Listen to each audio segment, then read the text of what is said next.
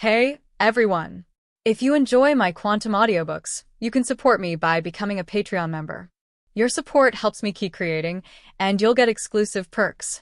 You can also access my audiobooks directly through Google Drive. Check out the link in the description. Now, let's get started. Alright, we've already greeted them. Now go find an errand you like, Stephen said, waving a hand toward Agron. It turns out capturing an errand involves several steps. Cain followed Stephen as they walked through the mining area. There was no denying that the Stone family was incredibly wealthy. Using his system to assess the quality of the Pokémon, Cain noticed that not a single errand had a quality rating below light green.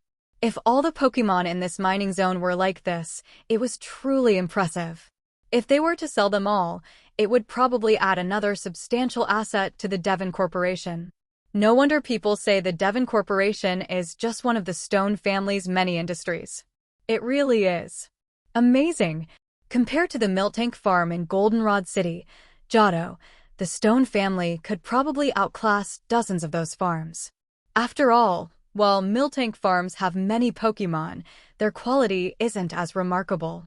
Moreover, Miltank isn't particularly suited for battle, whereas the Pokémon in this mining zone are different.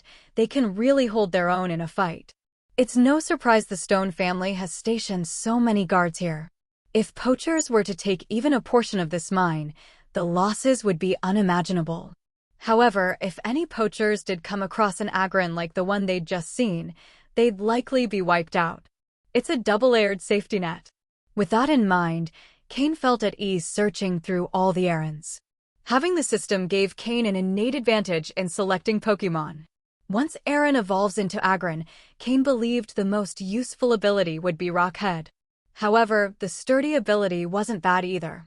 So when choosing, Cain didn't fixate too much on the ability. The main priority was quality, followed by inherited and top moves. Thanks to the system, he could see detailed information about Aaron's development and physical growth. Eventually, Cain focused his attention on an Aaron quietly eating rocks among a pile of minerals. It seemed a bit out of place, as even while eating, the other Aarons were usually accompanied by companions, chatting as they munched. But this Aaron had been silently eating ever since Cain arrived, something he'd noticed right away. It hadn't stopped eating for a moment. It was as if it wasn't eating out of hunger, but out of sheer determination. "Stephen, what about this Aaron?" Cain asked, pointing to the Pokémon. "You like that one?" Stephen's expression turned peculiar. "Why?" Cain was curious. Stephen's reaction was odd. "Oh, nothing. It's just that this Aaron has a complicated past, and, because of that, it's not very sociable. The other Aarons don't usually play with it because, aside from eating, it spends all its time fighting frantically. When it doesn't have anyone to fight, it goes deeper into the mine to battle Pokémon from other groups and always comes back exhausted," Stephen explained. Hearing this, Cain's eyes lit up. "Why?" Stephen's expression grew even stranger. "Because its goal is to defeat the Agron you saw earlier." "The Agron from before?" "A Pokémon of elite-level strength." Stephen continued, "This Aaron, strictly speaking, is the grandson of that Agron. But its parents died in battle, and it wants to leave to avenge them. However, Agron stopped it, and it seems they made some kind of promise. I don't know all the details, but it's something like that." "Its parents died in battle?" "You know, the Aarons here don't mind becoming a trainer's Pokémon and going off to fight. In battles, accidents can always happen. Its parents died fighting against another faction, and it's been wanting to take on that underground organization to get revenge. But at its current level, it's far from capable, so it's always been held back. Instead, it spends its time eating and fighting, trying to grow as quickly as possible." "Perfect. It'll be him." Cain's eyes sparkled with excitement. A love for fighting was ideal. So this Aaron was the grandson of the elite-level Agron. No wonder it was so talented. Pokémon, Aaron, dark blue. Gender, male. Level, 16. Type, steel plus rock. Ability, rock head. Held item, none. Egg moves, dragon rush, head smash, stealth rock, screech, body slam. Basic moves, tackle, harden, mud slap, headbutt, metal claw, rock tomb, protect. Learned moves, iron head, earth power, Iron Tail, Snore. TM moves, none. Examining Agron's abilities revealed traces of dragon-like traits, which explained how it could learn so many powerful dragon-type moves. And this Aron was one of the few in the mine to inherit Dragon Rush. Its quality was exceptional. Even in a mine filled with Pokémon of remarkable quality, Cain hadn't seen any with a blue quality rating. It seemed dark green was the limit. However, even with the Stone family's wealth, they wouldn't leave a blue-quality Pokémon in the mine for just anyone to pick. At most, someone like Steven would have access to such Pokémon. After all, Steven's Metang was only of dark blue quality. Although Cain suspected Steven now had two Metang, one of which might be of even higher quality. "Are you sure?" Steven asked, still wearing that odd expression. "I'm sure," Cain replied without hesitation. Having such an outstanding Pokémon was an opportunity he couldn't pass up. Clearly, Steven didn't know the exact details about Aron. He could only guess that it had notable talent. But the important thing was that this Aron was Agron's grandson. The reason it hadn't been allowed to leave wasn't because it wasn't valued, but to protect it. "Wait here," Steven said before heading off to find Agron. Meanwhile, Cain approached the Aron, which continued munching on rocks without pause. Cain crouched down and said, "Just eating these things won't help you grow any faster, no matter how much you eat." But Aron didn't pay him any attention, continuing its meal. Crunch, crunch. Even the hardest rocks and metals seemed like simple biscuits in its mouth, and it ate with gusto. Cain wasn't bothered, smiling as he pulled out a poke block prepared for Steven's Metang and placed it in front of Aron. Kerr. Finally, Aron stopped eating and fixed its large blue eyes on the poke block in Cain's hand. As a steel-type Pokémon, it could sense the energy contained within. "Try eating it," Cain said with a smile, placing a poke block in front of Aron. Aron sniffed it lightly, and after observing Cain's smiling expression, hesitated for a moment before swallowing the poke block in one gulp. Kerr. Aron's eyes lit up. The taste of the poke block felt strange. While rocks and metal were plentiful, they were tasteless, like rice to humans.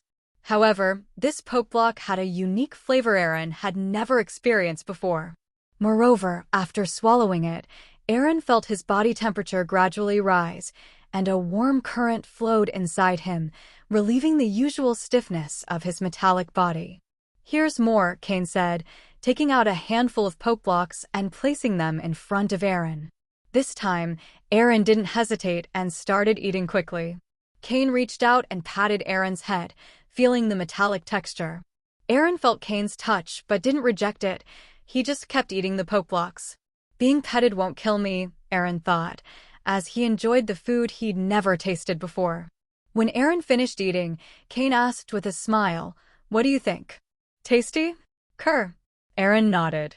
"Have you thought about following me? With me, you won't lack these poke blocks. You've already felt the energy they contain. They'll help you grow much faster than eating rocks. Besides, I'm a trainer, and I've heard part of your story. I can train you to become stronger than that Agron you saw before," Cain continued. Aron looked at him with his big blue eyes, showing a doubtful expression. "Train me to be stronger than an elite-level Agron?" Aron didn't seem convinced, but he really liked the poke blocks. "You must understand that if you stay here, not only will you grow slowly, but you'll never be able to find those you want revenge against. By the time you leave, they may already have been eliminated by someone else, and then how will you take your revenge?" Cain asked. Kerr.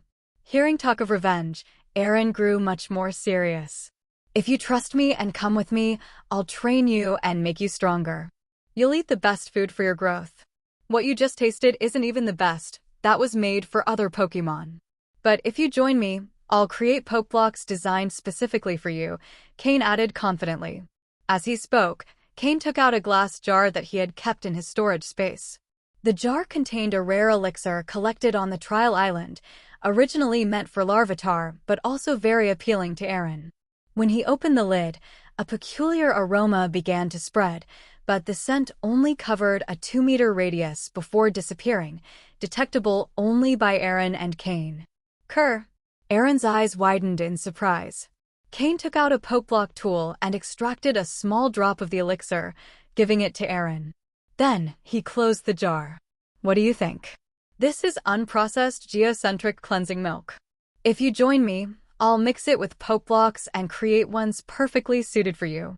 I'll also train you to fight and make the most of your body in battle, Cain said confidently. Aaron was undecided. At that moment, loud footsteps were heard. Stephen appeared alongside Agron, approaching Cain. Seeing Cain talking with Aaron, a spark of surprise crossed Agron's eyes. He knew Aaron hadn't spoken to other Pokémon in a long time, and when he did, it was always through battles. Cain, Agron is here. If you want to capture Aaron, you'll first need his approval, Stephen said. Grr. Kerr. Agron didn't look at Cain, but began communicating directly with Aaron. Gradually, the conversation between the two Pokémon became more intense, and the tone accelerated, as if they had touched on a sensitive topic. Grr. In the end, Agron roared at Cain and walked away without looking back. Cain, surprised, looked at Stephen, as if asking, "What just happened?" Stephen smiled and patted Cain on the shoulder. "Not bad, Cain. I leave you alone for a moment, and you've already convinced Aaron to join you. Although I didn't understand their entire conversation, I caught the essentials. Aaron told Agron he considered you a good trainer and wanted to go with you."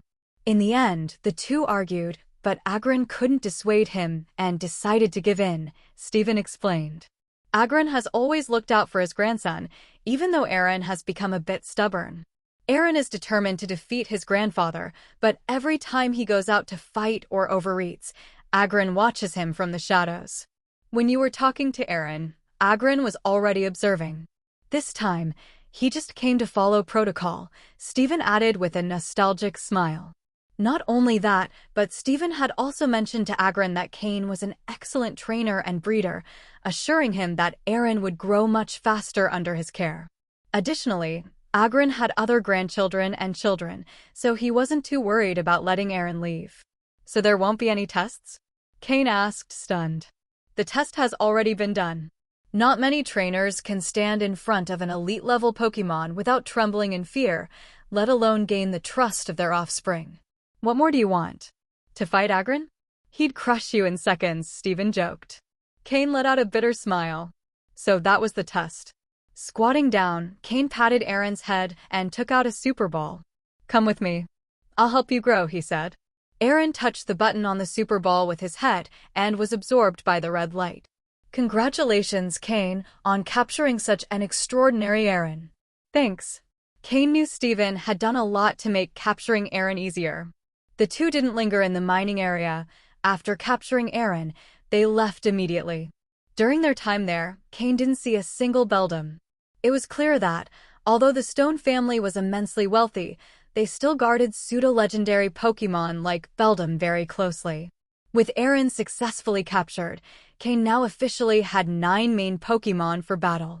However, if Miltank, who served as support, wasn't counted, the number was 8.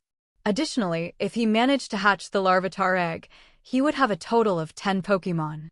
The burden of training so many Pokémon increased drastically more than Cain had anticipated. After all, both Aaron and Larvitar were known for being capable of devouring entire mountains. Suddenly, the pressure on Cain doubled. However, where there's great effort, there are also great rewards. The Pokémon Cain had recently captured had superior aptitudes, surpassing the light blue level. With proper training, their strength would increase exponentially. They left the mining area and got into Stephen's stretch car, heading to his house. "Cain, you said last time that when we met again, we'd have a battle." Stephen had a slightly teasing expression. Although Cain had improved rapidly, it had only been less than 2 months since their last meeting, making it hard to imagine that Cain had reached Stephen's level in such a short time.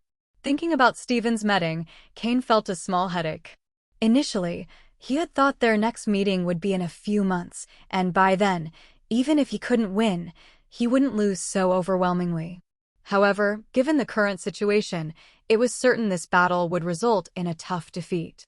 After all, Cain still didn't have any Pokémon specialized in countering steel types. He didn't even have Pokémon that could go head-to-head with that type. Shaking his head in resignation, Cain said, "I know I'm not your match, but a promise is a promise." "Still, you wouldn't want a completely one-sided battle, would you?" Stephen, a few years older than Cain and with the backing of his family, was naturally ahead in power. Cain, since his rebirth, had barely had 3 months to train. The fact that he had reached his current level was undoubtedly remarkable. It's worth noting that in his previous life, Cain didn't reach the captain level until a year later. You're right. Let's do this. You'll use 2 Pokémon and I'll use only 1. That way, it'll be a fairer battle, Stephen said, stroking his chin thoughtfully. Judging by the slowpoke that always accompanied Cain, it was clear he had a good level, but even so, there was a noticeable gap between them. Therefore, even in a 2-versus-1 battle, Stephen was confident he would win. Shortly after, they arrived at a majestic mansion. Judging by the size of the garden and surrounding fields, Cain estimated it was almost the size of half a city. Now, this was a true mansion. Before Cain could take a closer look, Stephen dragged him to his personal battle room.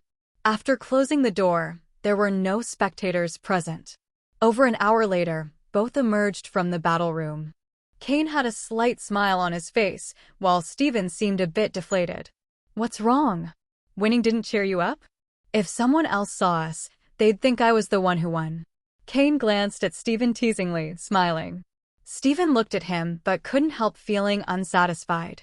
That's right, Stephen was the winner of the battle, and he did it using only 1 Pokémon against Cain's 2. However, the way the battle unfolded left him deeply uncomfortable. Cain had used Slowpoke and Haunter, while Stephen deployed his powerful Metang. Instead of a direct fight, Cain opted for a guerrilla tactic, having his Pokémon use their speed to stay out of Metang's reach, gradually wearing down its energy. If not for Metang's high defenses and its advantage in level and aptitude, it might have been defeated by Slowpoke and Haunter's war of attrition. Fortunately for Stephen, Haunter's poison-type moves weren't effective against Metang. Otherwise, it would have been a different story. The entire battle consisted of enduring attacks. After almost an hour of fighting, Cain decided that Slowpoke and Haunter's energy was running low and chose to withdraw, acknowledging defeat. Had he not done so, the battle could have continued indefinitely. This is why, when they came out, Stephen didn't feel completely satisfied. Even though Metang also had psychic abilities, Haunter was barely affected by Slowpoke's skills. This is pointless. Next time, when you've grown stronger, let's have a 1-on-1 or 2-on-2 battle. Your Pokémon have impressive synchronization, and their training is excellent. I now understand why, with so much talent as a breeder, you also decided to become a trainer, Stephen commented with admiration. Stephen not only admired Cain's talent, but also his dedication.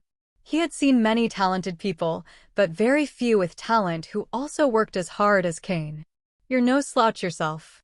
With everything you have to learn to manage a company, plus your passion for collecting stones and training Pokémon, you're truly terrifying, Cain replied, acknowledging Stephen's impressive potential, who already showed signs of being a future champion. Although Metang was strong, after an hour of intense combat, even it began to feel the strain. But Stephen maintained control, managing the situation flawlessly. Ha ha. All right, enough mutual praise. Come on, let's relax a bit, Stephen said, shaking off the discomfort from the battle and patting Cain's shoulder with a hearty laugh. It was time to get serious. He couldn't let Cain surpass him in their next encounter. The two headed to Stephen's personal library. Have you read all these books? Cain asked, looking at the endless shelves filled with books on Pokémon, stones, and business management. More or less, I've read most of them. My father assigned them as homework. When I have free time, I read, Stephen replied, pouring tea for Cain. That's incredible. Cain couldn't help but exclaim in amazement. Reading all those books and remembering so much. It was clear that Stephen's success wasn't solely due to the backing of Devon Corporation. I haven't had much time to read lately. Later, I'll take you to see the stones I've been collecting. That's really interesting, Stephen commented. His dark eyes gleamed with a passion only a rock enthusiast could understand. Cain briefly inspected Stephen's study before sitting down. He took out a box from the storage space, which contained the poke blocks needed for Stephen's 2 Metang. Here are enough poke blocks for 4 months, sufficient for both of your Metang to eat for 2 months. If you run out, come find me directly, Cain said. Stephen's eyes lit up, and without even opening the box, he stored it away immediately.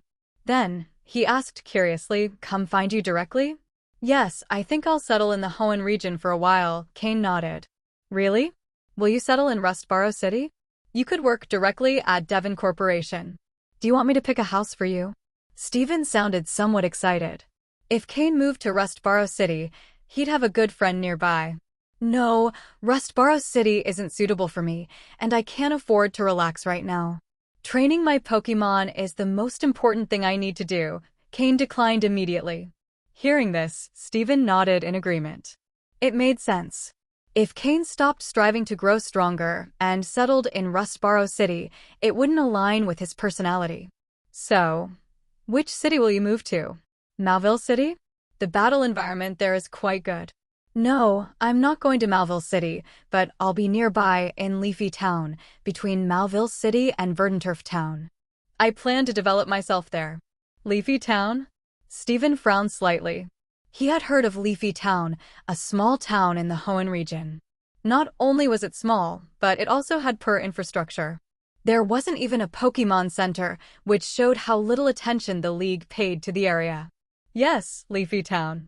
Although it's a small place with underdeveloped facilities, it suits me for now. I can train my Pokémon without disturbing anyone, and there are some small businesses I can develop there, Cain explained, nodding. Well, if you've already thought it through, I don't have much to say.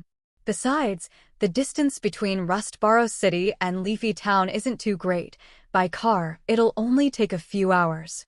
I'll come challenge you to a battle as soon as you're settled. Between Rustboro City and Verdanturf Town, there was a tunnel, making driving very convenient. The distance between Verdanturf Town and Leafy Town wasn't far, and a flying Pokémon could cover it in no time. If you need help, just let me know. After all, you're already part of Devon Corporation, and a high-ranking executive at that, Stephen said. Cain thought for a moment before saying, actually, there's something I'll need your help with, or rather, Devon Corporation's help. He continued, I plan to develop in Leafy Town and will likely apply to open a gym there. Although my strength isn't enough yet, I should be ready in time. So, I hope you can help establish some commercial areas in Leafy Town to help the locality grow. Stephen was about to respond, but Cain interrupted him. Let me finish first. I know you'll agree, but now isn't the right time. When I'm settled in Leafy Town and ready to apply for the gym with the League, I'll let you know so you can conduct market research. We're friends, but I don't want to put you in a difficult position. Although Cain and Stephen were friends, openly taking advantage of him might not bother Stephen personally since he would see it as a favor between friends. However, other directors of Devon Corporation and members of the Stone family might view it as a blatant attempt to exploit Stephen. This could affect their friendship in the future. After all, the wealthy need to be exploited gradually. Stephen nodded, recognizing the logic. Although he had the authority to agree immediately, and with Devon Corporation's support, business could develop even in a place as underdeveloped as Leafy Town, it wasn't the right way to handle things. As Devon's heir, acting like that would draw criticism.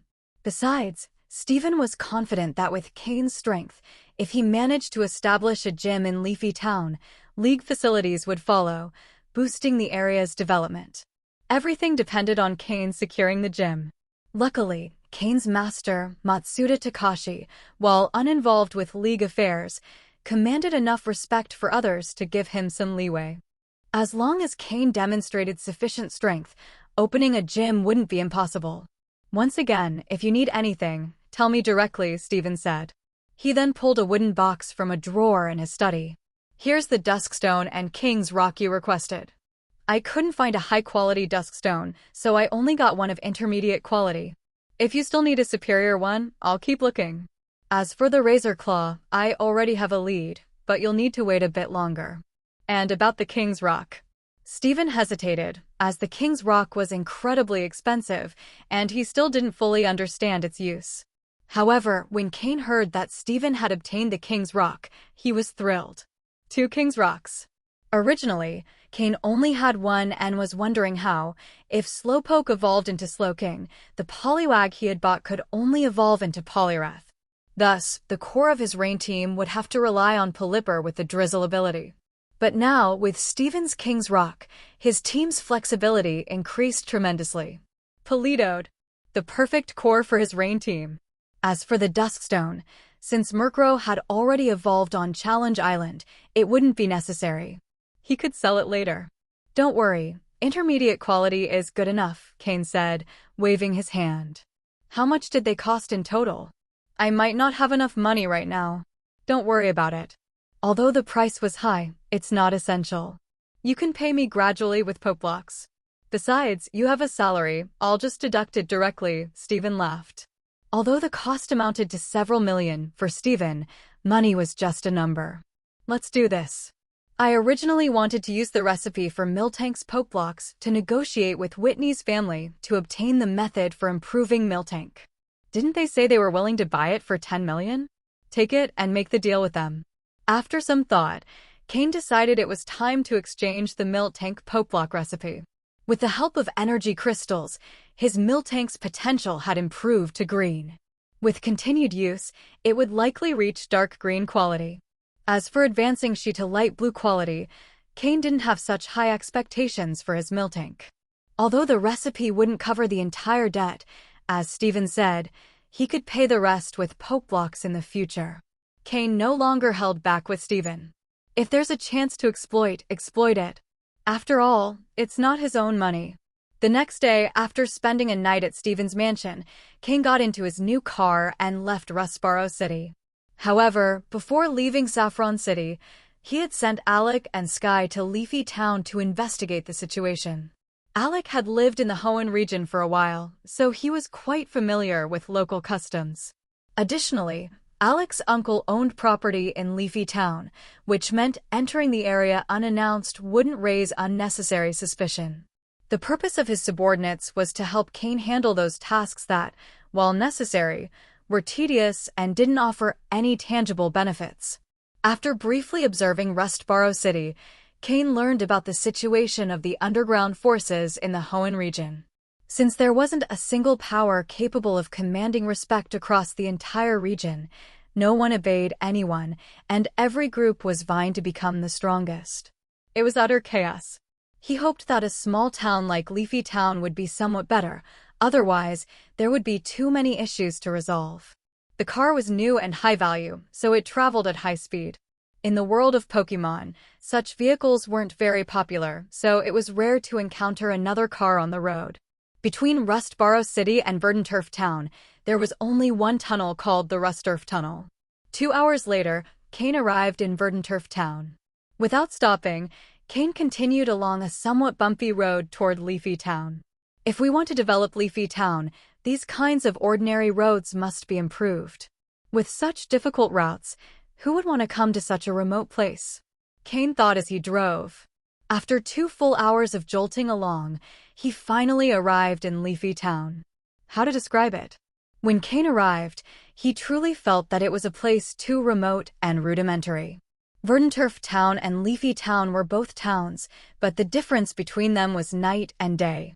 At least in Verdanturf Town, there were some tall buildings as reference points. In Leafy Town, as far as the eye could see, the tallest building was no more than 5 stories high. Many houses were small 2- or 3-story homes, built by their owners. The streets of the town weren't easy to navigate either. The center of Leafy Town didn't have bustling streets or crowds passing through.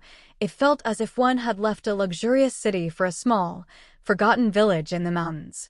Following Alec's directions, Cain headed directly to the lands and houses that Alec's uncle had purchased. Half an hour later, Cain finally reached the site. Seeing 6 people waiting at the entrance, Cain got out of the car immediately. "Mr. Cain," the 6 greeted him respectfully. There was no need to worry about being seen since there were almost no people around. The house was quite unique, 5 stories high, consisting of a front and rear building connected together. Behind the house was a massive empty area, with mountains in the background. As for the front and surroundings of the house, there were several kilometers of vacant land. According to Alec, the entire area belonged to his uncle, purchased at a very low price due to its remoteness. "Let's talk inside," Cain said, nodding and entering first. Alec followed behind, giving Cain a brief explanation of the house's layout and the use of each room. First, the first floor was a large, open living area with no furniture. The second floor had a large meeting room equipped with a massive conference table and some necessary tools. Other rooms on the second floor served as offices for the team. The third floor housed a training room, a kitchen, and a dining area, all spacious and well-equipped. The fourth floor had a library and a rest area. Alec's uncle had been quite meticulous when designing the house. The fifth floor was dedicated to bedrooms. There were enough rooms to accommodate 20 or 30 people without issue. The rear building belonged entirely to Cain. Although it had only 2 floors, it was fully furnished and equipped with all the amenities. Alec's uncle had planned this house as a final refuge, but before he could use it, he was killed by Lucius. Overall, Cain was quite satisfied with the place, as it had all the necessary facilities, saving a lot of time. "Let's go to the meeting room on the second floor," Cain said. The 6 followed him to the second floor, where they sat around the elongated conference table. Cain took the head seat, while Sky, Fox, Kai, and Rand sat on one side in that order. Alec and Miyamoto sat on the other side. "First, I need to say something. From today onward, I want you all to get rid of any Team Rocket symbols you have, whether on your bodies or elsewhere," Cain declared. Hearing this, the 6 exchanged glances, their expressions changing. What did Cain mean by this? Was he planning to leave Team Rocket? That would put them at risk of being hunted down, even in the Hoenn region. "I have no intention of leaving Team Rocket," Cain clarified. The Hoenn region is quite resistant to outside influences. If people find out we're from Team Rocket, do you think they won't hunt us down immediately? Although Hoenn's underground forces are fragmented, all it would take is external pressure for a leader to emerge and unify them. After all, nobody likes foreign forces. So it's absolutely essential to remove any symbols or references to Team Rocket, Cain concluded. The others breathed a sigh of relief, realizing he wasn't planning to leave the organization. Now, I'll talk about what we need to do moving forward. First, tomorrow, everyone must register as hunters with the Hunter Guild. If you don't know how, you can ask Miyamoto, who is familiar with the process. Second, regardless of the current state of Leafy Town's underground forces, we must bring them under our control and establish absolute dominance. Third, I'm going to establish a gym in Leafy Town to give us a public, respected identity. Those are the 3 main tasks we must accomplish in the near future. Of course, everything must be done step by step, and I will assign tasks to each of you accordingly. Upon hearing Cain's 3 objectives, everyone was stunned. Registering with the Hunter Guild was fine. Catching Pokémon and earning some money would allow everyone to improve their skills more quickly. Taking control of Leafy Town's underground forces would be difficult, but if this was Team Rocket's starting point in Hoenn, it made sense for Cain to take charge of those forces. Though challenging, they were willing to do it. But a gym? They were from Team Rocket, they didn't even have an official identity within the Pokémon League. Let alone establish a gym, something only trusted League members could do. How could that be possible? As for the matter of opening the gym, don't worry. I'll handle it. Your main focus should be on the first 2 tasks, Cain said, aware of his team's surprise. If they knew that one of Cain's closest friends was the only son of the Devon Corporation president and that his mentor was a veteran breeder associated with the League, they might not see it as such a tall order. After all, even though he started late, he had already become an ally of the League. However, a Team Rocket member opening a gym. So far, no one had managed to do it without reaching at least the elite level. Cain continued, "Now, how is the investigation I asked you to conduct going? Allow me to report. In these past 2 days since arriving in Leafy Town, we conducted a preliminary investigation. We discovered that not only are the visible forces here weak, but the underground forces aren't particularly impressive either. The most powerful man on the surface is the mayor's son, who is around 30 years old and equivalent in strength to a Team Rocket captain.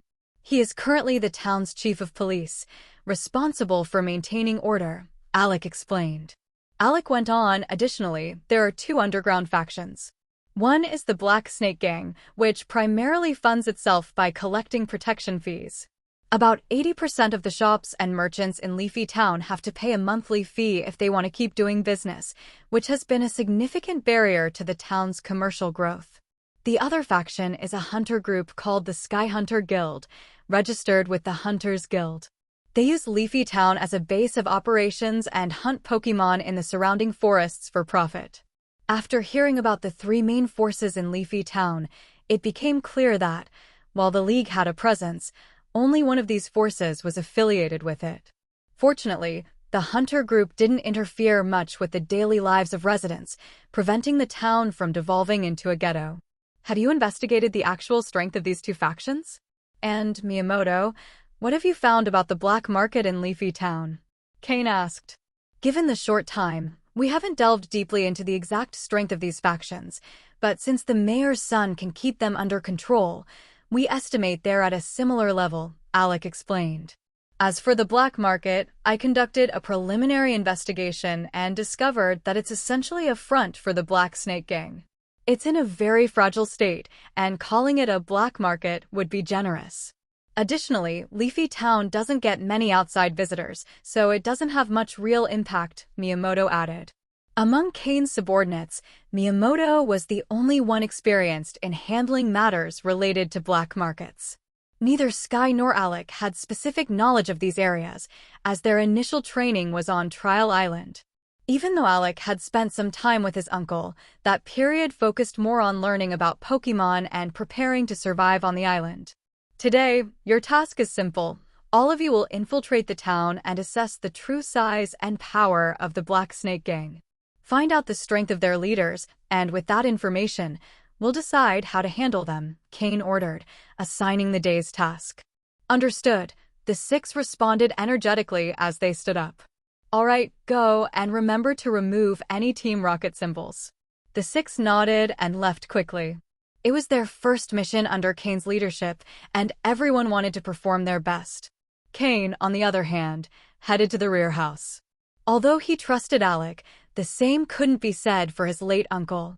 So, he had Haunter inspect the house from top to bottom. In the end, nothing suspicious was found. Cain always followed the rule of better safe than sorry. Instead of entering the house, he went straight to the empty land behind it. Clearly, this area hadn't been maintained for a long time. Weeds covered everything, and the old training fields were completely hidden. Still, the area was extensive, though it lacked a pool. Cain had several water-type Pokémon, and while they could survive out of water, having a pool would be beneficial. He released several Pokeballs, freeing Pokémon he had captured earlier but hadn't had time to interact with properly. Everyone, continue with the tasks you already know. Gyarados, Skorupi, and Slowpoke, you'll be in charge of digging a large pool here. Make sure it's deep and spacious enough for Gyarados to move comfortably. Tropius, I know you don't like working, so go to the roof and keep watch. If anyone tries to enter, stop them. If someone attempts to force their way in, chase them off. If you let anyone in, you'll go without food for 3 days, Cain instructed. The Pokémon were well acquainted with this type of work, having done it before in Malville City, so they adapted quickly. While his Pokémon worked, Cain took out 3 more Pokeballs. Inside were Torchic, Poliwag, and Aaron. He released the 3. Although Poliwag needed water to move properly, it quickly dug a small puddle and settled in. Torchic, I believe this is the first time we're meeting. My name is Cain, and from now on, we'll be working together, Cain said, placing some high-quality Poke Blocks in front of Torchic. At first, Torchic seemed a bit proud, but as soon as it saw the Poke Blocks, it forgot its attitude. It was still young and couldn't resist food, especially at this stage of its growth. Poliwag, I know what you've been through before. I promise you'll never go back to that place. Follow me, and I'll make you stronger, Cain told Poliwag. Poliwag, which had been confined in a tank at the Hunters Guild, hadn't had a good experience. While the tank was large, seeing its companions sold off one by one had filled it with fear. Now, it seemed like its new trainer wasn't so bad. Slowly, Poliwag poked its head out of the water and ate the Poke Blocks Cain offered. Finally, Aaron, with whom Cain had already spent considerable time, didn't require much explanation. Cain simply offered the poke blocks it liked. He patted its head, and since he had promised to train it, it was time to fulfill that promise. The rest of the afternoon, while his Pokémon worked on clearing the area, Cain focused on getting to know Torchic, Poliwag, and Aaron better. Among the three, Aaron was the oldest and the strongest in level and power. Torchic, perhaps because it was a fire-type Pokémon, quickly adapted to Cain and the other Pokémon despite being the youngest and lowest in level. Poliwag, on the other hand, was more timid, likely due to its past environment.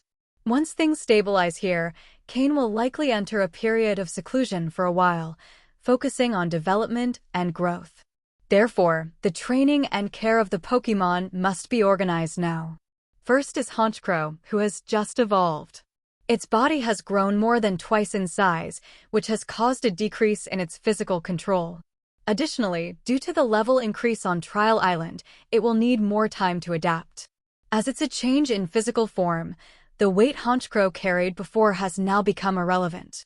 For this reason, Cain adjusted Honchkrow's weight load to 75 kilograms. Even so, Honchkrow is managing it well.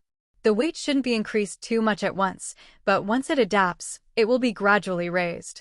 In addition, Honchkrow has learned a new flying-type move, Sky Attack. While powerful, it requires significant charging time, slowing down its offense. Reducing the charge time is something Cain will need to address. Honchkrow also changed its ability from Prankster to Moxie, which requires adjustments to its combat rhythm and style. Previously, its role was support and distraction, but now it could become a main attacker or a finisher. Moxie is a highly potent ability when enough consecutive victories are achieved. Next is Slowpoke. Slowpoke has been with Cain almost as long as Honchkrow, making it one of his oldest team members. However, its dark green potential has left it lagging behind Cain's other main Pokémon, making it the weakest in terms of ability. Nevertheless, this issue should improve once it evolves. Cain has already prepared everything needed for its evolution, but Slowpoke has yet to decide what form it wants to evolve into. It's been hesitant, as changing forms is a significant step for Slowpoke, and adapting to a new body could be challenging. However, after witnessing Honchkrow evolve and turn the tide of battle, Slowpoke has started seriously contemplating its own evolution. Evolution represents a major transformation for any Pokémon. Slowpoke's evolution is a priority for Cain since, if he wants to open a gym, he'll need Pokémon recognized by the League. Slowpoke must evolve for Cain to pass the League's trials. Now, Haunter. During its time on Trial Island, Haunter benefited greatly from the Ghastly Cave, increasing both its level and the concentration of Ghost-type energy in its body, significantly enhancing its power. As a Ghost-type Pokémon, it still needs to improve its control over this energy. Previously, there was an issue with excess energy inflating its body, but after compressing it, its form became more solid. This brings it closer to a Jengar-like constitution, though it still has a way to go. Sneasel. Sneasel went relatively unnoticed on Trial Island, as there weren't many suitable rivals for it, and its strength wasn't enough to turn the tide of battle. Its control over Ice-type energy has improved, but now it needs to level up and gain more battle experience. In the upcoming tasks to stabilize Leafy Town, Sneasel will be one of Cain's key Pokémon working in the shadows. It's crucial that Sneasel doesn't fall behind the main team in terms of level. Then there's Skorupi. Its level has reached an awkward position within Cain's team. While it's stronger than newcomers like Aaron, it still has a considerable gap compared to the main team. As the first Pokémon Cain hatched, he has high expectations for Skorupi. It hasn't had many opportunities so far, but in this upcoming period, Cain plans to develop its Poison-type abilities. If suitable enemies appear, Skorupi and Sneasel will be key players in Cain's battles. As for Miltank, despite her improved potential to green, Cain has decided she won't be a main battle Pokémon since Miltank isn't fond of fighting. She will likely be relegated to the support team, acting as a caretaker for Aaron and other Pokémon. Miltank's milk and nurturing nature makes she the perfect nanny for growing Pokémon. With its milk, Aaron and the others will grow stronger and healthier, as Skorupi is a good example of this. Cain's main team is temporarily organized this way. Now, about the three newcomers. Aaron is the least concerning for Cain. As long as it has enough food, it will train on its own without being asked. However, if Cain doesn't earn money quickly, Aaron might drain his resources. Despite its small size, its appetite is voracious, far greater than a large Pokémon like Tropius. When it has nothing to do, it follows Cain's instructions for training or challenges other Pokémon like Skorupi. Torchic is Cain's biggest concern. It's in an abnormal condition that Cain has been trying to resolve. Tonight, a new solution might emerge, and Cain hopes it will have a high success rate. If Torchic's situation isn't resolved, Cain won't be able to train it intensively, and will have to stick to light physical training. Lastly, Poliwag. The pond is still under construction, so its movement space is limited. Despite its short life in a tank with other Pokémon, Poliwag has developed an unusual maturity for its size, making it very popular with Aaron and Torchic. In summary, Cain's Pokémon are progressing well, and their growth path has already been meticulously planned. In time, Cain will see a significant leap in his strength. That will be the moment Cain sets all his plans into motion. By nightfall, the work in the backyard was almost complete. All the weeds were removed, clearing some pre-existing training areas. The space was now large enough for all of Cain's Pokémon to train. In the future, Cain planned to add some more specialized equipment. The pond had also been preliminarily dug. Although it still didn't meet Cain's requirements, it was expected that the Pokémon could finish the excavation by the next day. Once it's ready, both Poliwhirl and Shelter will be able to live in the water. Slowpoke and Gyarados could also rest in the pond. If Cain decided to expand his rain team in the future, this pond would be further enlarged. Additionally, he had plans to develop the mountain behind the yard. With Aaron and the soon-to-hatch Larvitar, devouring a mountain wouldn't be a problem for them. They might even run out of mountains to eat. At night, Cain and his team, led by Sky, gathered once again in the conference room on the second floor. "Tell me, what did you find out?" Cain asked. The three looked at each other, and finally, Alec decided to report, as he was the most familiar with the area. "We disguised ourselves and split up to gather information in different places. We went to the police station, shops paying for protection, and bribed some members of the Black Snake Gang, and all reports match. The Black Snake Gang is led by 3 people. The boss, known as Black Snake, is probably at a captain level, as it said he fought the mayor's son for nearly an hour without a clear winner. That's why the police station can't get rid of them and merely tolerates their presence. The deputy leader is a woman nicknamed Green Snake, supposedly the boss's lover. Her abilities aren't remarkable, but thanks to her relationship with him, she's risen to the position of second in command. The third leader is someone nicknamed Viper, whose abilities are second only to the boss. It's said he's at captain level as well. He doesn't get along with Green Snake, and their rivalry is quite obvious, so we might be able to exploit this enmity. The Black Snake Gang has about 50 members with highly varied skills and abilities. They have no real standards for recruitment, making them seem more like a third-rate gang than a serious organization. In Leafy Town, which isn't a place with great resources, these are the ones controlling the situation. Alec finished recounting their findings. Cain nodded, pondering the situation. Although Leafy Town was just a small village, it seemed odd that the Black Snake Gang had grown so much without intervention from the League.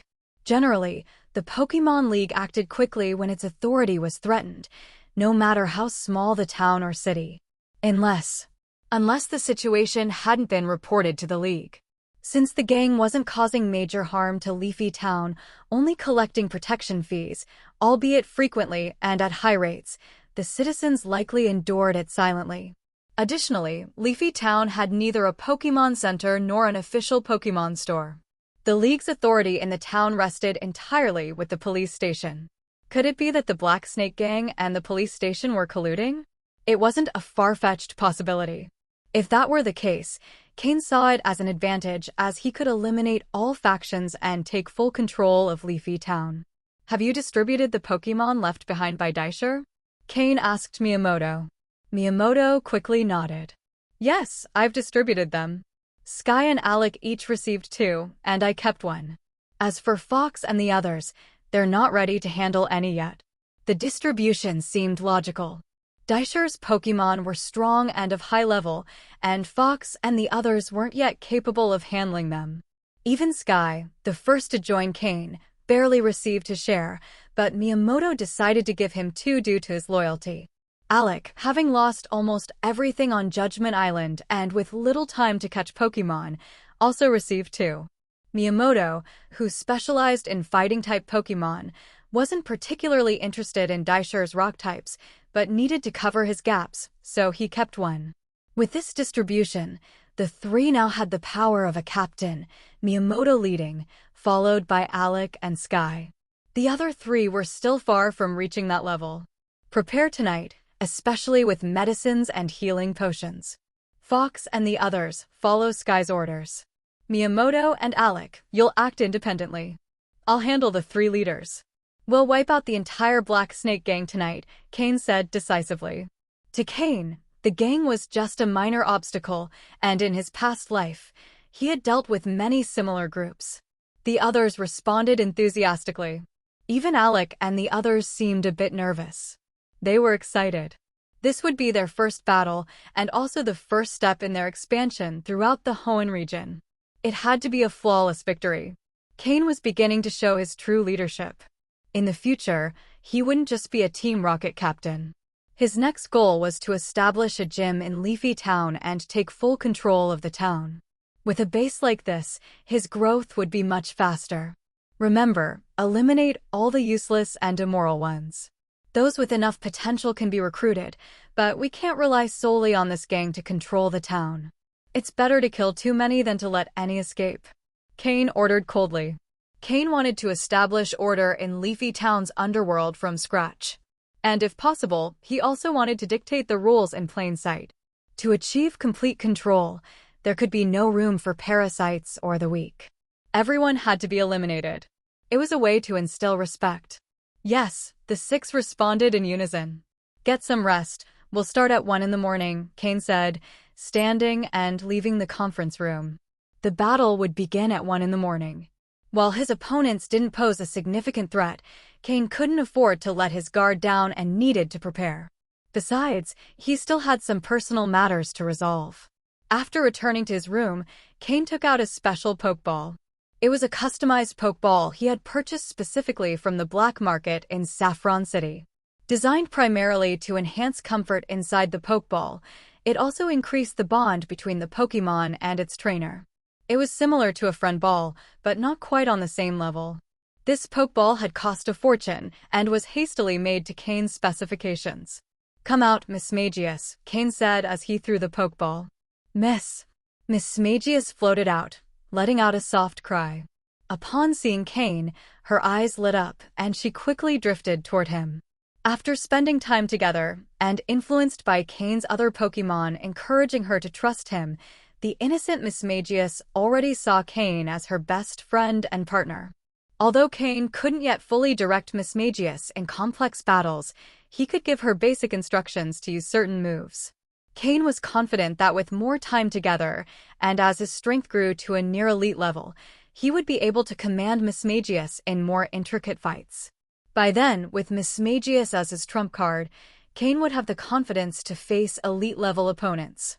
Although Miss Magius already possessed the strength of an elite-level Pokémon, her lack of combat experience made her akin to a newborn Pokémon. She lacked a defined battle rhythm, giving Cain the opportunity to shape her as he wished without having to train her from scratch, but still with immense power. If anyone else knew about this perfect training opportunity, they would undoubtedly try to take it away. Even elite trainers wouldn't hesitate to act. If you get bored in the Pokeball, you can stay in my shadow with Haunter. Just make sure to hide your presence, or you might attract the wrong kind of attention, Cain warned Miss Magius. Miss Magius nodded obediently as she ate the Pokeblocks Cain had prepared. While staying with Haunter wouldn't increase her bond with Cain as much as being inside the Pokeball, Haunter, as one of Cain's oldest Pokémon, would foster trust and obedience in Mismagius toward him. This could even accelerate the time it would take for Cain to fully utilize Mismagius in battle. Leaving Mismagius in the room, Cain began studying the system's proposal for correcting Torchique's anomalous condition. First, he needed to address Torchique's internal issues. However, after closely monitoring its interactions with Aaron and the other Pokémon, Cain noticed that Torchique was gradually improving its mental state. Thus, Cain wasn't overly concerned about Torchique's emotional condition. Regarding its physical state, the system had provided a formula to create special Pokeblocks. With consistent use, these would gradually enhance Torchique's physical condition. According to the system's analysis, there was a 70% chance that, once Torchique's anomaly was resolved, its overall quality would rise to a higher level. This probability exceeded Cain's expectations. If, with a 70% chance, Torchique didn't improve, it would mean its potential was inherently limited, and it would be better to let it grow more peacefully. However, regardless of everything, Torchique's speed boost ability guaranteed a hidden boost to its quality. This meant that as long as Torchique successfully evolved into Blaziken, its quality would automatically increase. In addition to Torchique, Aaron and the recently added Poliwag also required special Pokeblocks. For Aaron, Cain could adapt the formula he had created for Steven by adding geocentric cleansing milk, further enhancing Aaron's talents as a rock type. In the long term, this would make Aaron, once evolved into Agron, an unstoppable beast with unbreakable defenses and devastating attack power, even capable of wielding dragon-type moves effectively. Poliwag, as a water-type Pokémon, was simpler to care for, and adding energy crystals to its Pokeblocks would complete the formula. Currently, Cain added a small amount of energy crystal powder to all the Pokeblocks he made for his Pokémon. While this didn't enhance their quality, it helped his Pokémon grow faster without any side effects. Mismagius played cheerfully in the room, entertained even by a simple vase, while Cain crafted the Pokeblocks. Mismagius was considerate enough not to disturb him, creating a harmonious atmosphere for work. Cain knew that the time he spent each night strengthening his bond with Mismagius would be crucial when the time came for them to fight together, a synergy greater than the sum of its parts. As the clock approached 1 a.m., Cain put away the tools and Pokeblocks he had finished. "Let's go, Mismagius. Do you prefer staying in the Pokeball or accompanying Haunter in my shadow?" Cain asked with a smile. Mismagius quickly responded, vanishing into Cain's shadow to play with Haunter. Smiling with satisfaction, Cain noted how his relationship with Mismagius was growing stronger day by day. Cain donned a black hooded cloak. At this moment, it didn't matter whether he was part of Team Rocket or the League. It was best not to reveal any of his identities to avoid unnecessary attention. He called out Honchcrow and Sneasel. For this mission, they were the most suitable. In the meeting room, Alec and the others were already prepared. They all wore black stealth suits, some with hoods and others with black masks to obscure their identities. Remember, tonight's goal is to completely eradicate the Black Serpent Gang. Only those deemed useful should be captured, the rest, eliminate them, Cain said coldly from the shadows of his hood. Yes, everyone who had emerged from Judgment Island carried a murderous aura with them.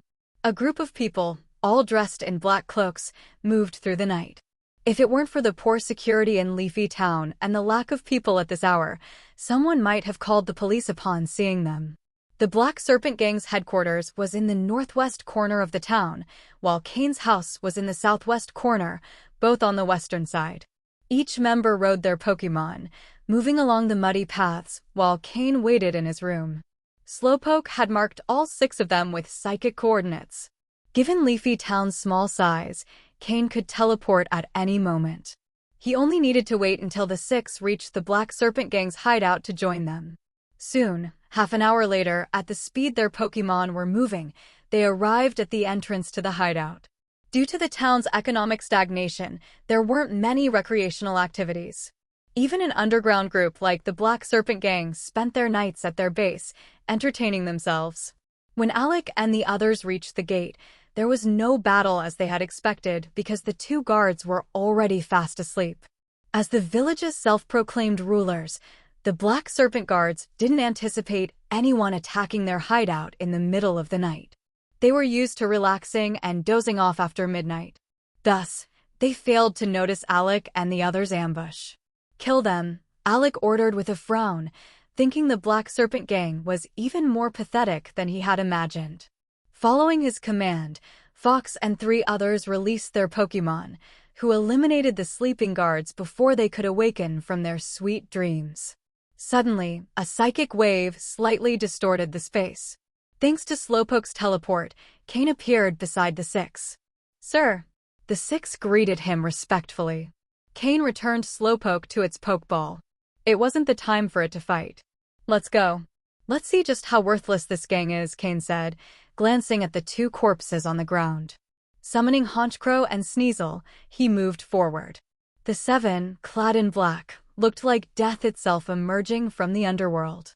In the courtyard, some people were playing, others snoring, and others drinking with friends. But not a single person was on guard. When Cain and his group appeared before them, instead of reacting in alarm, they rubbed their eyes, showing no signs of panic. It wasn't that they were calm, they simply couldn't believe someone had stormed their hideout. Living recklessly, they didn't think about their safety. "Kill them all," Cain ordered quietly, frowning. Initially, he thought there might be someone useful within the Black Serpent gang, but he was wrong. Without experiencing the trial of blood and life-or-death struggles, no real talent could emerge. The 6, following Cain's command, released all their Pokémon and attacked those who hadn't yet reacted. Immediately, the smell of blood filled the air, and screams echoed everywhere. The slaughter had begun. Cain ignored it and kicked open the building's door, stepping inside. The screams finally woke those inside. A middle-aged man hurriedly dressing ran out with a woman, only to find Cain in the lobby. The man's face darkened. Not only had they interrupted his affairs, but judging by the sounds outside, his gang wasn't even putting up a fight. "Damn it. Who are you?" the man roared while fumbling to dress himself. The woman beside him didn't seem in a hurry to fix her clothing. Instead, she looked at Cain with interest. "The one who's going to kill you," Cain said calmly. "Idiot. Where's Viper? Did he send you?" "I'll pay you double whatever he offered," the man shouted, assuming Cain had been sent by his rival, Viper. After all, as a local leader in Leafy Town, he had never intended to expand or offend anyone. He was confident that his connections in the town were unshakable. Under his hood, Cain raised an eyebrow. It seemed the rivalry between Viper and this man had reached a breaking point. At that moment, Viper stepped out from another room. Seeing Cain, he showed slight surprise. He looked at the enraged man but remained silent, observing. He glanced at the woman with disdain. Cain wasn't interested in their drama and had no time to waste on it. "Honchkrow, Tailwind. Sneasel, Agility," Cain ordered coldly. The man quickly threw out 2 Pokeballs, from which emerged 2 snake-like Pokémon. Cain's system scanned them and displayed their stats. One was a level 35 Arbok with light blue quality, and the other was a level 36 Seviper, also of light blue quality. It seemed the Black Serpent Gang derived its name from these 2 Pokémon. At least the man had some fierceness in him, as he didn't hesitate to bring out his strongest Pokémon without holding back. "Listen, friend. This is your last chance. If you leave now, I won't retaliate," the man shouted, sensing the pressure emanating from Cain's Pokémon. Cain had been overestimated. Having come this far, he had no intention of negotiating. "Honchkrow, Wing Attack on Arbok. Sneasel, Icy Wind." "Gra!" Honchkrow cried, flying straight toward Arbok. At its current speed, it closed the distance in the blink of an eye. Meanwhile, Sneasel unleashed a gust of icy wind, which, combined with Honchkrow's movement, reached Arbok and Seviper even faster. In an instant, both Pokémon were covered in small ice particles. Even the man felt the chill and adjusted his clothes. His expression quickly changed. Honchkrow's speed had exceeded his expectations. "Arbok, Thunderfang on Honchkrow. Seviper, use Swords Dance. Honchkrow, use Protect. Follow up with Wing Attack. Sneasel, use Taunt on Seviper to interrupt it." Cain continued ordering. Honchkro's wings struck Arbok hard, sending it reeling back in pain. However, Honchkro didn't stop and quickly dove in again. Under Black Serpent's orders, Arbok endured the intense pain as its fangs began to accumulate electric energy. But it was evident that Arbok wasn't well trained in using Thunderfang. Before it could fully unleash the move, Honchkro struck it again with wings imbued with flying energy. Even so, Arbok, showing the resilience of a venomous snake, bore the pain and, at the very moment Honchkro attacked, launched Thunderfang. However, Honchkro, having anticipated this move, formed a green energy barrier around itself, blocking the attack with Protect. Immediately after, Honchkro struck Arbok again with its wings. Meanwhile, Seviper was about to use Sword's Dance, a move it could learn at level 36. But due to the slowing effect caused by Sneasel's icy wind, it couldn't complete the move before Sneasel interrupted it with Taunt. Damn it. Arbok, use Thunderfang again. Seviper, use Poison Jab on Sneasel. Black Serpent's face was as dark as his nickname. At the same time, he slowly reached for 2 other Pokeballs on his back, ready to throw them if things didn't go well. Cain noticed the movement but didn't react. In fact, he was hoping Black Serpent would summon more Pokémon. Both Honchkro and Sneasel desperately needed a fight, one to solidify its current strength, and the other to enhance its combat abilities. Let's finish this. Honchkro, use Dark Pulse. Sneasel, Ice Beam on Seviper. Dark energy quickly gathered around Honchkro, emanating strong malice. The Dark Pulse move formed in an instant and was launched at Arbok, who, weakened by repeated attacks, couldn't withstand it. Meanwhile, Sneasel crossed its claws and launched Ice Beam toward the fast-moving Seviper, which was still slowed down. The Ice Beam hit Seviper hard, reducing its speed even further. Meanwhile, Sneasel, boosted by Tailwind and its own agility, easily dodged Seviper's Poison Jab, toying with it in a battle of attrition. Come out, my Taina. Use Thunderfang on Honchkro. Nuzleaf, use Leaf Blade. Finally, Black Serpent couldn't hold back any longer and threw his last 2 Pokeballs, bringing out his main Pokémon. What are you waiting for? Attack 2 or you're finished. Black Serpent shouted at Green Serpent, who was still watching from the sidelines. Green Serpent, realizing their fates were intertwined, hesitated for a moment before preparing her Pokeball.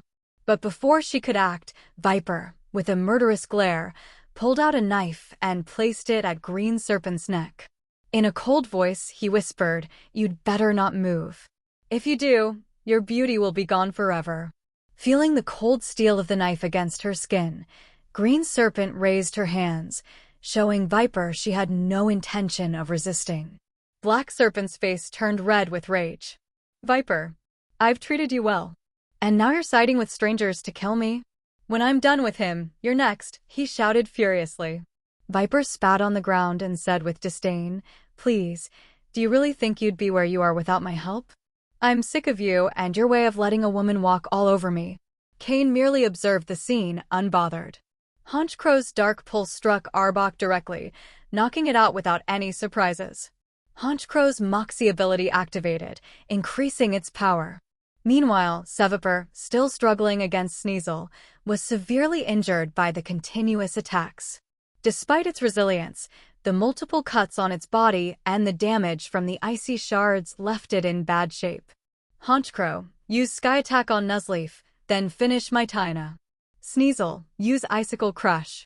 Honchkro, soaring through the air, surrounded itself with a bluish flame as it charged Sky Attack. Sneasel, meanwhile, manipulated icy energy, forming 2 large icicles and hurling them at Seviper, who, due to its reduced speed, couldn't dodge. As Black Serpent turned, he saw Honchkro, surrounded by blue fire, diving toward Nuzleaf, who had no chance to evade. The attack was devastating, and Nuzleaf was knocked out, triggering Honchkro's Moxie ability again. Seviper was also struck by one of the icy spears, piercing its weak spot and pinning it to the ground, unable to move. In an instant, Black Serpent was left with only Taina. Wait. I'll pay you." Black Serpent shouted, his face now pale and desperate after losing 3 of his main Pokémon. But neither Honchkro nor Cain were willing to listen. "Kill him. Cain ordered coldly. With a sharp cry, Honchkrow charged Sky Attack, striking Mytina with force and finishing it off. Honchkrow took down Mytina with a single blow. With its superior level, the power buildup from its Moxie ability, and its powerful Sky Attack move, it was no challenge for Honchkrow to defeat an ordinary Mytina. Under Cain's watchful eye, Sneasel leveled up, reaching level 32. Sneasel had already accumulated enough experience, and after defeating a Seviper 6 levels higher, as well as assisting Honchkrow in taking down the other 3 Pokémon, the experience gained was sufficient to raise its level again. Cain slowly approached, watching the pale face of Black Snake, who stared in shock at the 4 defeated Pokémon on the ground. He knew he was finished. Even if he managed to survive, at his age, it would be nearly impossible to regain the power he once had. However, he preferred life over death. A dark glint flashed in his eyes, but he quickly hid it as he raised his head and forced a smile. Just as he was about to speak, Honchkrow's sharp claws appeared in front of him, finishing him off instantly. In his final moments, Black Snake clutched at his throat as if trying to say something, but no words came out. He collapsed in a pool of blood, his face frozen in disbelief. Behind him, Green Snake and Viper stared at the scene in shock. Green Snake's eyes widened as she tried to scream, but as soon as she attempted to move her throat, she felt the blade of the dagger against her neck and froze. With effort, she concealed her terror and adopted a vulnerable expression, casting a pleading look at Cain. But Cain, hidden beneath his dark cloak, paid her no attention. He stepped over Black Snake's corpse and, without hesitation, grabbed Viper's hand, the one holding the dagger, and pushed it.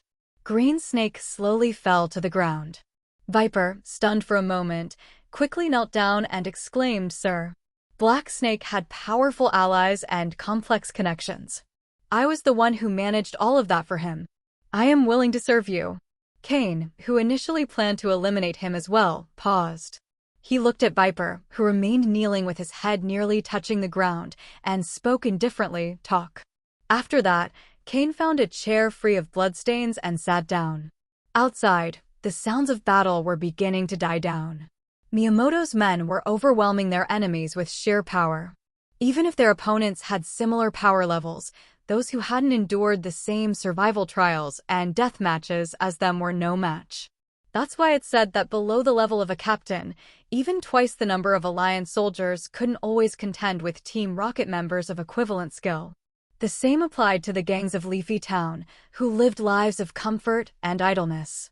Soon, the screams outside ceased, and 6 men dressed in black, their clothes soaked in blood, entered. Seeing Cain seated, they greeted him respectfully. Viper, still kneeling, caught the scent of blood wafting in from outside, which made him even more nervous. After gathering his thoughts, he raised his head. The reason Black Snake was able to consolidate power in Leafy Town was because he secretly allied with the mayor's son. Together, they exploited the town's resources, one in the open, the other in the shadows. That's why the Alliance never took decisive action against Black Snake's gang. The rumors about conflicts between the mayor's son and Black Snake were just a ruse to deceive people, Viper explained nervously. I'd already deduced that. If you have nothing more important to say, you can leave, Cain replied, resting his head on one hand. He looked at the men behind Viper and said, "Have Grimer clean up outside. I don't want the smell of blood spreading and causing unnecessary panic." Fortunately, while Leafy Town wasn't large, it didn't have a high population either, and Black Snake's headquarters was in a fairly isolated area, much like Cain's base. The nighttime screams didn't cause much of a disturbance. Understood. Sky and Fox, who had Grimer assigned to them, went out to carry out the orders. Viper, still kneeling, quickly nodded and said, "I have more information, much more important." "Do you know the Battle Coliseum in Malville City?" Viper asked as he wiped sweat from his forehead. "Speak." "Yes, sir." Viper, who was accustomed to drawing out suspense before revealing anything, realized Cain had no patience for it. The Malville City Battle Coliseum is a money-making machine run by 6 groups working together. One of these groups is an underground organization called Void. It's said that their leader is a trainer of near elite level, very close to elite tier. Black Snake earned most of his profits thanks to a member of the Void Group. Of all the revenue he collected monthly, he handed 70% to this member, which allowed him to maintain his dominance in Leafy Town. From the remaining 30%, 20% went to the mayor's son, leaving him with just 10% for himself. Over time, he managed to save enough to buy 2 Pokémon with decent potential, but after dividing the leftovers among his subordinates, barely anything remained. That's why Black Snake's gang was so deteriorated, Viper explained hastily. So that's how Black Snake, a small-town boss, had 2 Pokémon with light blue potential, Cain thought. This also explained why Black Snake's 2 Pokémon were so weak. Clearly, they hadn't been properly trained. Void, Cain murmured. He hadn't heard of that organization before. Though he had spent time in Malville City, he'd been so focused on training his Pokémon that he hadn't paid attention to underground groups. Since Leafy Town was near Malville City, what Viper said made sense. Cain had always suspected that, while Leafy Town was small and poor, someone like Black Snake shouldn't have been able to dominate it alone. In the end, it turned out he was just a pawn working for someone else. Even the mayor's son, who received 20% of the revenue, showed how insignificant Black Snake was. Yes, Void. I personally delivered the resources each month, Viper continued, nodding quickly. What power level does that Void member have? Does their leader know about Black Snake's gang? Cain asked. I'm weak, so I can't say for sure, but that Void member must at least be at an advanced trainer level. The Void leader definitely doesn't know about Black Snake's gang. This place is too small and poor. That Void member only protected it because, as they say, something is better than nothing. An advanced trainer. That means they're on par with an officer, Cain thought. For now, it must remain a secret that the Black Snake gang no longer exists. Although an advanced-level trainer doesn't pose a significant threat to Cain at the moment, and it's likely that the other party isn't interested in the revenues from a small place like Leafy Town, unnecessary trouble is better avoided for now. Cain needs time to grow. Stand up, Cain said calmly. Upon hearing this, Viper, who was kneeling on the ground, showed a glimmer of joy in his eyes, realizing he had narrowly escaped a grim fate. Are all the members of the Black Snake gang here? No. There are only about 30 people here, most of whom are idle individuals with nothing useful to do. They aren't deeply involved in actual battles. Their main role is to wave the Black Snake gang banner and collect some fees in Leafy Town. The real fighters are usually at home or in a specialized training area of the gang. They form the gang's main core, while the rest are just people with 1 or 2 low-quality Pokémon trying to scrape by for a slightly better life, Viper explained. Hearing this, Cain began to understand. Delegating trivial, unnecessary tasks to idle people to save time and money for others to improve their strength first is a strategy that allows a gang to grow steadily. No wonder the outsiders seemed as weak as chickens and paper tigers, easily wiped out by Alec and the others. Can you gather them? Yes, I usually train these core fighters myself. While their strength is average compared to great masters, they are much better than the outsiders. Also, not all of them are here just to enjoy life. Some genuinely desire to improve. It seemed Viper had a significant role in the Black Snake gang, which explained his growing dissatisfaction when the gang leader allowed a woman to take leadership. If that woman had been strong enough, it would have been a different story, but she clearly wasn't. Moreover, much of the gang's administrative work was managed by Viper. If he had been stronger than Black Snake, he likely would have eliminated him to take control. But he didn't dare, as both the mayor's son and the Void Group member were beyond his reach. Take this pill and gather those people. Cain tossed a red pill to Viper, the same one he had given to Alec and Miyamoto. Although Cain trusted Miyamoto and Alec more now, he hadn't yet given them the antidote. The tasks he had assigned them were becoming more critical, and even if Cain gave them the antidote now, they wouldn't accept it. Trust had only recently been built and needed time to solidify. Without the pill's restraint, there was no guarantee that small treacherous thoughts wouldn't emerge in their minds. Though such minor thoughts wouldn't be decisive, once they decided to follow Cain, believing he would lead them to a better future, they would give him their all. So far, Cain had not let them down. Viper hesitated for a moment, but ultimately swallowed the red pill. Cain hadn't explained the pill's effects, but as a member of an underground force, Viper understood its implications. Leaving after taking a pill without a specific purpose would be suspicious even to himself. He quickly ran out to gather the true fighters of the Black Snake Gang in Leafy Town.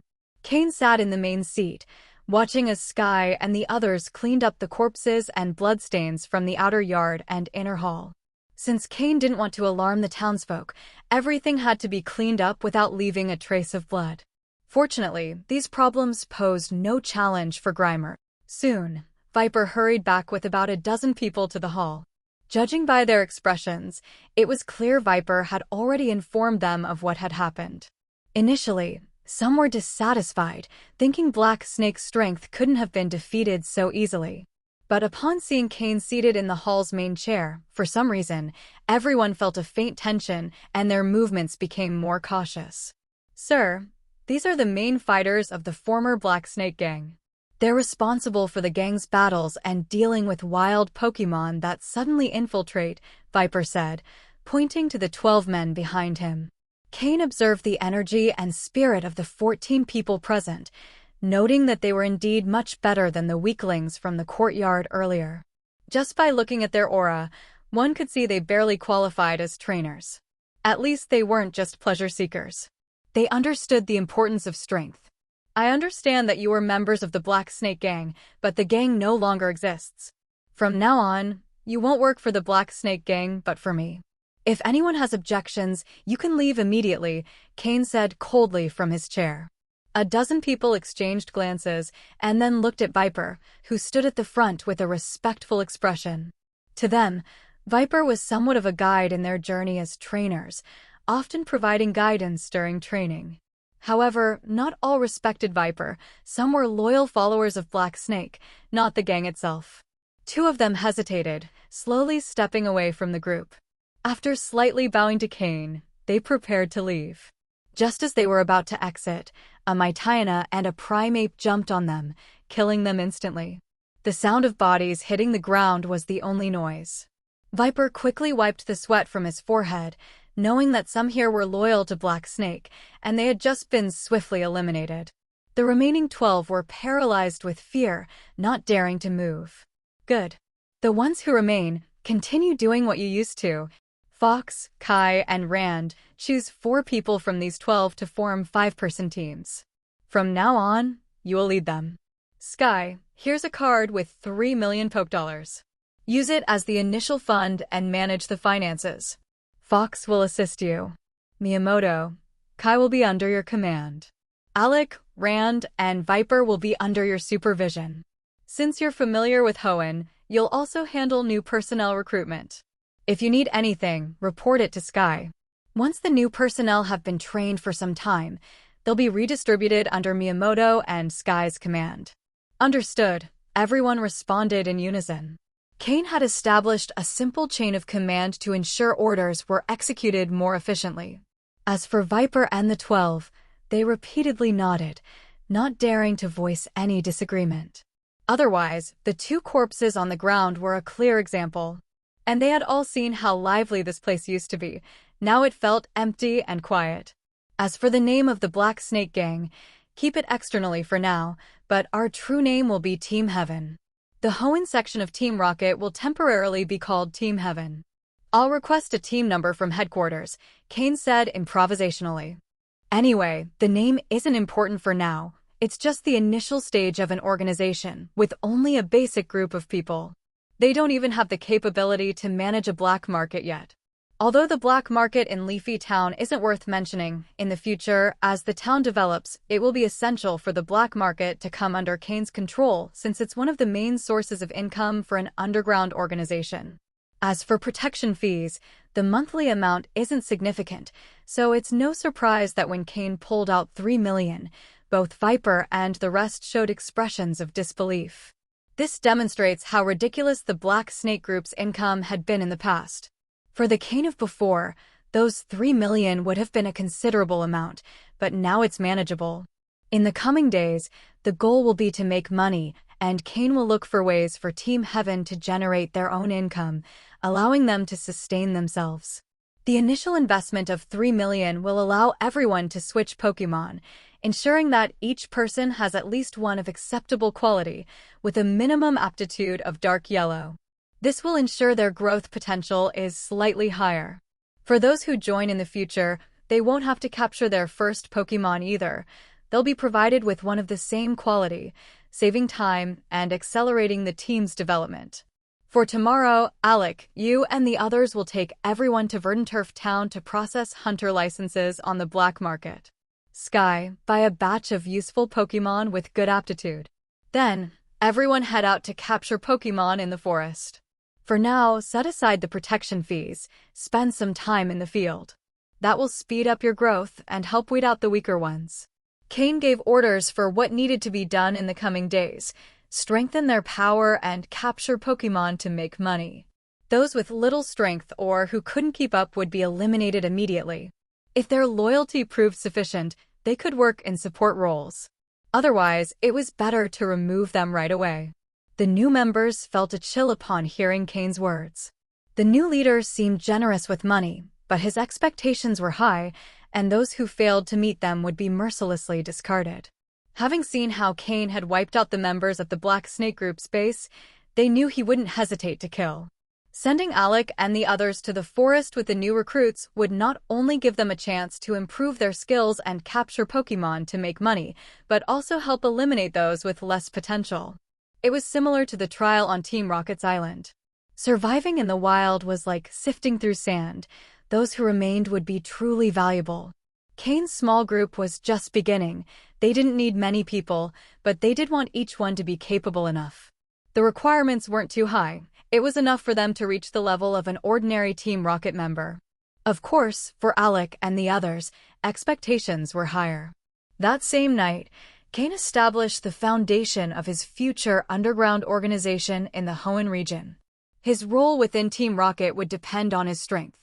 If Cain reached the level of executives like Sabrina or Koga, he could oversee the entire Hoenn region. With Giovanni's determination, this wasn't impossible. But if he didn't reach that level, they'd likely send someone else to take control. If his group developed properly and Cain demonstrated the necessary strength, they could become a team like the so-called Void Group in Mauville City. When Leafy Town's growth stabilized and accelerated, that would be when this new organization officially made its presence known. Cain's only obstacle was Leafy Town's slow development.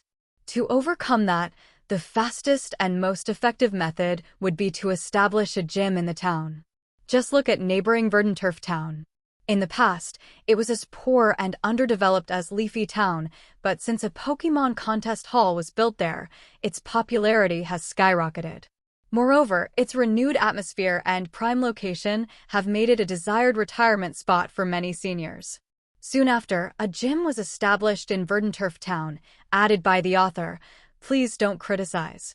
Although the gym isn't very famous, the combination of the contest hall and the gym has caused the town to grow rapidly.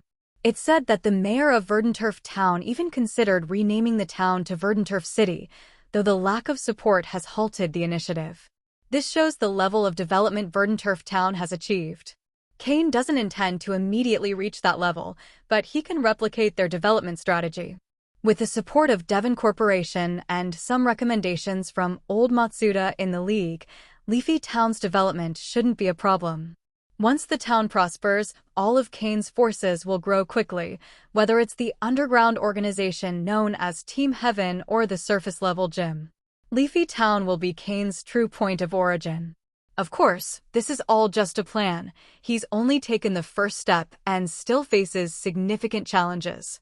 After assigning all tasks, Cain left with Honchkrow and Sneasel. Given Honchkrow's current size and strength, flying with Cain isn't a problem. Cain climbed onto its back, returning directly to his residence. For now, it wasn't convenient for Cain to reveal his identity to these people, whether his real appearance or his status as a League member. With Alec and the others present, small decisions could be handled among them. In the past, Murkrow used to perch on Cain's shoulder, but now Honchkrow carried him in flight. Although Honchkrow didn't have as much space as Tropius, as long as it didn't fly too fast, Cain could hold on without issue. Cain returned directly to his room and collapsed into bed. The next day, Cain left with his Pokémon and went straight into the forest behind the garden. To open a gym, Cain still needed to improve his strength. At the very least, he required the strength of an advanced-level trainer, similar to a Team Rocket officer, to obtain permission to open a gym in a small place like Leafy Town. This was possible only with League contacts, otherwise it would be extremely difficult. With Slowpoke, Sneasel, and Skorupi, Cain headed deeper into the forest. He also needed to raise his rank as a hunter in the Hunter Guild. Only by reaching the level of a 4-star hunter could he create a hunter team and accept team missions. Team missions were by far the fastest way to make money. At first, he didn't encounter many Pokémon, but as he ventured deeper into the forest, they gradually began to appear. Cain's goal in entering the forest was clear: train his Pokémon, increase their strength, and capture more Pokémon. This time, Cain carried several hundred Pokeballs with him, not only to boost his score as a hunter, but also to prepare for the future addition of many new members to his team. Instead of purchasing Pokémon from the Hunter Guild, he preferred to capture them himself to assign them directly. Had he known this earlier, Cain would have captured Pokémon en masse during his time on the Trial Island, where the overall quality of Pokémon was much higher. But there was no turning back now. Fortunately, with Cain's system, identifying the quality of Pokémon was far easier than for others. After an hour of initial exploration, Cain conducted a simple survey of the Pokémon distribution in the mountain at the back. There were 3 main groups.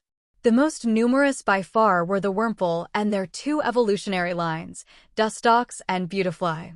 These 2 groups had the largest number of Pokémon, which pleased Cain. Bug-type Pokémon didn't have a high growth ceiling, but their advantage was their rapid evolution. With a little training, they could quickly become battle-ready. For this reason, Cain planned to sweep through all the Wurmple in both groups. Another advantage of bug types was their sheer numbers, which increased the likelihood of finding high-quality individuals. If the Wurmple were managed and trained properly, they could become a consistent source of useful Pokémon. Inspired by the Wurmple, Cain also considered the idea of bringing Weedle and Caterpie from the Kanto region. With good management and training, these Pokémon could be just as effective as Dustox and Beautifly. In terms of attack potential, Beedrill had the highest offensive capability among the 4 species. It seems we shouldn't waste the resources of this mountain. I'll have to ask Sky to gather some people to organize the area and turn it into a training ground for internal use, Cain thought.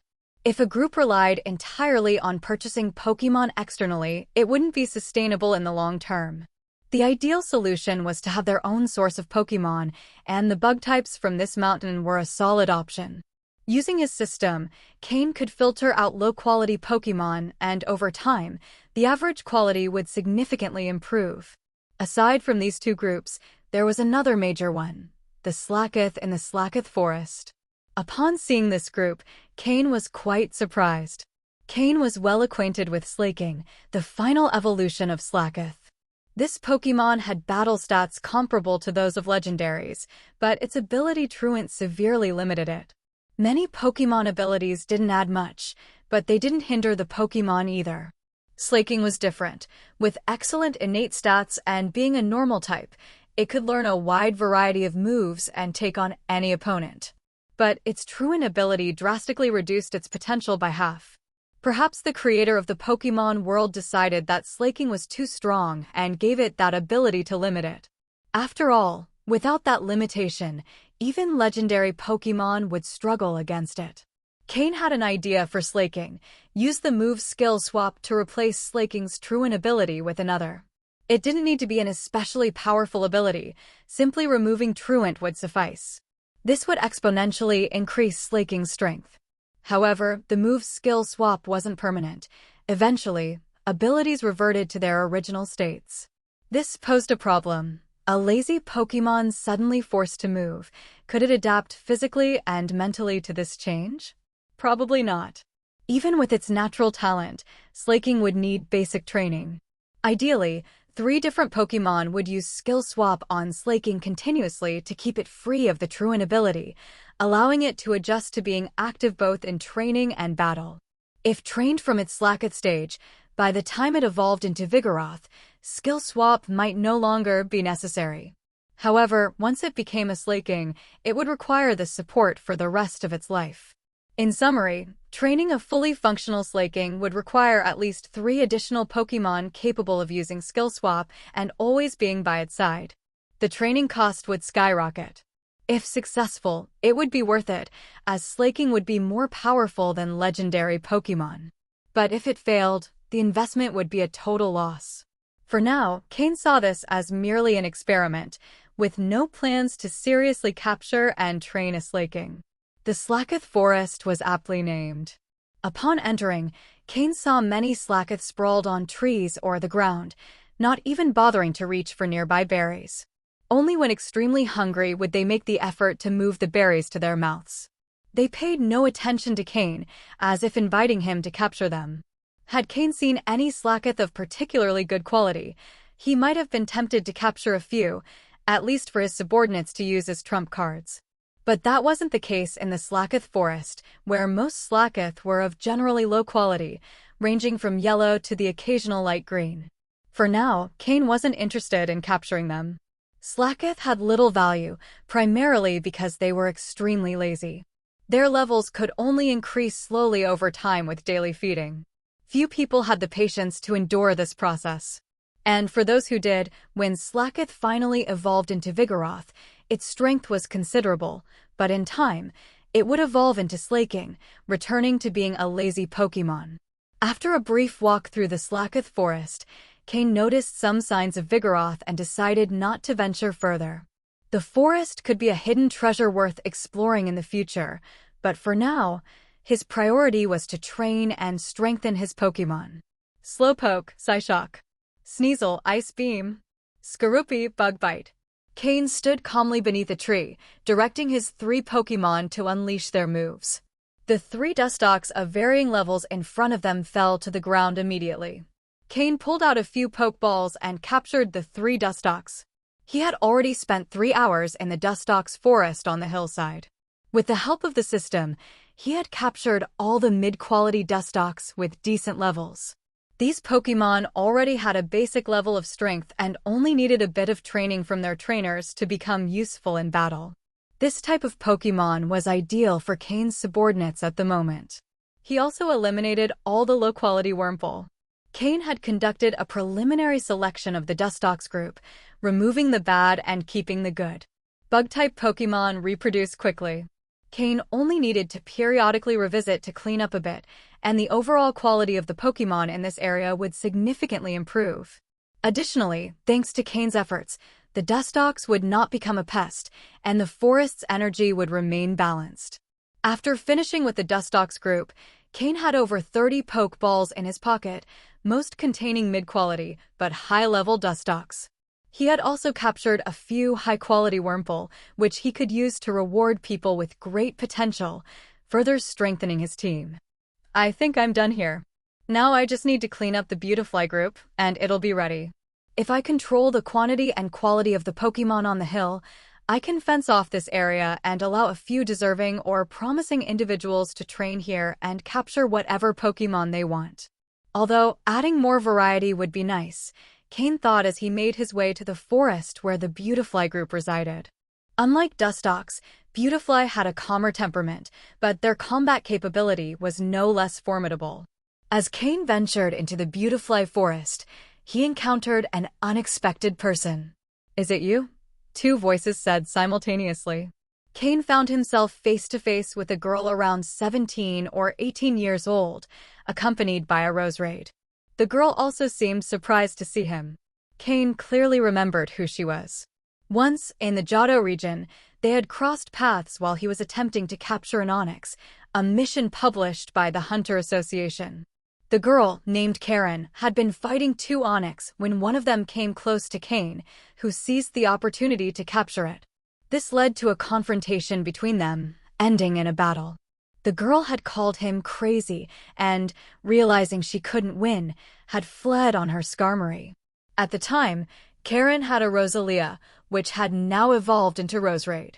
This caught Cain's attention because evolving Rosalia into Roserade required a shiny stone, a rare item in the Hoenn region. The fact that Cain had obtained one meant she was either lucky or had help from someone else. Moreover, the quality of that shiny stone seemed high, as the system displayed the following information. Pokémon, Roserade, Blue. Gender, female. Level, 32. Type, Grass plus Poison. Ability, Technician. Held item, none. Egg moves, Synthesis, Razor Leaf, Sleep Powder. Basic moves, Absorb, Growth, Poison Sting, Stun Spore, Giga Drain, Leech Seed, Magical Leaf, Grass Whistle, Toxic Spikes, Sweet Scent, Venom Drench, Grassy Terrain, Weather Ball. Learned moves, Worry Seed, Snore. TM moves, Protect, Hidden Power, Water, Shadow Ball, Energy Ball, Grass Knot. If Rosalia had previously been light blue in quality, that might explain it, but if it had been dark green, that shiny stone must have been of the highest quality. Cain exclaimed, recognizing the young woman. Crazy. Cain replied, using the nickname she had given him during their first encounter. Cain frowned at hearing his nickname. Crazy, he thought. One fight, and now he had a nickname. Cain's face turned serious. She hadn't expected to encounter Cain in this remote forest. It truly felt like fate. But now, Cain was more relaxed. In the past, Cain had managed to escape thanks to her Skarmory speed, but now Cain had both Honchkrow and Tropius, who could easily outfly the Skarmory. Additionally, Roserade, which seemed to be Cain's strongest Pokémon, was completely vulnerable to Honchkrow, giving Cain a significant advantage. Seeing that Cain wasn't attacking immediately, Cain also felt more at ease. No matter how strong she was, facing someone considered crazy was always unsettling. What are you doing here? Cain asked, frowning. While this place didn't belong to him, Cain had mentally marked it as part of his development plan, and he didn't like seeing intruders. Cain pursed her lips, clearly thinking, why should I tell you? However, noticing Cain's growing seriousness and the intimidating stance of the Pokémon surrounding him, she decided to speak. Aren't you also a hunter? What's wrong with a hunter coming to the forest to catch Pokémon? She then added, but you, what are you doing here?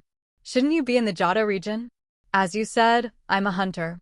It's not unusual for me to appear in a remote forest, Cain replied calmly. Then, have you also come for that mission? Cain's expression shifted to one of surprise. She had gone to great lengths to secure that mission, traveling to numerous places and paying a high price before tracking her target to this location. Cain's words made Cain think quickly. He felt a slight excitement inside. A big deal was on the horizon. So, why don't you tell me what your mission is?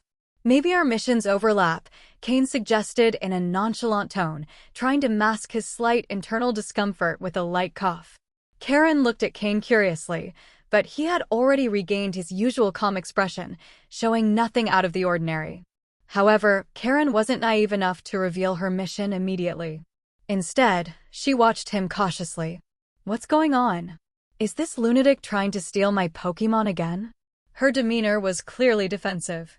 Cain felt a slight headache. Wasn't it just about an onyx, he thought to himself. Now I could buy you a dozen of those if you want. Wait, I don't have that intention. Last time, I was in a hurry, so I did what I did, and I only attacked because you attacked me first, didn't you? Besides, it was just a common onyx. If you want, I can compensate you with several Pokémon of the same level, Cain explained. Cain reasoned that, given Cain's strength, the Pokémon she was after must have great value. Perhaps this was the perfect opportunity to reach 4-star hunter rank and finally form his own team of hunters. With the help of the subordinates he had just recruited, this would be an excellent chance to boost his strength and earn money. Cain seemed intrigued by his explanation. So he's not going to go all out for a mere common onyx, she thought. He seemed a bit crazy before, but now he actually seems quite reasonable. This was a job I waited a long time for at the Hunter Guild. It's not so easy for me to tell you about it, Cain said. Oh, really? I also waited a long time to get a mission from the Hunter Guild. What city did you accept yours in? Cain asked. Obviously in Verdanturf Town. Then we're different. I was in Malville City, Cain replied, smiling inwardly. Cain continued, but in such a deep mountain, for two high-level hunters to be searching for a Pokémon, it's unlikely to be something that appears frequently. I'd say it's likely our missions overlap. Karen eyed Cain warily, then briefly displayed the 4 golden stars on her chest before quickly hiding them again. The message was clear. Karen was now a 4-star hunter. This surprised Cain a little. Karen was slightly weaker than him, but she had already reached 4-star hunter rank. Had she spent all her time capturing Pokémon? Does this person really enjoy catching Pokémon, or does she need the money to train them? Cain thought. Observing Karen's Rose Raid, Cain leaned toward the latter conclusion.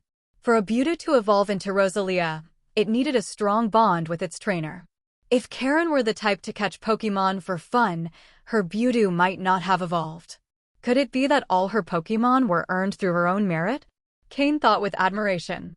If so, she's truly a formidable fighter. I'm almost at the same level, but I don't like those shiny golden stars, so I don't wear them, Cain lied with disdain. Karen seemed even more skeptical, clearly not trusting Cain's story. I'll give you a hint. It's said that when this Pokémon appears, it's often accompanied by some unknown disaster. So, Karen hadn't finished her sentence when Cain interrupted, a gleam in his eyes. I already know. Our missions really do overlap. That Pokémon is exactly the one I need to capture. Oh? I didn't even finish telling you that. How do you already know if our missions are the same? What I just said wasn't in the mission description. It's something I heard during my research. Why don't you tell me what Pokémon you need to capture? Karen challenged. A rare Pokémon known as the Living Disaster, Absol, Cain replied straightforwardly. Hearing the name Absol, Karen showed a surprised expression. This was because Absol, being able to sense disasters, often appeared at disaster sites before they occurred to warn people, allowing them to prepare in advance. However, in ancient times, people misunderstood Absol's intentions, believing its appearance caused disasters. Thus, whenever they saw an Absol, they attacked it immediately, calling it the disaster beast. As a result, Absol was forced to live in the mountains, staying away from humans to avoid being hunted. Today, most people understood what Absol truly did and no longer hunted or called it the disaster beast. Only a few elders, clinging to old beliefs, continued spreading those rumors. Karen had heard the story from an elder, marking the first time she encountered such rumors. But Absol's habits had already formed. If it wasn't a major disaster, it typically wouldn't leave the depths of the mountain. So, our missions really do overlap. What are you going to do? Want to fight for it? I'm not giving it up. This Absol is worth a lot, Karen warned, on alert, with a Pokeball ready in her hand. If Cain gave the order to attack, she'd be ready to send out her Pokémon and face him again. Cain slowly shook his head and raised both hands in front of him, indicating he had no intention of fighting. So, what's your plan? Let the one who captures it first win. Karen relaxed slightly upon seeing Cain's hands, but remained cautious. Cain shook his head again, this time cutting to the chase. Let's do this. While we know there's a high chance Absol is in this forest, finding a Pokémon in such a large area is extremely difficult. Why don't we collaborate and capture Absol together? Cain proposed. Only a fool would act alone, Cain thought to himself. He had no information or clear leads. Running into Karen was pure coincidence. He had merely guessed that the Pokémon she sought was Absol. How would he find it without following her? And considering Absol was a rare Pokémon with great value, Cain needed the points to advance in rank. Together? And who would it belong to if we captured it? Karen asked. It belongs to both of us, Cain replied without hesitation. To both of us? But this is an individual mission. Karen recalled confirming that her mission was for one person only. It's simple. We split the mission points and reward money equally. Everything we gain from this mission is divided in half. What do you think? Cain flashed an innocent smile. He looked like an eccentric man with questionable intentions. Karen also had her own plans. She didn't completely trust Cain, but considering his strength wasn't bad at all, refusing him could lead to a fight. Moreover, there was another crucial point. This Absol, hidden deep in the mountains, probably wouldn't be easy to capture, and she wasn't sure she could do it alone. If she worked with him, capturing Absol should be much simpler. Alright, but let's get one thing clear. I'm leading the capture of Absol. Without my instructions, don't make any moves, Cain said, pretending to be very serious. Cain raised his hands, indicating he had no issue with that. After all, his presence here was merely to take advantage of the situation, an easy, low-risk task. He had no information to begin with, so he couldn't lead even if he wanted to. Thus, two people who initially had their differences teamed up and began venturing deeper into the forest. Who knows if Absol, with its ability to sense disasters, would realize that two people with questionable intentions were slowly approaching. Cain and Cain didn't walk very close to each other. There was some distance between them due to the mutual distrust from their first encounter. Deep in the mountains, there were many wild Pokémon, and as they went further, some attacked them directly. Additionally, without realizing it, they entered unknown Pokémon territories. To protect their turf, these Pokémon also launched attacks. To progress faster, Cain had his Honchkrow, Sneasel, and Skorupi fight at full capacity, focusing primarily on training Sneasel and Skorupi, while Honchkrow took care of the rear guard. Plant and poison-type Pokémon were very common in the forest, giving Sneasel and Skorupi a significant advantage against them. Similarly, Cain summoned her Skarmory to advance more quickly. Since her Roserade was less effective against plant and poison types, Skarmory became her main offensive Pokémon, while Roserade took on a supporting role, using moves like grassy terrain to recover energy. As the number of wild Pokémon increased, the distance between Cain and Cain gradually shortened. They say bonds between comrades are forged through shared adversity. Cain and Cain, fighting wild Pokémon together for a common goal, began to form a connection. Cain started setting aside her prejudices against Cain, at least no longer viewing him as a threat. However, she had no idea that the only reason Cain was being so friendly was the hunter points he would earn by capturing Absol, given that he had no information of his own. If she knew this, she probably would have fought Cain on the spot. After 2 hours of trekking through mountains and rivers and continuous battles for their Pokémon, Sneasel was holding up well, while Skorupi had quickly leveled up to 25.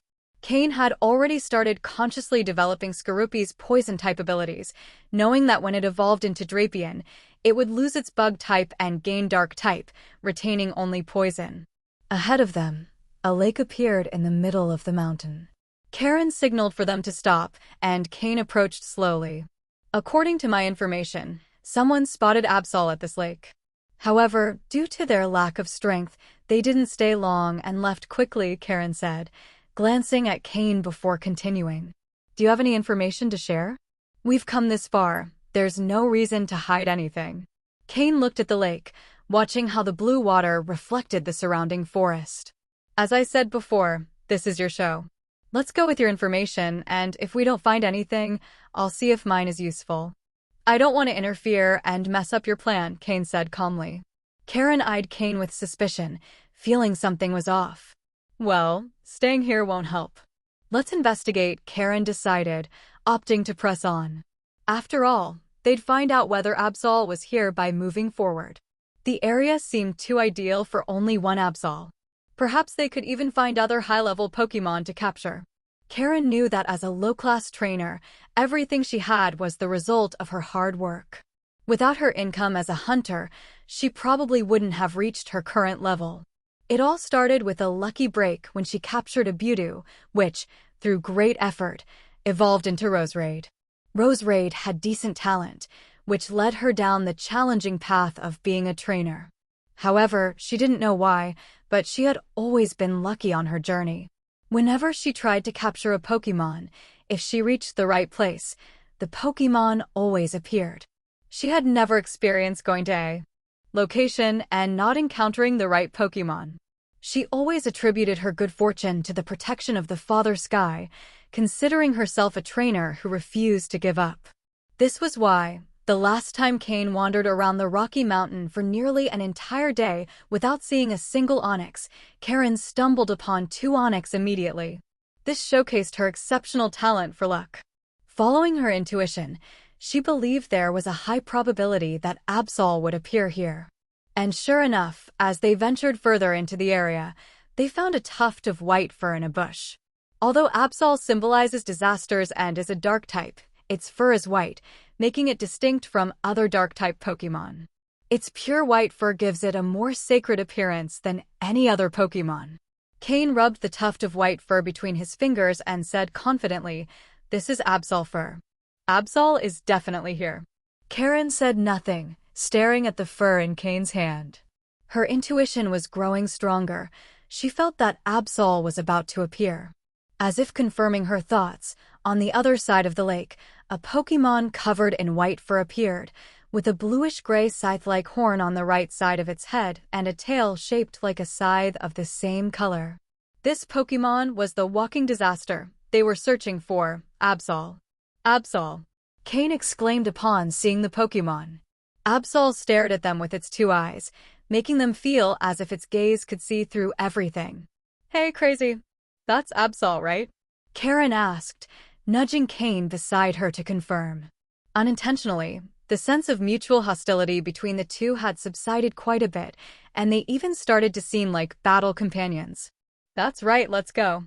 Let's check it out." Cain nodded seriously. With a leap, Cain mounted his haunch crow and headed straight for Absol. Karen saw Cain's move and quickly got on her Skarmory, flying as fast as she could toward Absol. It was a crucial moment. She had to hurry to ensure Cain didn't get ahead of her. Absol stared at Cain and Karen, who were flying directly over the lake toward her, showing no intention of fleeing, simply watching them in silence. A minute later, Cain was the first to cross the lake, looking directly at her. The system activated immediately, scanning her data. Pokémon, Absol, light blue. Gender, female. Level, 35. Type, dark. Ability, super luck. Held item, none. Egg moves, feint attack, sucker punch, mega horn. Basic moves, scratch, feint, perish song, future sight, quick attack, leer, pursuit, taunt, bite, double team, slash, swords dance, night slash, detect.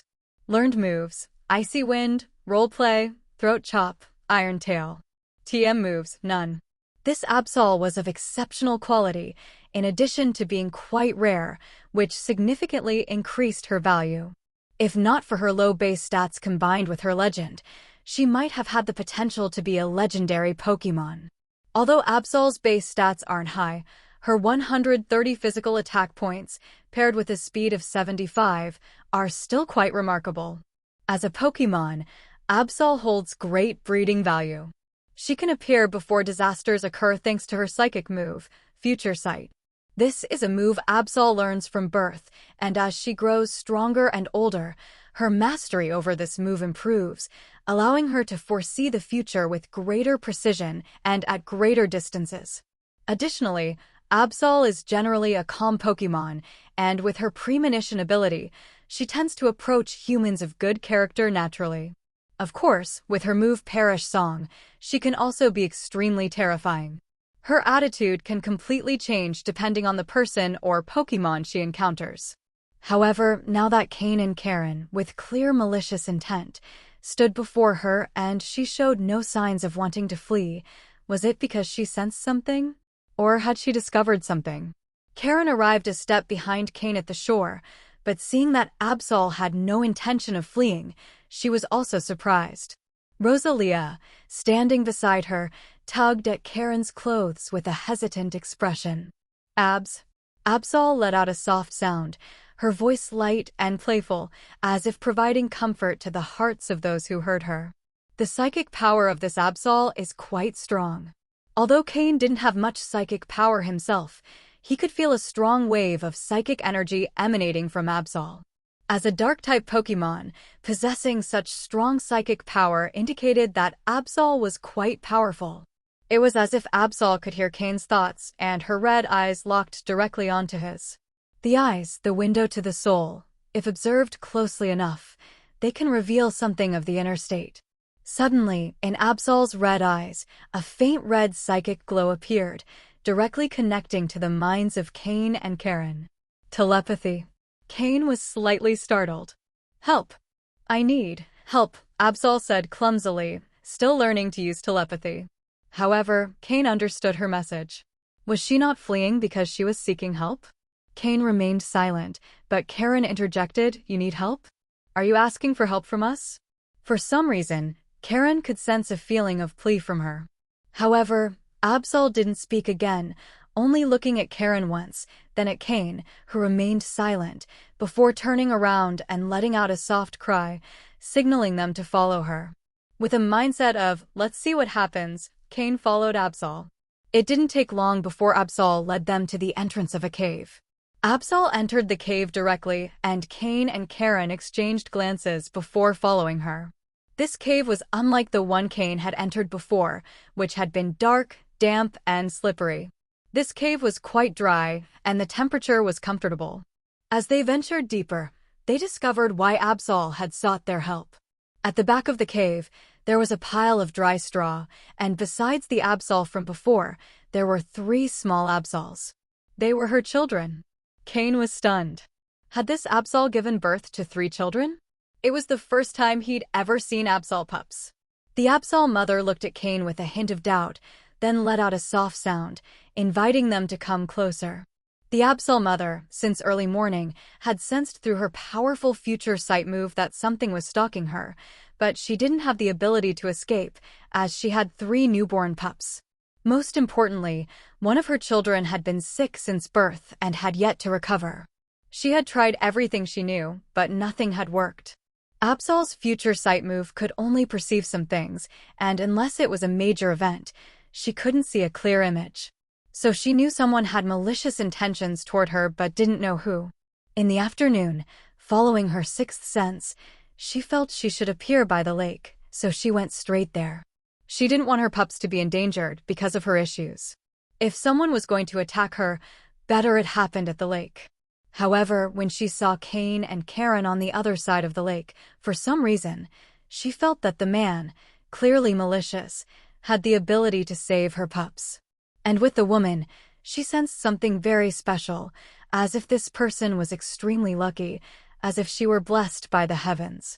For some inexplicable reason, she chose to trust them, even when the man showed even more malice after entering the cave, but she still chose to trust. This was her maternal 6th sense. In fact, when Cain saw Absol and her 3 little ones, his first thought was, "This is a big deal. How many resources could be gained from 4 Absol? Surely the pups of a light blue quality Absol would also have remarkable quality, right?" After understanding Absol's purpose, Cain continued walking slowly forward. Honchcrow and Sneasel stayed close by, ready to respond to any sudden attack from Absol. Although they also understood Absol's purpose, their priority was always Cain's safety. As Cain approached, he could clearly see the 3 Absol pups. Immediately, his eyes widened. What had he seen? A red Absol. A shiny Absol. Without needing to ask, given how rare Absols were, and with the added peculiarity of being a shiny Pokémon, this Absol was more valuable than the other 2 combined. Pokémon: Shiny Absol, blue, weak. Gender: male. Level 5. Type: dark. Ability: pressure. Held item: none. Egg moves: Baton Pass, Magic Coat, Mega Horn, Play Rough. Basic moves: Scratch, Faint, Perish Song, Future Sight, Quick Attack, Leer. Learned moves: none. TM moves: none. Weak status? Without a doubt, this Absol's condition was the reason the mother Absol had brought them here. But considering Absol's ability, it didn't make sense for her not to sense Cain's malice. Could it be because of Karen's presence? Cain glanced at Karen beside him, her eyes gleaming, clearly showing an expression of greed. However, that greed quickly faded when she also noticed the peculiarity of the little Absol. "Cain, what's wrong with this shiny Absol?" Karen asked cautiously. Cain slowly shook his head and said nothing.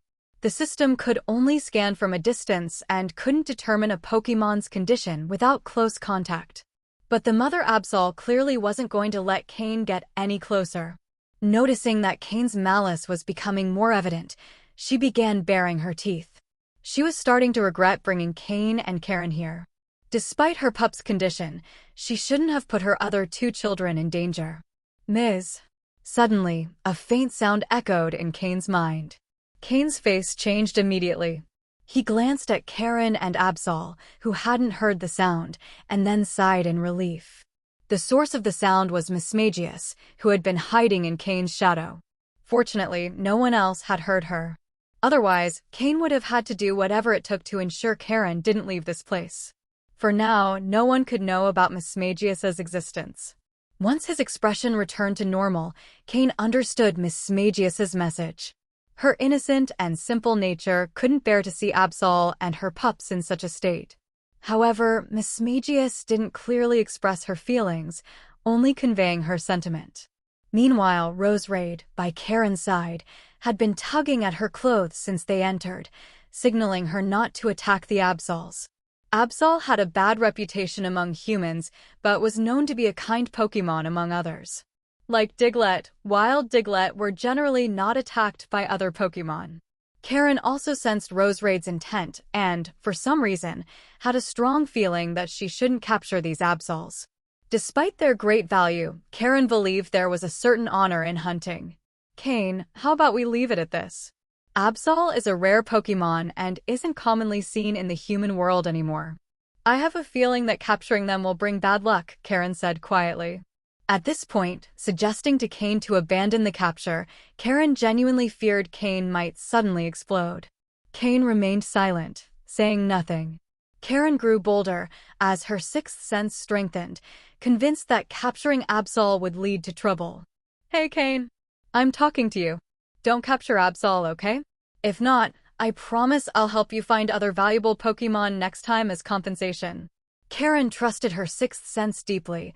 After all, it had brought her to where she was now, standing out among her peers despite her humble background. But seeing Cain not move, Karen prepared to face him. Today, even if it meant fighting, she would protect the Absols. Karen, you're from a humble background, right?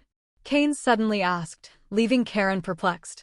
But she replied, yes, why? Does that matter? With your current attitude, are you saying that if I insist on capturing these Absols, you'll fight me? Cain asked coldly, his voice and expression growing more serious. Karen was startled by Cain's expression, but trusting her sixth sense, she gritted her teeth and replied, exactly. If you truly insist on capturing them, then let's fight. In reality, Karen didn't want to confront Cain, and if she could avoid the fight, she would. God, please don't trick me, okay? This lunatic in front of me is a bit scary. I don't know if I can beat him. Karen muttered to herself. However, the mother Absol behind Cain began to relax as she noticed the malice in the man before her rapidly fading. But she didn't fully understand the conversation. No malice? Why did it seem like they were going to fight? Cain was also at a loss. He didn't have many options. His best card right now was Mismagius, and since he was in the relationship improvement phase with her, he didn't want to risk damaging that bond over some Absols. Was it worth it? Cain decided to bet on Mismagius, who would be his true weapon in the future. Once their relationship improved and Mismagius developed a proper perspective, they wouldn't face situations like this. But for now, Cain had no choice but to relent. However, he didn't want to leave empty-handed. His mind raced, and he found a solution: Karen. Karen was a civilian, but had reached his level and was also a hunter. If Cain wanted to form a group of hunters, he'd need someone trustworthy to lead it when he wasn't around. I'm willing to let them go and even help them, but on one condition, Cain said. What is it? Karen, still on guard, felt Cain's danger level rising and didn't lower her guard for a second. How about joining me? Let's form our own hunter group and earn more money to train Pokémon, Cain proposed directly. What? Karen was left speechless. Was that what he wanted? Was he willing to give up some wild Pokémon to have her on his side? What do you mean? Karen asked cautiously. She had reached her current level entirely on her own and had never considered joining an organization or following someone else. It's simple. You're someone who started from the bottom, a civilian, right? I started the same way. We're both hunters. We capture Pokémon to gain resources and improve our skills. So why not join forces? A partnership between two strong individuals, Cain explained. Originally, he hadn't thought about this, but the idea had suddenly occurred to him. If he wanted to form a hunting group, who would manage it when he wasn't around? Miyamoto? Alec? Sky? Clearly, none of them would be suitable. These three could survive in the wild and battle others, but Pokémon hunting wasn't just about strength. Sometimes, it was more about luck and a keen eye. What if they encountered a Pokémon but couldn't recognize its value? Without experienced hunters, they wouldn't be able to identify it immediately. And most importantly, what if you had a good eye but bad luck and couldn't find the Pokémon you were searching for? Like the time Cain spent an entire day looking for Onyx and didn't find it, wasting that time, while Karen found two right away. What did that mean? Luck, of course. And now she had found an Absol, a very rare Pokémon. As a civilian and a solo hunter, she had made it this far, something that couldn't be explained by talent and effort alone. Karen didn't have time to get angry before Cain continued speaking. I know you're not used to working with others. I noticed that on our way here this afternoon. I also know it hasn't been easy for you to get to this point, starting as a civilian. But have you thought about what comes next? Do you really think you can keep progressing on your own? What will you do if your luck runs out? Will you just stagnate? Cain fired off a series of questions that left Karen deep in thought. She couldn't deny that those questions made her reflect deeply. It was true her progress hadn't been slow, but she knew very well that, lately, even with her luck, her growth had slowed down uncontrollably. This was because the value and needs of training Pokémon were constantly increasing. If you join a faction, as long as you show your talent, you'll receive protection and more resources. But in exchange, you'll have to take on responsibilities and face enemies you might not want to confront. But if you form your own faction, I'm not asking for much, just to create a hunting group so others can gather resources and we can take a fair share. Isn't that more convenient than going out alone to search for Pokémon? Besides, group mission rewards are very generous. Haven't you thought about it? You're already a 4-star hunter. Karen remained silent.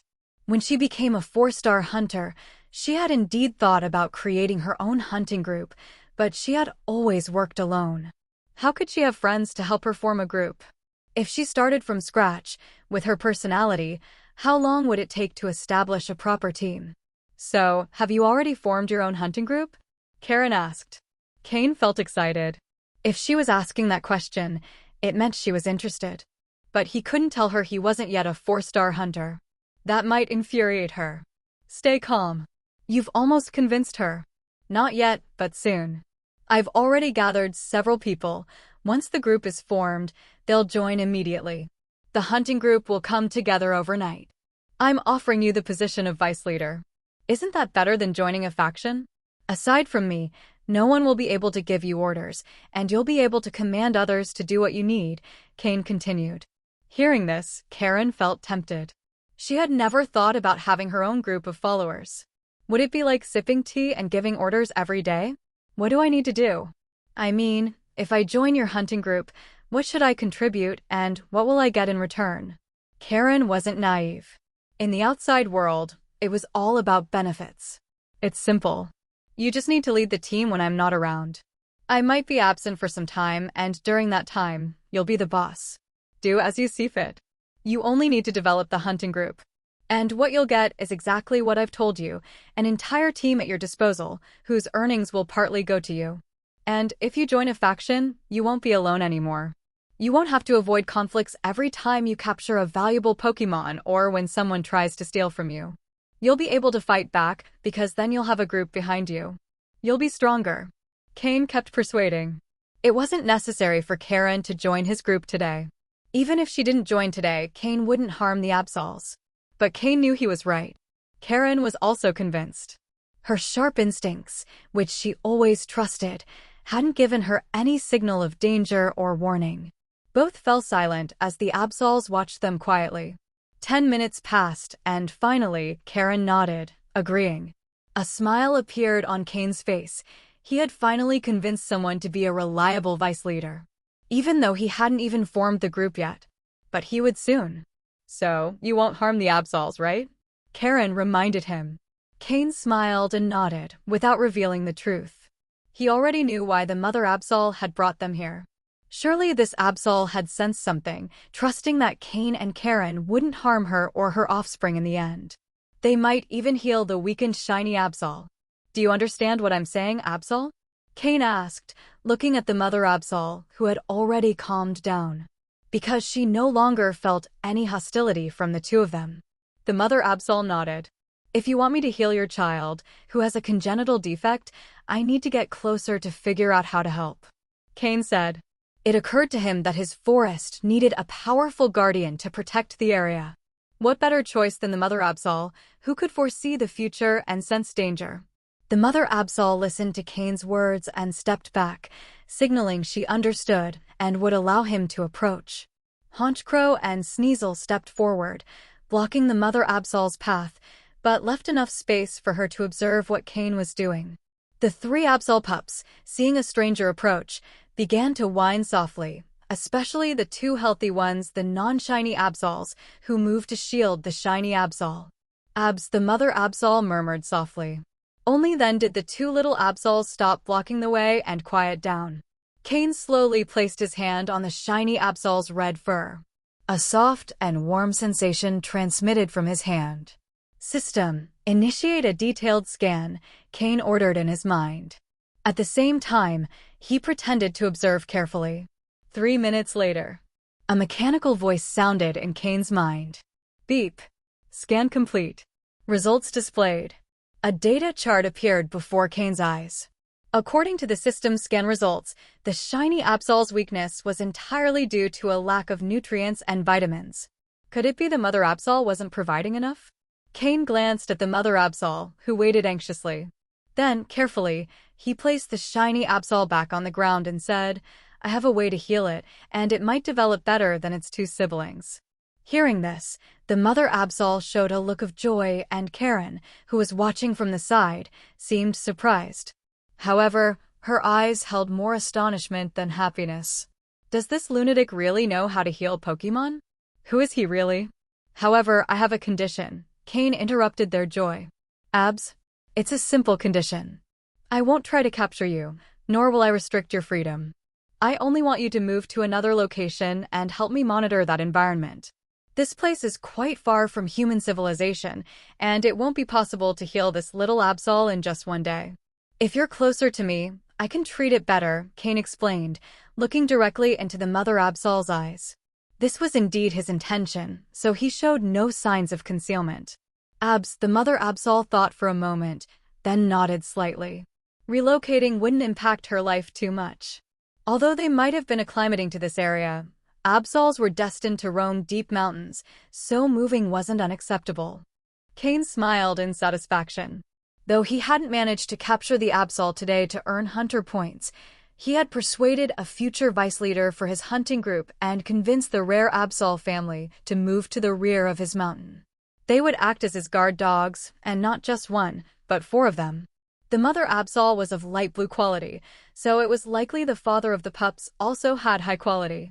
The 2 normal Absols were also light blue, and the shiny Absol was blue quality. If they grew strong, Cain's mountain base would be absolutely secure. Because an Absol could foresee dangers, and if one prediction wasn't entirely accurate, how about 4 predictions at the same time? Moreover, the shiny Absol held certain training potential. During its treatment, if Cain managed to earn its trust, he might even persuade it to join his team.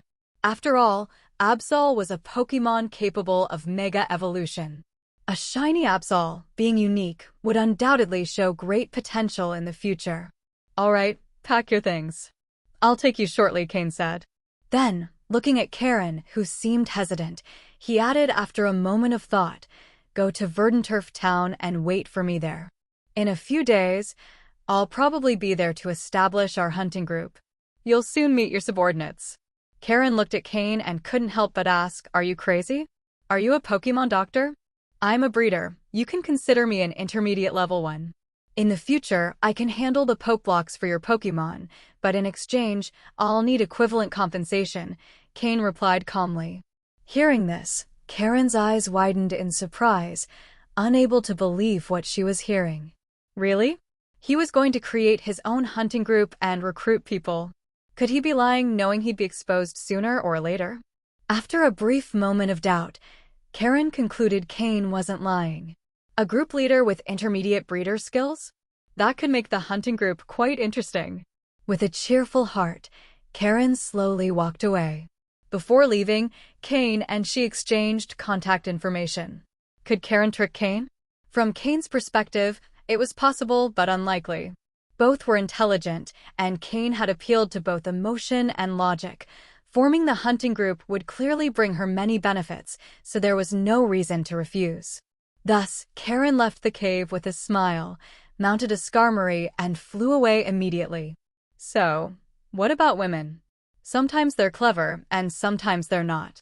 Didn't she consider the possibility that after she left, Cain could capture the Absols and claim the mission reward for himself? Cain thought about this, shook his head, and returned to the cave. In truth, it wasn't that Karen was naive, but that her sixth sense told her Cain wouldn't do that. Sometimes intuition can be incredible. Watching Karen leave, Cain turned back and re-entered the cave. He saw the mother Absol had already gathered her 3 pups. The 2 healthier Absols were perched on her back, while the weaker shiny Absol was being carried in her mouth. "Let's go," Cain said, looking at the Absol. However, just as they were leaving the cave, the mother Absol suddenly stopped. Her eyes, glowing with psychic power, flickered. Cain looked curiously at Absol.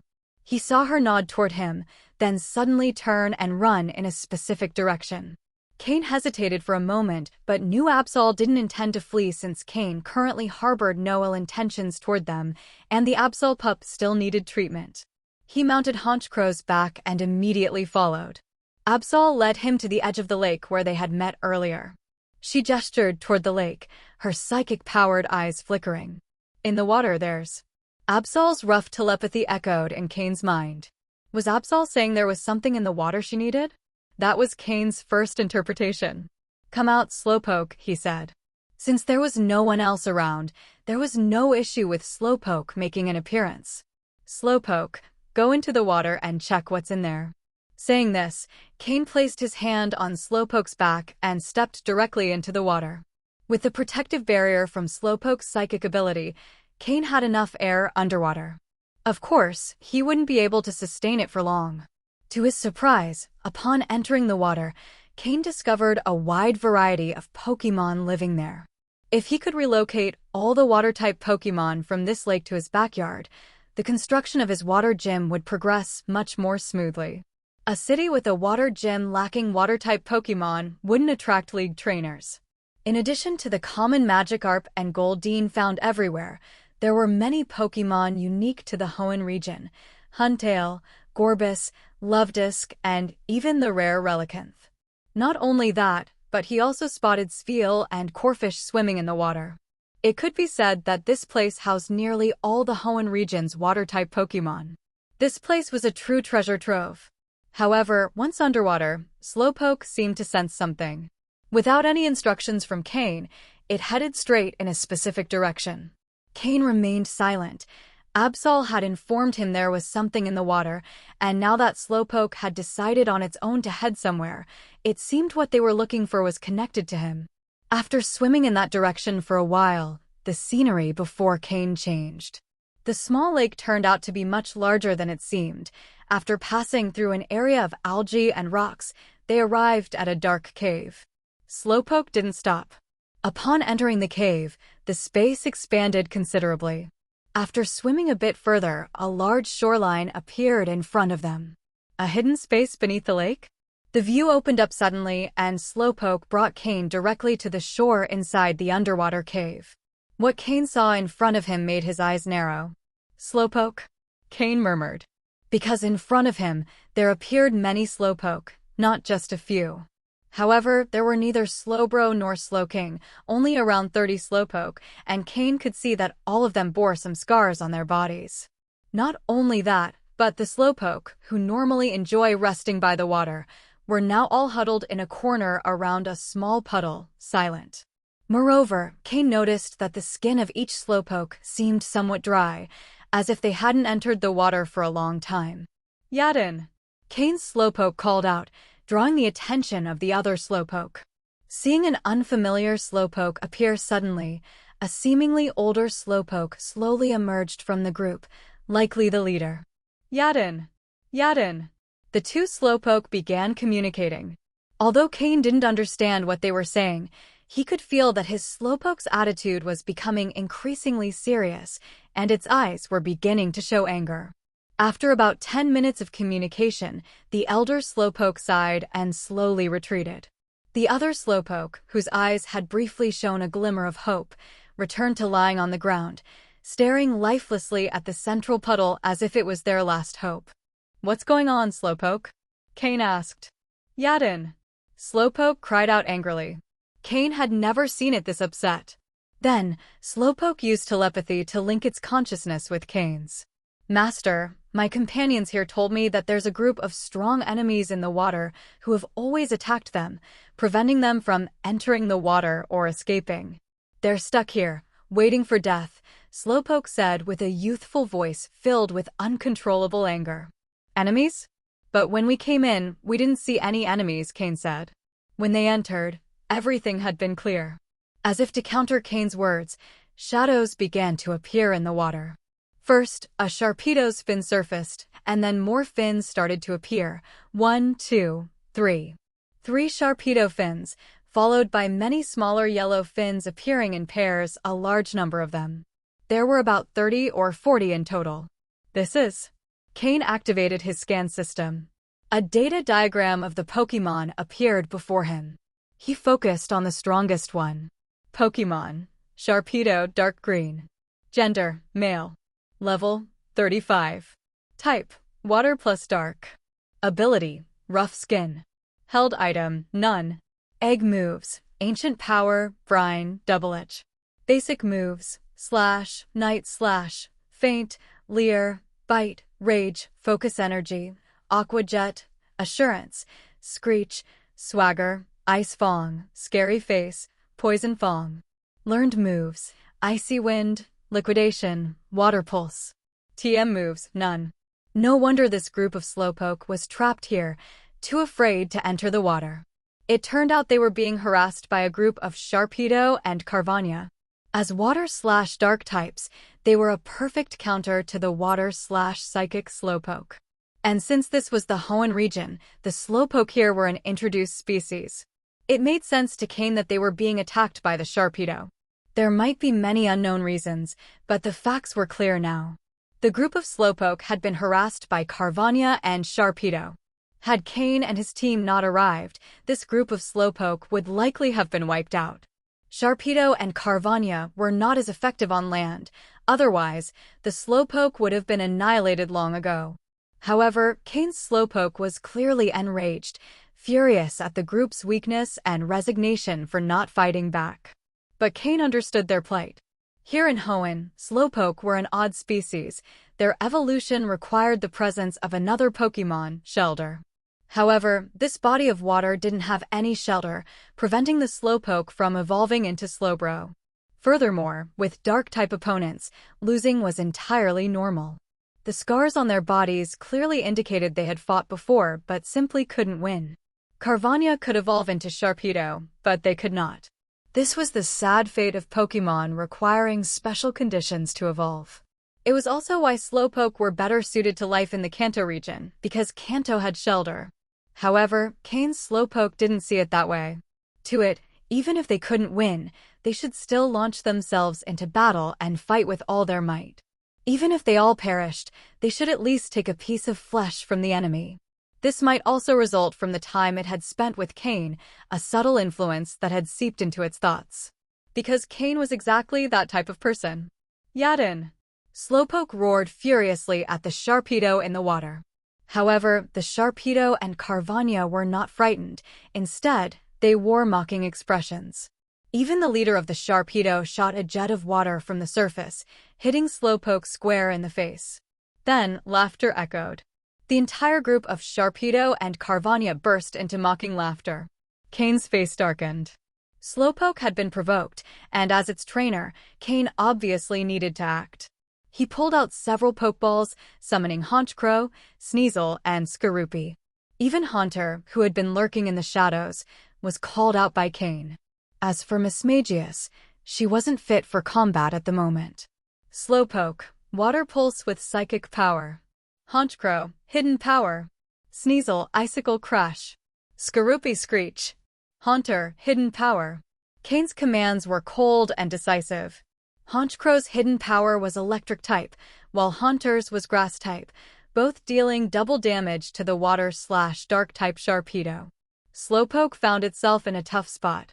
Due to its type disadvantage, a deep sense of helplessness overwhelmed it.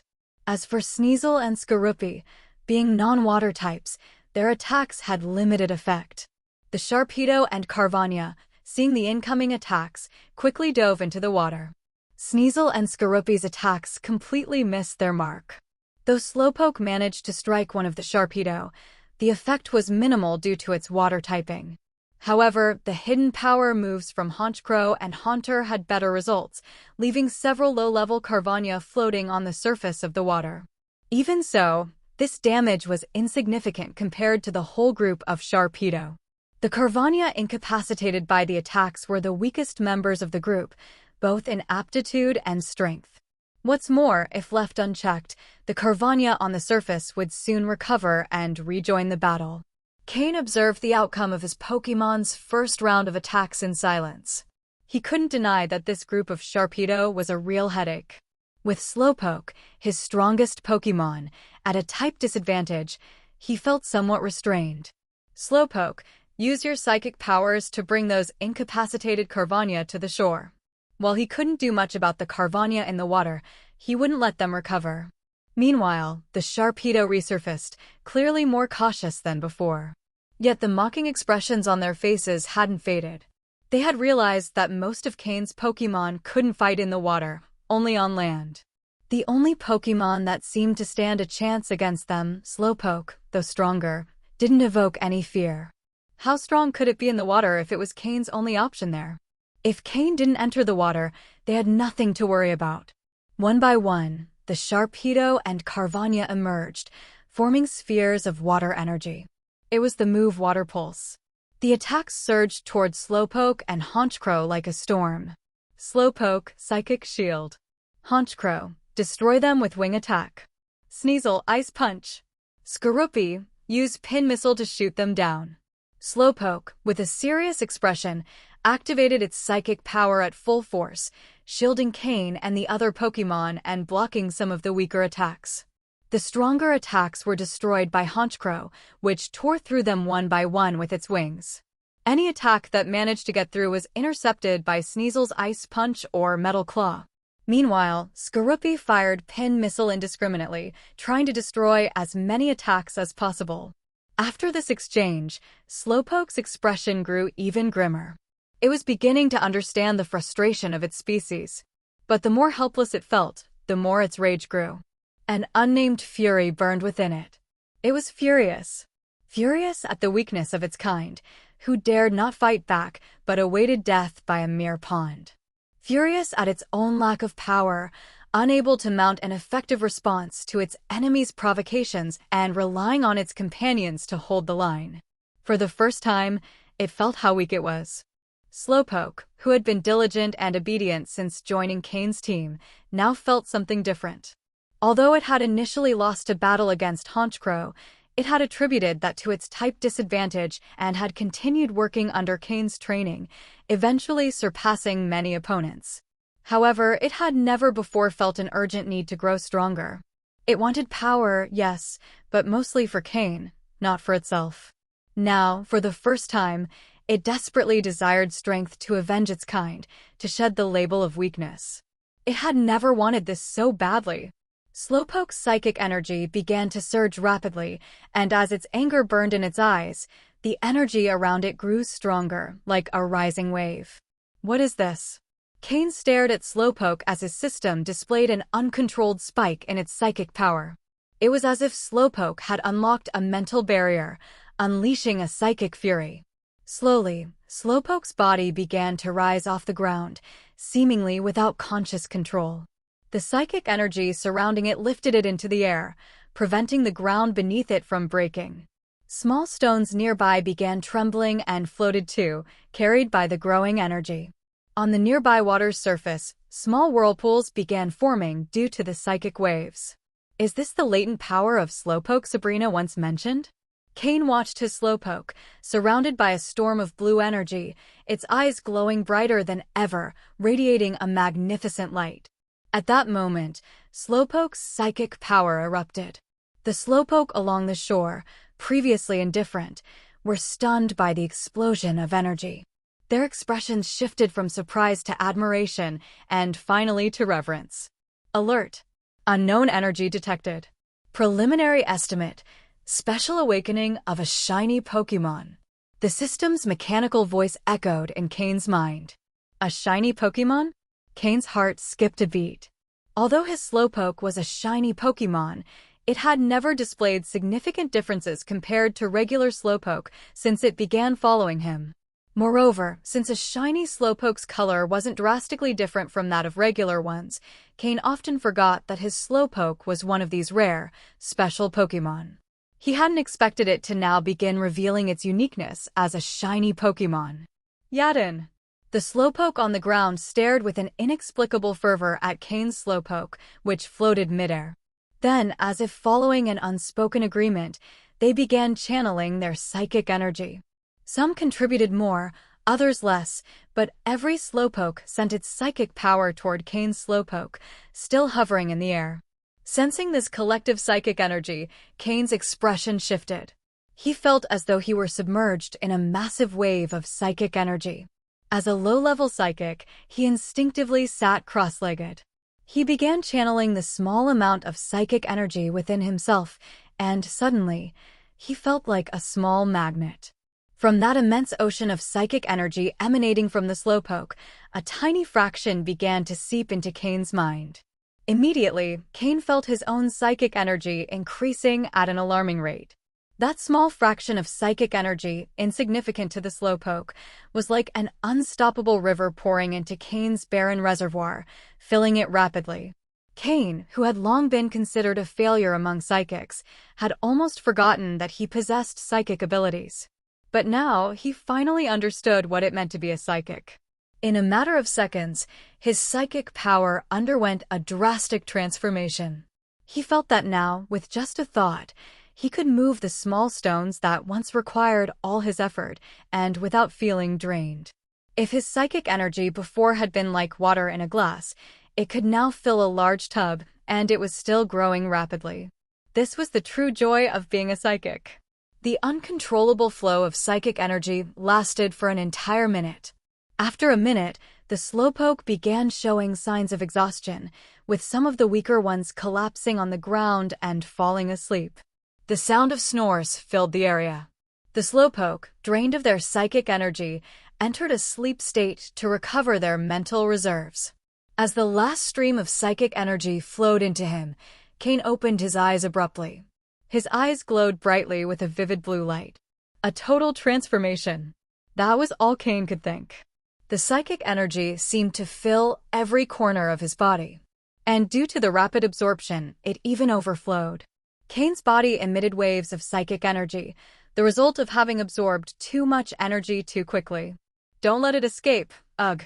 Cain tried to speak, but as soon as he opened his mouth, a surge of psychic energy burst out. He quickly closed his eyes and focused, directing the psychic energy back into his mind. Meanwhile, the Slowpoke floating in the air also ceased absorbing psychic energy. The energy surrounding it began to concentrate once more within its body. Unlike Cain, who couldn't control the overflow, Slowpoke seemed like a bottomless well, absorbing all the energy without letting a drop escape. Calmly, it floated down to the ground and lay down. Meanwhile, Honchcrow and the others remained in their positions, though they didn't fully understand what had just happened. Seeing the serious expressions on Cain and Slowpoke's faces, they realized this was no trivial matter, so they continued guarding them silently. As for the Sharpedo in the water, they were utterly perplexed. They had witnessed Slowpoke's transformation with their own eyes. As dark types, they should normally feel no reaction to psychic energy. Yet the immense power radiating from Slowpoke stirred a strange sensation of fear within them. Could these pink Pokémon be dangerous? The leader of the Sharpedo shook its head, trying to banish the absurd idea from its mind. It decided to attack to demonstrate its power. A torrent of water swirled around it and surged forward in a massive stream aimed at the group. Honchcrow and Sneasel prepared to intercept the attack, their expressions tense. But at that moment, Slowpoke suddenly opened its eyes, and a powerful psychic shockwave interrupted the assault. Slowpoke's psychic energy, like an enormous invisible hand, easily deflected the torrent of water. Slowpoke rose slowly. There were no visible signs of psychic energy surrounding it now, but it felt like a ticking time bomb, ready to explode. Yadin! At that moment, its eyes gleamed with an unusual light Cain recognized instantly. Is that Miracle Eye? Cain exclaimed, astonished. Normally, a Slowpoke couldn't learn Miracle Eye, not through breeding or training. But with the awakening of its shiny nature, had Slowpoke mastered this move? And not only that, its psychic power was now even more terrifying. Though it didn't show it openly, Cain could sense it as a psychic. Then, Slowpoke unleashed its most powerful psychic-type move, Psyshock.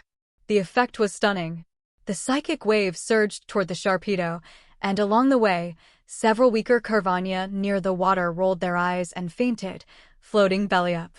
Dark-type Pokémon, defeated by the residual force of a psychic wave? Slowpoke's psychic energy had grown exponentially, and with the help of over 30 of its kind, it had become many times more powerful. With the addition of Miracle Eye, its offensive capability had reached an unprecedented level. The Psyshock struck the Sharpedo square on the head. Its eyes widened in shock as the attack hit, leaving it dazed like never before. Slowpoke had fully awakened its power. Under Cain's system scan, Slowpoke's level rapidly increased by 2, reaching level 36. Not only did it learn the move Miracle Eye, but its quality peaked at deep green, displaying a mix between deep green and light blue. This phenomenon couldn't be identified by the system. The preliminary estimate was that Slowpoke's aptitude had surpassed deep green, but due to the rapid increase, its body had not yet fully assimilated the change. Given time, it might stabilize at light blue, or perhaps even higher. But Cain's gains weren't limited to the evolution of Slowpoke's potential or the increase in its psychic power. His own psychic ability had also improved significantly. Based on what Cain felt, his psychic ability had reached the level of a beginner psychic. However, the telepathy move still needed to be learned, and Cain wasn't entirely sure if he had truly reached that level or if it was just an illusion. After the attack, Slowpoke finally returned to its calm demeanor. The intense desire it had felt within had triggered its awakening, enabling it to learn the psychic-type move Miracle Eye. From that moment on, Dark-type Pokémon would no longer be an insurmountable threat. At the very least, they could hurt each other instead of enduring damage passively. Sharpedo, which had been attacked by Slowpoke, took a few moments to recover. When it looked back at Slowpoke, a flicker of fear appeared deep in its eyes, though it was quickly masked by its fierce expression. As the leader of its group, it couldn't show fear. If it did, what would happen to the young Carvania under its command? Just as expected, seeing that Sharpedo was unscathed, the Carvania became lively again. After all, only a few of them had lost the ability to fight. As long as Sharpedo remained, their combat power stayed intact. A mischievous smile crossed Slowpoke's face, but it didn't attack again. Instead, it looked at Cain. At that moment, Cain had also finished assimilating the change in his own psychic ability. Master, it seems your psychic power has also grown significantly. Slowpoke communicated directly with Cain through telepathy. Slowpoke's power had not only increased in magnitude, but also in control. Now, telepathy came naturally to it, without the need for concentration as before. Cain nodded. It still feels a bit new, but thanks to you, it has improved a lot. I think I've reached the level of a beginner psychic. Then he added, Slowpoke, teach them a lesson. Otherwise, they'll think we can't do anything to them. Slowpoke nodded as well. Use Calm Mind, then Miracle Eye. Sharpedo might be too agile in the water and could dodge, so aim for the Carvania, Cain said. Yadin, cried Slowpoke, closing its eyes to enter a meditative state.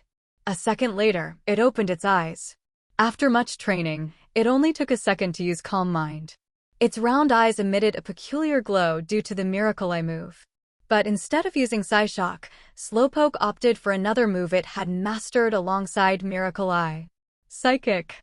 Small black-blue energy spheres appeared around Slowpoke, like tiny black holes absorbing all surrounding light. These spheres rapidly launched toward the excited Carvania. Although it was psychic energy, the Carvania felt the threat. Boom! Explosions echoed in the water. One by one, the Carvania began to float belly up on the water's surface, with some even knocked out by the residual effects of the explosions. These Carvania weren't very powerful, relying only on their numbers to dominate the water. And they were even less capable against Slowpoke, who countered them completely. Now, under the attacks of a single Slowpoke, their group was being decimated. Without needing Cain's orders, Slowpoke began hurling the unconscious Carvania to the shore. There were so many Carvania that more kept coming, but Slowpoke's pace of knocking them out only increased. With its continuous use of Miracle Eye and Psychic, its mastery of these moves grew increasingly refined. Among the Carvania thrown to the shore, a few had good aptitudes, and Cain captured them with Pokeballs. After all, leaving them on the shore made no sense. It would be better to exchange them for hunter points. Perhaps after defeating this group of Sharpedo, his hunter rank might even increase. Finally, the Carvania began to panic. More and more of them were being knocked out, and the Sharpedo couldn't stop it. Slowpoke, speed it up, Cain said. Upon hearing the command, Slowpoke began to attack faster. However, the Sharpedo finally devised a plan. A group of them started taking turns receiving Slowpoke's attacks.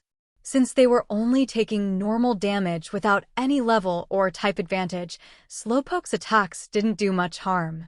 Meanwhile, other Sharpedo began counterattacking, launching Dark-type moves at Slowpoke. Forced to halt its offensive, Slowpoke could no longer keep attacking.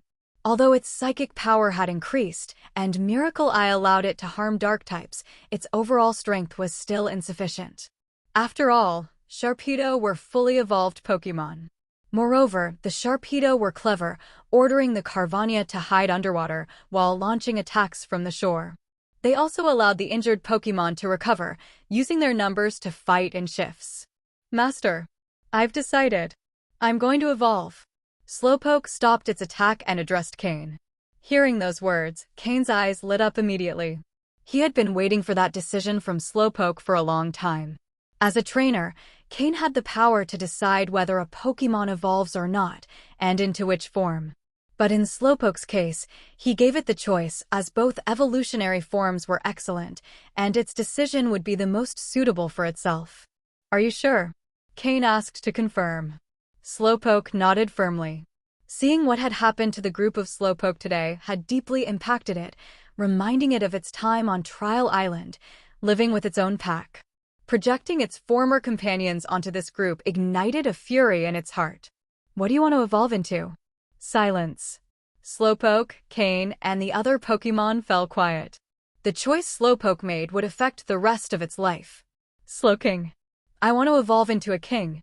Lead them to freedom, said Slowpoke with determination. In truth, Slowpoke's decision didn't surprise Cain. In a place and situation like this, choosing to evolve into Slowking was undoubtedly the best option. Moreover, after the massive increase in Slowpoke's psychic powers, Slowking was the evolution that suited him best. If Cain had to choose, he likely would have had Slowpoke evolve into Slowking.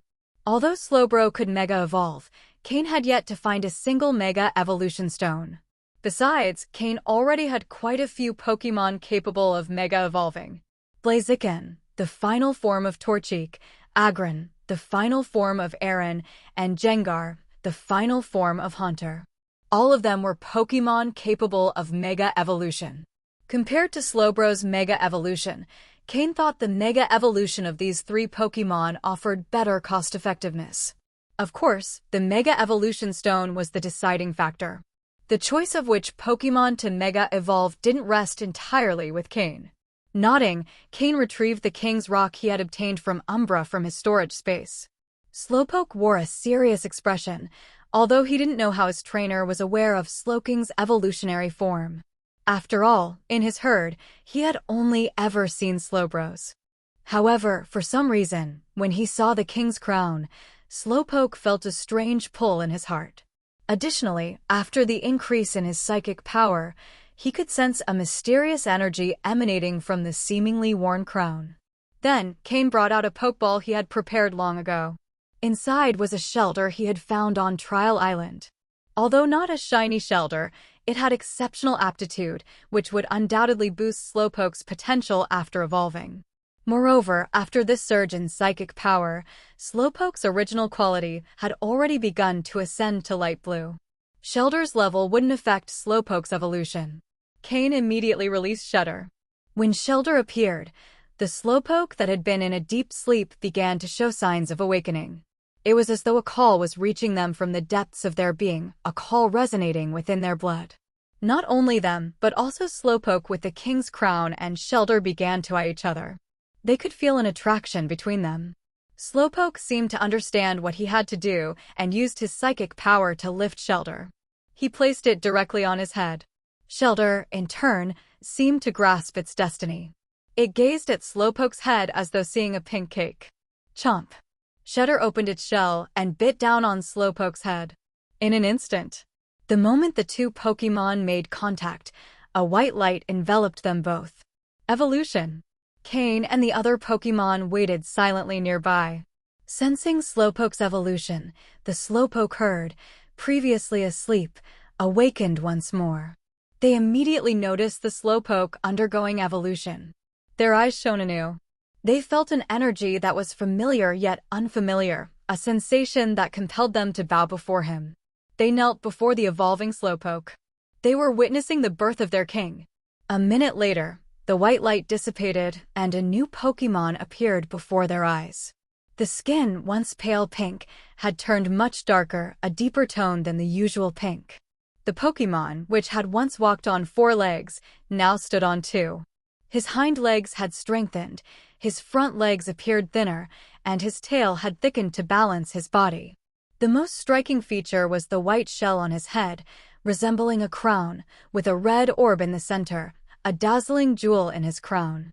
Not only that, but around his neck was something that looked like a bib. Slowking. Slowpoke had successfully evolved into Slowking. Moreover, based on Slowking's skin color, he remained a shiny Pokémon. It wasn't clear whether Shelter's involvement in the evolution hadn't impacted Slowpoke's shiny status, or if they had simply been lucky, but in any case, Slowking remained a shiny Pokémon. Slowking seemed slightly awkward walking on 2 legs. After taking a wobbly step, he gradually adapted.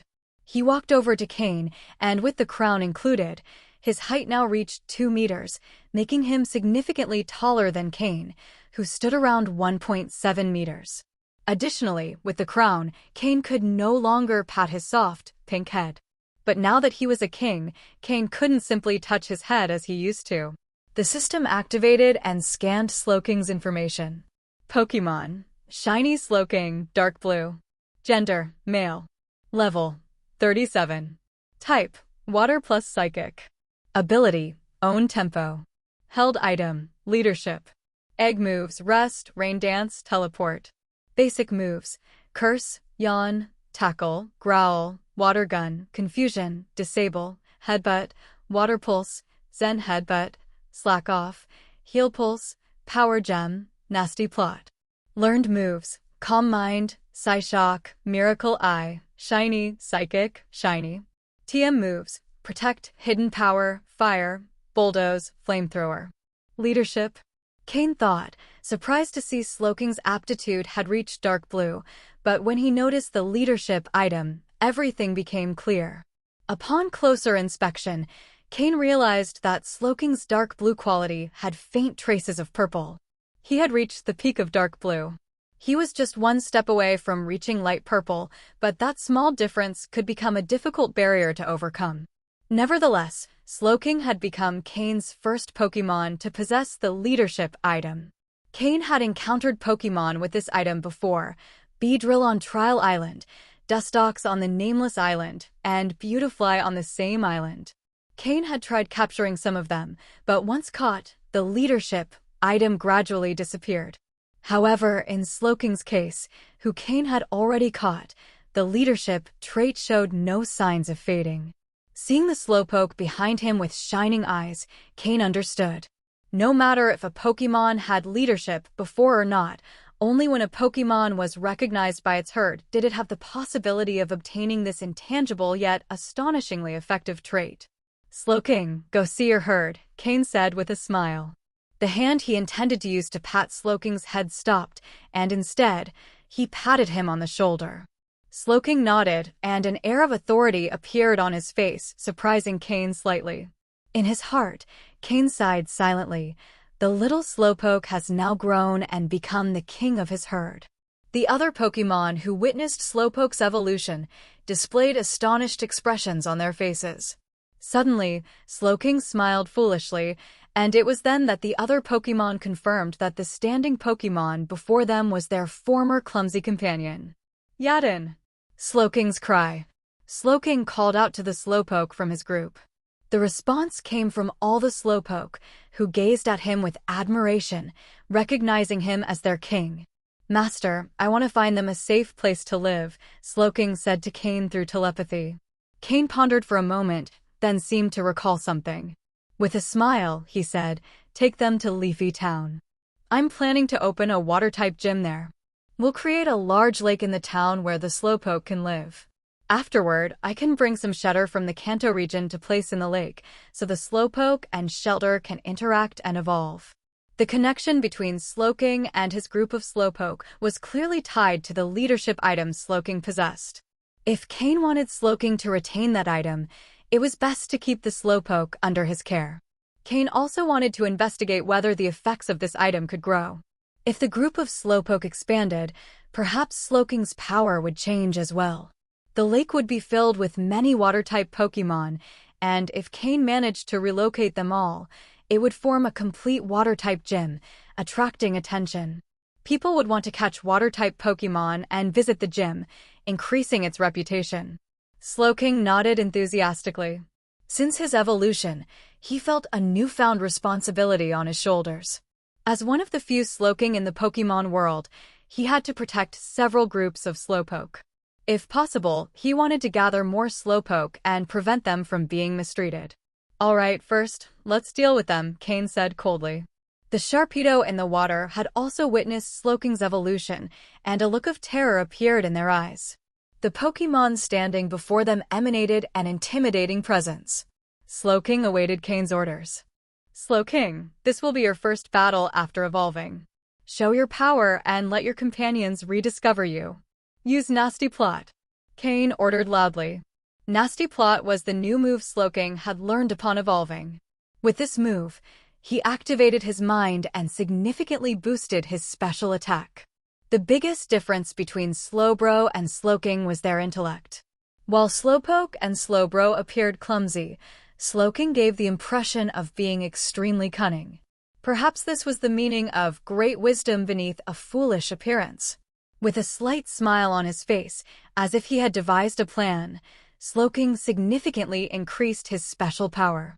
Sloking, use Miracle Eye and then Psychic to take out those Carvania. Honchcrow, Sneasel, and Skorupi, make sure to pull the Carvania out of the water when they fall. Cain ordered. Yadin! Sloking's cry. Sloking's eyes gleamed with a rainbow of colors as he used Miracle Eye, enabling him to see through the essence of Dark-type Pokémon. Then, a series of dark psychic energy spheres formed around him and flew in various directions. Boom! Boom! Boom! The psychic energy explosions took out several weaker Carvania in the water. Honchcrow, alert, used its claws to bring back the farther Carvania, while Sneasel, sliding on an icy path across the lake's surface, and Skorupi, using its tail, took care of tossing the Carvania to the shore. Sloking didn't pause. After each attack, he immediately launched the next. The Sharpedo tried to intervene, but Sloking temporarily ignored them, focusing on eliminating the weaker Carvania. 3 minutes later. Acting as a true destruction machine, Slowking had cleared the lake of Carvania. Even those hiding beneath the surface couldn't escape his eyes and attacks. The Sharpedo group in the lake was now reduced to just a few. The Sharpedo leader, with glowing red eyes, watched helplessly as his companions were defeated and taken to the shore. Despite the 3 minutes of intense combat, Slowking showed no signs of exhaustion. Slowking, only they remain. Take them all out. Try a new technique. You now have a vast amount of psychic power, but the focus is limited. Try concentrating your psychic power into a needle shape to increase its lethality, Cain suggested. Yadin! Slowking's cry. Slowking immediately understood. His eyes glowed blue as he concentrated his vast psychic power. However, this power was dispersed, limiting its effectiveness. Under Slowking's mental control, the psychic power began to compress, slowly forming a sharp cone of energy. Despite the lack of experience with this technique, Slowking continued in the right direction. When it was ready, he launched the energy cone at one of the strongest Sharpedo, second only to the leader. This Sharpedo, level 34 with green tier quality, could have been a nightmare for any psychic Pokémon if not for the Miracle Eye move. In the blink of an eye, the energy cone struck the Sharpedo, which barely had time to react before being hit. Boom! The concentrated energy not only increased the attack speed, but also doubled its power. The Sharpedo convulsed briefly before flipping its body over, knocked out like the Carvania. A Sharpedo defeated in a single attack by Slowking. However, there was a drawback. The preparation for this type of attack was too slow. If the Sharpedo had known what Slowking was doing, it likely would have escaped. Only 2 Sharpedo remained. Witnessing the destructive power of Slowking's technique, they were so terrified that they quickly dove underwater. Seeing their movements, Cain stepped forward, placed his hand on Slowking's shoulder, and said, "Come on, don't let them escape." Slowking nodded. Using his psychic power, he carried Cain directly into the water. A barrier surrounded Cain, ensuring he didn't need to worry about breathing. Slowking, use your psychic power to propel yourself forward and control the water currents to increase speed, Cain instructed. Although Slowking's psychic energy talent was greater than his water-type energy, he was still a water-type Pokémon. His speed underwater was impressive, and with the help of his psychic power, the 2 swiftly swimming Sharpedo couldn't outpace him. If not for needing to take care of Cain, Slowking could have gone even faster. With all his strength, Slowking surged forward like a rocket. During the chase, start concentrating your psychic power. This time, make the cone thinner and a bit longer. Following Cain's instructions, Slowking compressed his psychic energy into something spear-like. He launched the spear directly at one of the Sharpedo. The psychic energy spear pierced through the Sharpedo's body the moment it made contact. Its eyes rolled back, and the Sharpedo instantly lost consciousness. Only the Sharpedo leader remained. With a sharp flick of his tail, Slowking increased his speed once more. Swish! Slowking quickly closed the distance between himself and the Sharpedo leader. With each use of his technique, Slowking became more adept at compressing his psychic power. This time, he formed 2 spears simultaneously, his tense expression revealing he was nearing his limit. Swish, swish! The 2 spears sliced through the water as if there were no resistance, heading straight for the Sharpedo leader. Although the leader desperately tried to escape, it couldn't avoid the incoming psychic spears. Both spears struck the leader almost simultaneously. The double impact left it no chance, just like the others. Its eyes rolled back, and its body floated slowly to the surface, belly up. Bring them back with us. Even though these Sharpedo had been defeated, they still held value. Cain planned to capture them and exchange them for points at the Hunter Guild.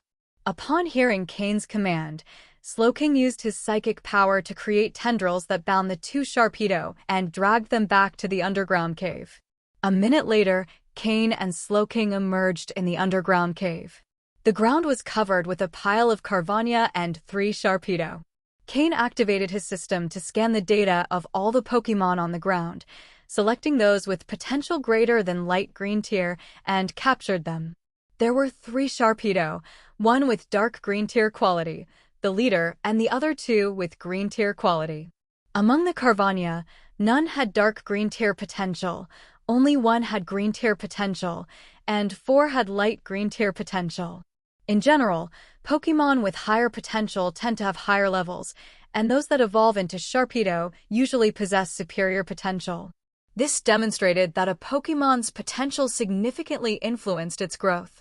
The value of all the captured Pokémon would likely be enough for Cain to advance to a 4-star hunter. If one wanted to quickly rise through the ranks in the Hunter Guild and earn more money, the fastest way was to clear out a large group of wild Pokémon. Alright, we'll leave the rest of the Carvania here. They won't cause much trouble. Slowking, speak with your group and see if they agree, Cain said as he stored the Pokeballs containing the captured Sharpedo and Carvania.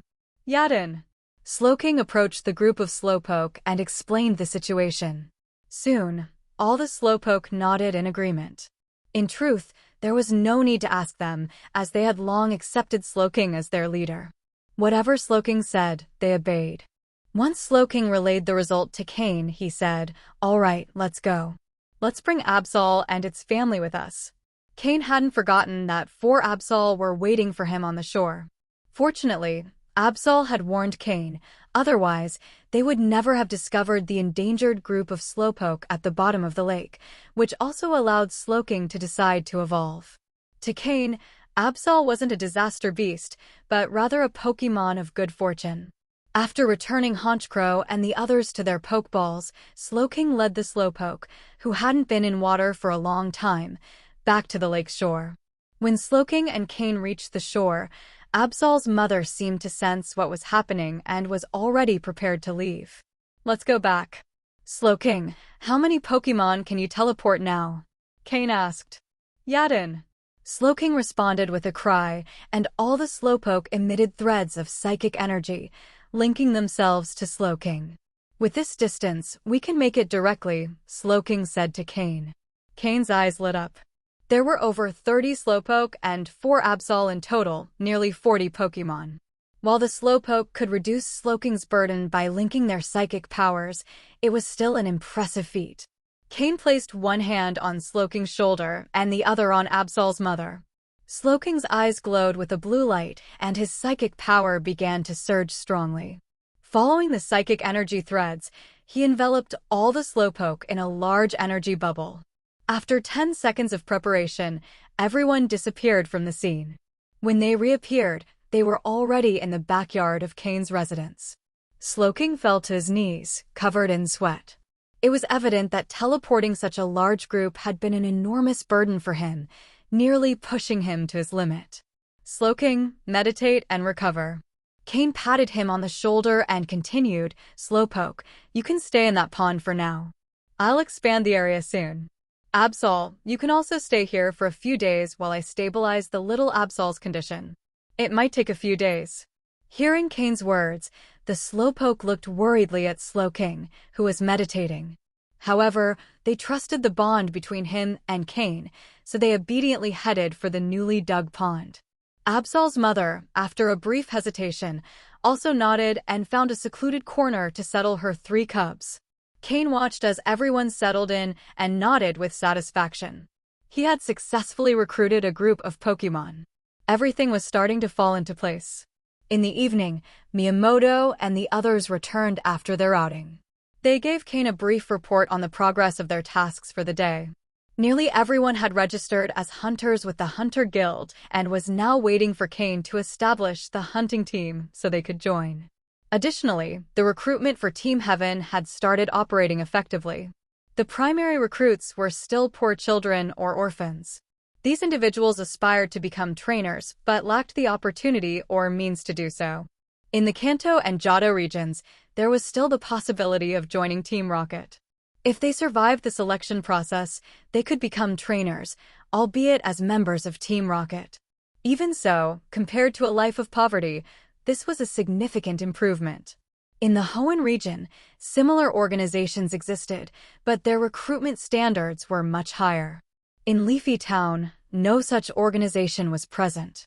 Previously, the Black Serpent Gang could barely sustain its own expenses, let alone support poor children and orphans. However, Cain was different. By forming Team Heaven, he directly invested several million Poke Dollars. This money was primarily used to purchase Pokémon to enhance the combat strength of current members, as well as to acquire Pokémon for new recruits. Of course, Cain also established a set of rules to manage Team Heaven.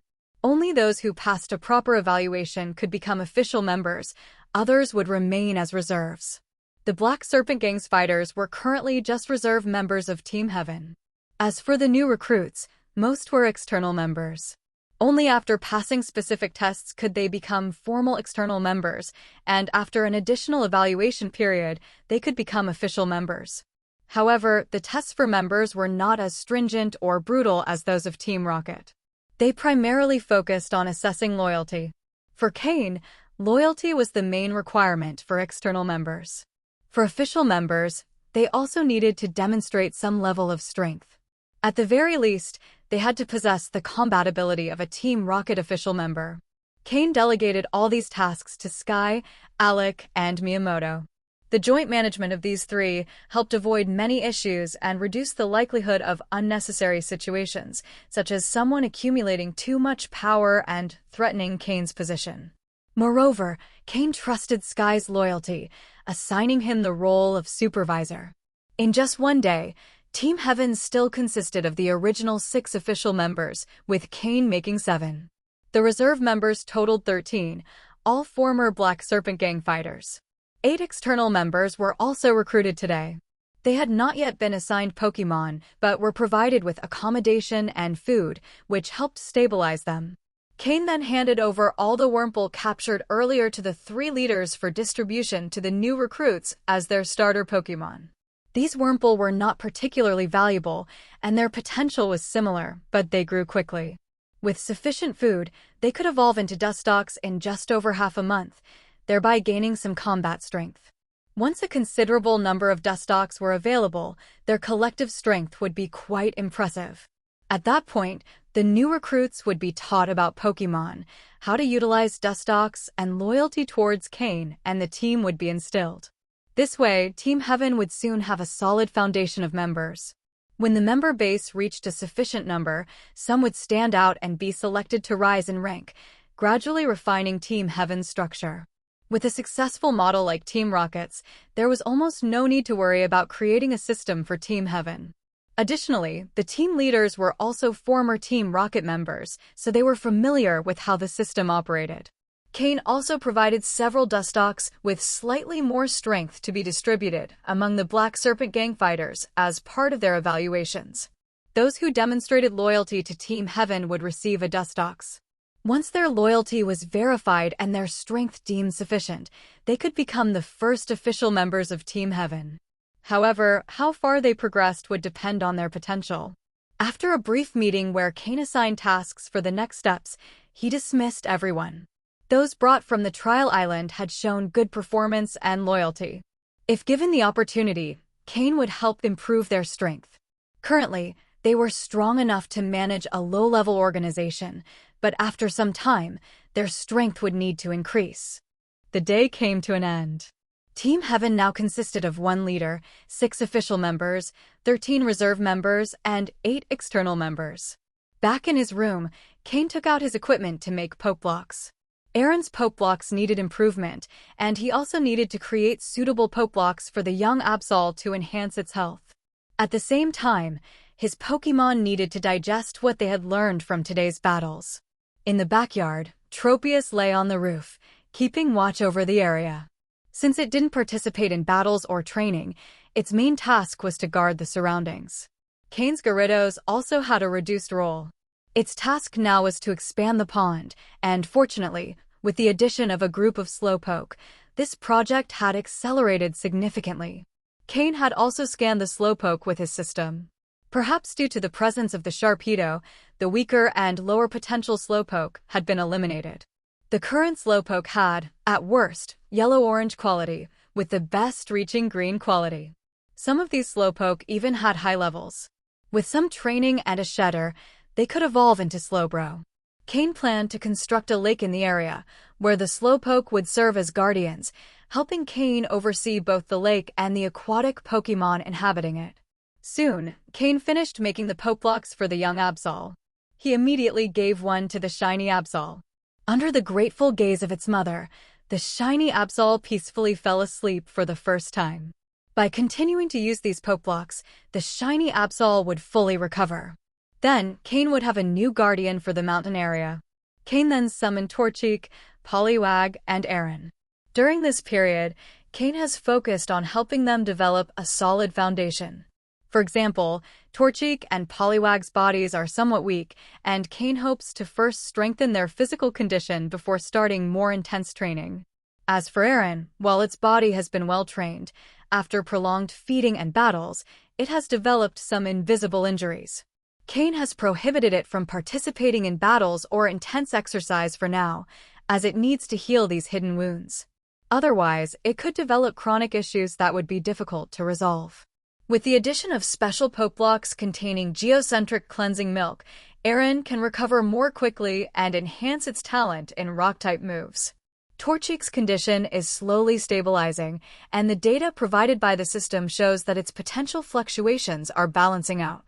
However, with the intake of Cain's customized poke blocks, these fluctuations are slowly increasing. Once they stabilize completely, it's highly likely that Torchic will reach a deep blue quality. As for Poliwag, its extended confinement in the Hunter Association caused its body to use energy only to maintain daily functions, hindering its growth. Thus, it is the most behind in development among the three Pokémon. However, being a pure water-type Pokémon, it has outstanding talent in that type. For now, the task for the three of you is to strengthen your bodies and recover from any internal or external injuries from the past. Otherwise, your future growth might be affected, Cain said, gently patting the heads of the three Pokémon. Compared to Poliwag's damp head and Aaron's metallic one, Torchic's soft head was the most pleasant to touch. Previously, Cain enjoyed patting Slowpoke's head, but now that it has evolved into Slowking, Torchic has taken its place. Cain will likely keep patting Torchic's head until it evolves into Blaziken. Fortunately, Torchic doesn't seem to mind. In fact, it appears to enjoy it, sometimes responding by happily rubbing against Cain. The three little ones were sent to bed early. Since they are still in their growth stage, they need plenty of sleep and proper nutrition. For now, battles are left to the older Pokémon. Both Murkrow and Slowpoke have successfully evolved, and Cain's team has gained significant strength since participating in the final trial. Additionally, Slowking's level has reached 37. It only needs to gain 3 more levels to achieve the Advanced Trainer rank. When that happens, with Slowking as the core, Cain's chances of establishing his water-type gym will significantly increase. In Cain's future plans, Sneasel, Haunter, and Skorupi will be his priority for training. Once Steven obtains the Razor Claw, Cain can evolve Sneasel.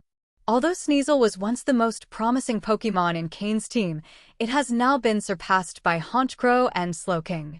Cain has also planned the development of Skorupi's Poison-type moves, which has been more straightforward than with Haunter. Cain provided Skorupi with a Venom Sac from a quasi-elite level Arbok. With Haunter's assistance, Skorupi can slowly consume the venom from the sac. Compared to the poisonous gas Haunter used before, the venom from Arbok's sac is much richer in energy. Immediately after consuming it, Skorupi leveled up, reaching level 26. Skorupi's level is increasing rapidly and will soon catch up with the other Pokémon on the team.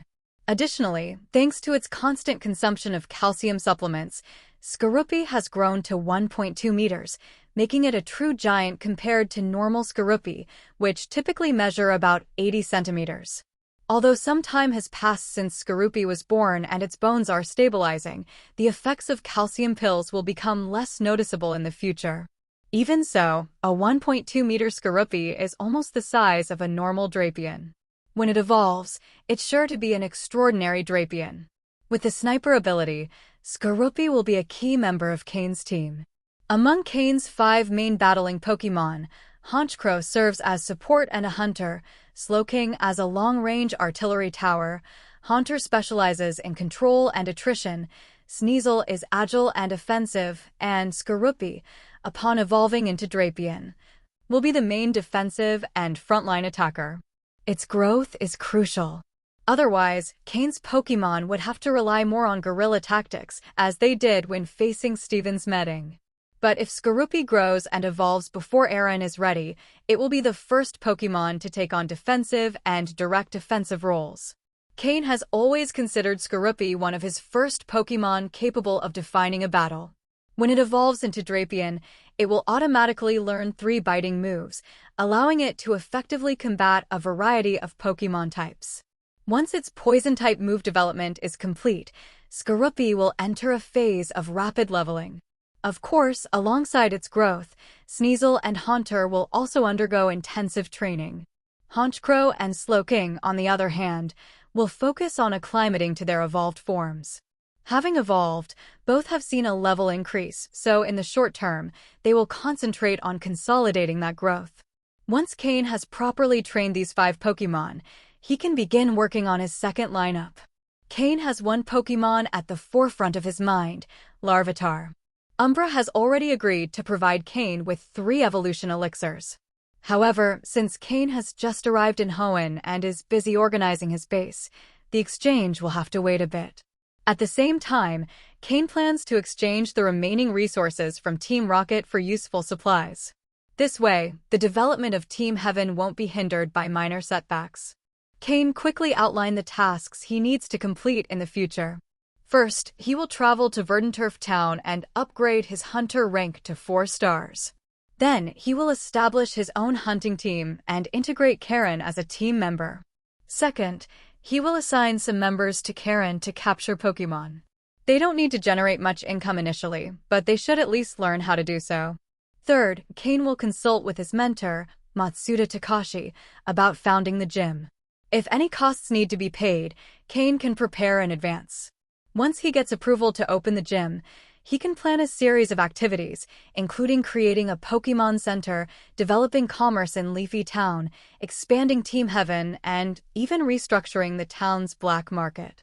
Once the black market is established, Team Heaven can balance income and expenses. This will allow Cain to stop spending his own money, and Team Heaven can operate fully, helping Cain obtain more resources for his growth. Although many of these tasks can be delegated, Cain considers the most important thing to be strengthening his power. It's likely that once the gym is approved, Cain will depart again in search of new experiences. The next morning, after quickly organizing the backyard, Cain left Leafy Town and headed toward Verdanturf Town, flying on Tropius's back. Currently, Tropius fully obeyed Cain, not only because Cain provided its favorite food, but also because Cain's Pokémon were already quite strong, and Tropius, as a Pokémon, followed the orders of a capable trainer. Although Tropius wasn't a fan of battles, it wouldn't refuse if Cain commanded it to fight. However, Cain now had so many training and combat opportunities for his Pokémon that he rarely needed to use Tropius in battles. With its chlorophyll ability, Tropius excelled in long flights. Its back was broad and comfortable, and its flight was very stable. Additionally, in sunny weather, Tropius could fly quite fast. While flying over forests, they occasionally encountered groups of wild Pokémon. Most fled at the sight of Tropius, but there were always a few wild Pokémon that tried to pick a fight. Luckily, Cain had Honchkrow. Although Honchkrow was at level 34 and Tropius at level 40, the difference in quality between them was significant. Honchkrow, with its deep blue quality, far outclassed Tropius, whose quality was light green. Furthermore, Honchkrow's flying type gave it an advantage over Tropius's grass type. If Honchkrow's Moxie ability activated in succession, combined with its powerful Sky Attack move, it could even take down Tropius in a single hit. Cain knew that the only thing Honchkrow lacked was a higher level. During the flight, any wild flying Pokémon that attacked were assigned to Honchkrow to defeat. While some contributed to stacking Honchkrow's Moxie effect, others did not. Still, it was rare for a wild Pokémon to withstand more than one of Honchkrow's attacks. After flying for an hour and a half, Cain finally spotted Verdanturf Town. Compared to Leafy Town, Verdanturf Town was much more developed, with more modern buildings and a significantly larger population.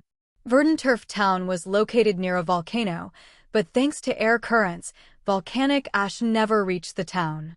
Additionally, the heat from the underground volcano fed the town's famous hot springs, which attracted many visitors.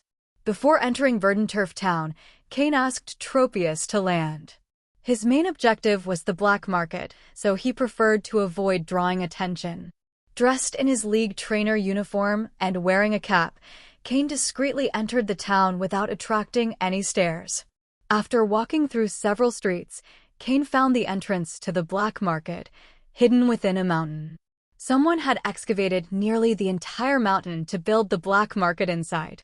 Paying little attention to the factions controlling the black market, Cain changed into a black cloak before entering.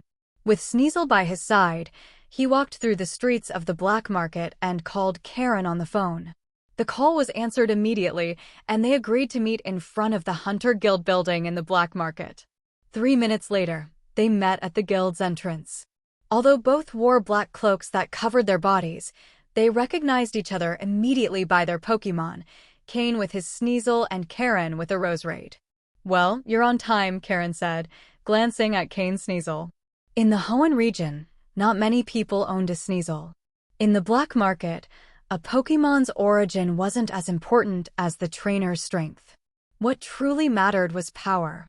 "Let's go," Cain said in a neutral tone, heading toward the guild. The Hunter Guild was a very successful organization that had originated in Kanto and grown with Team Rocket's support. Now, the guild had branches in all regions.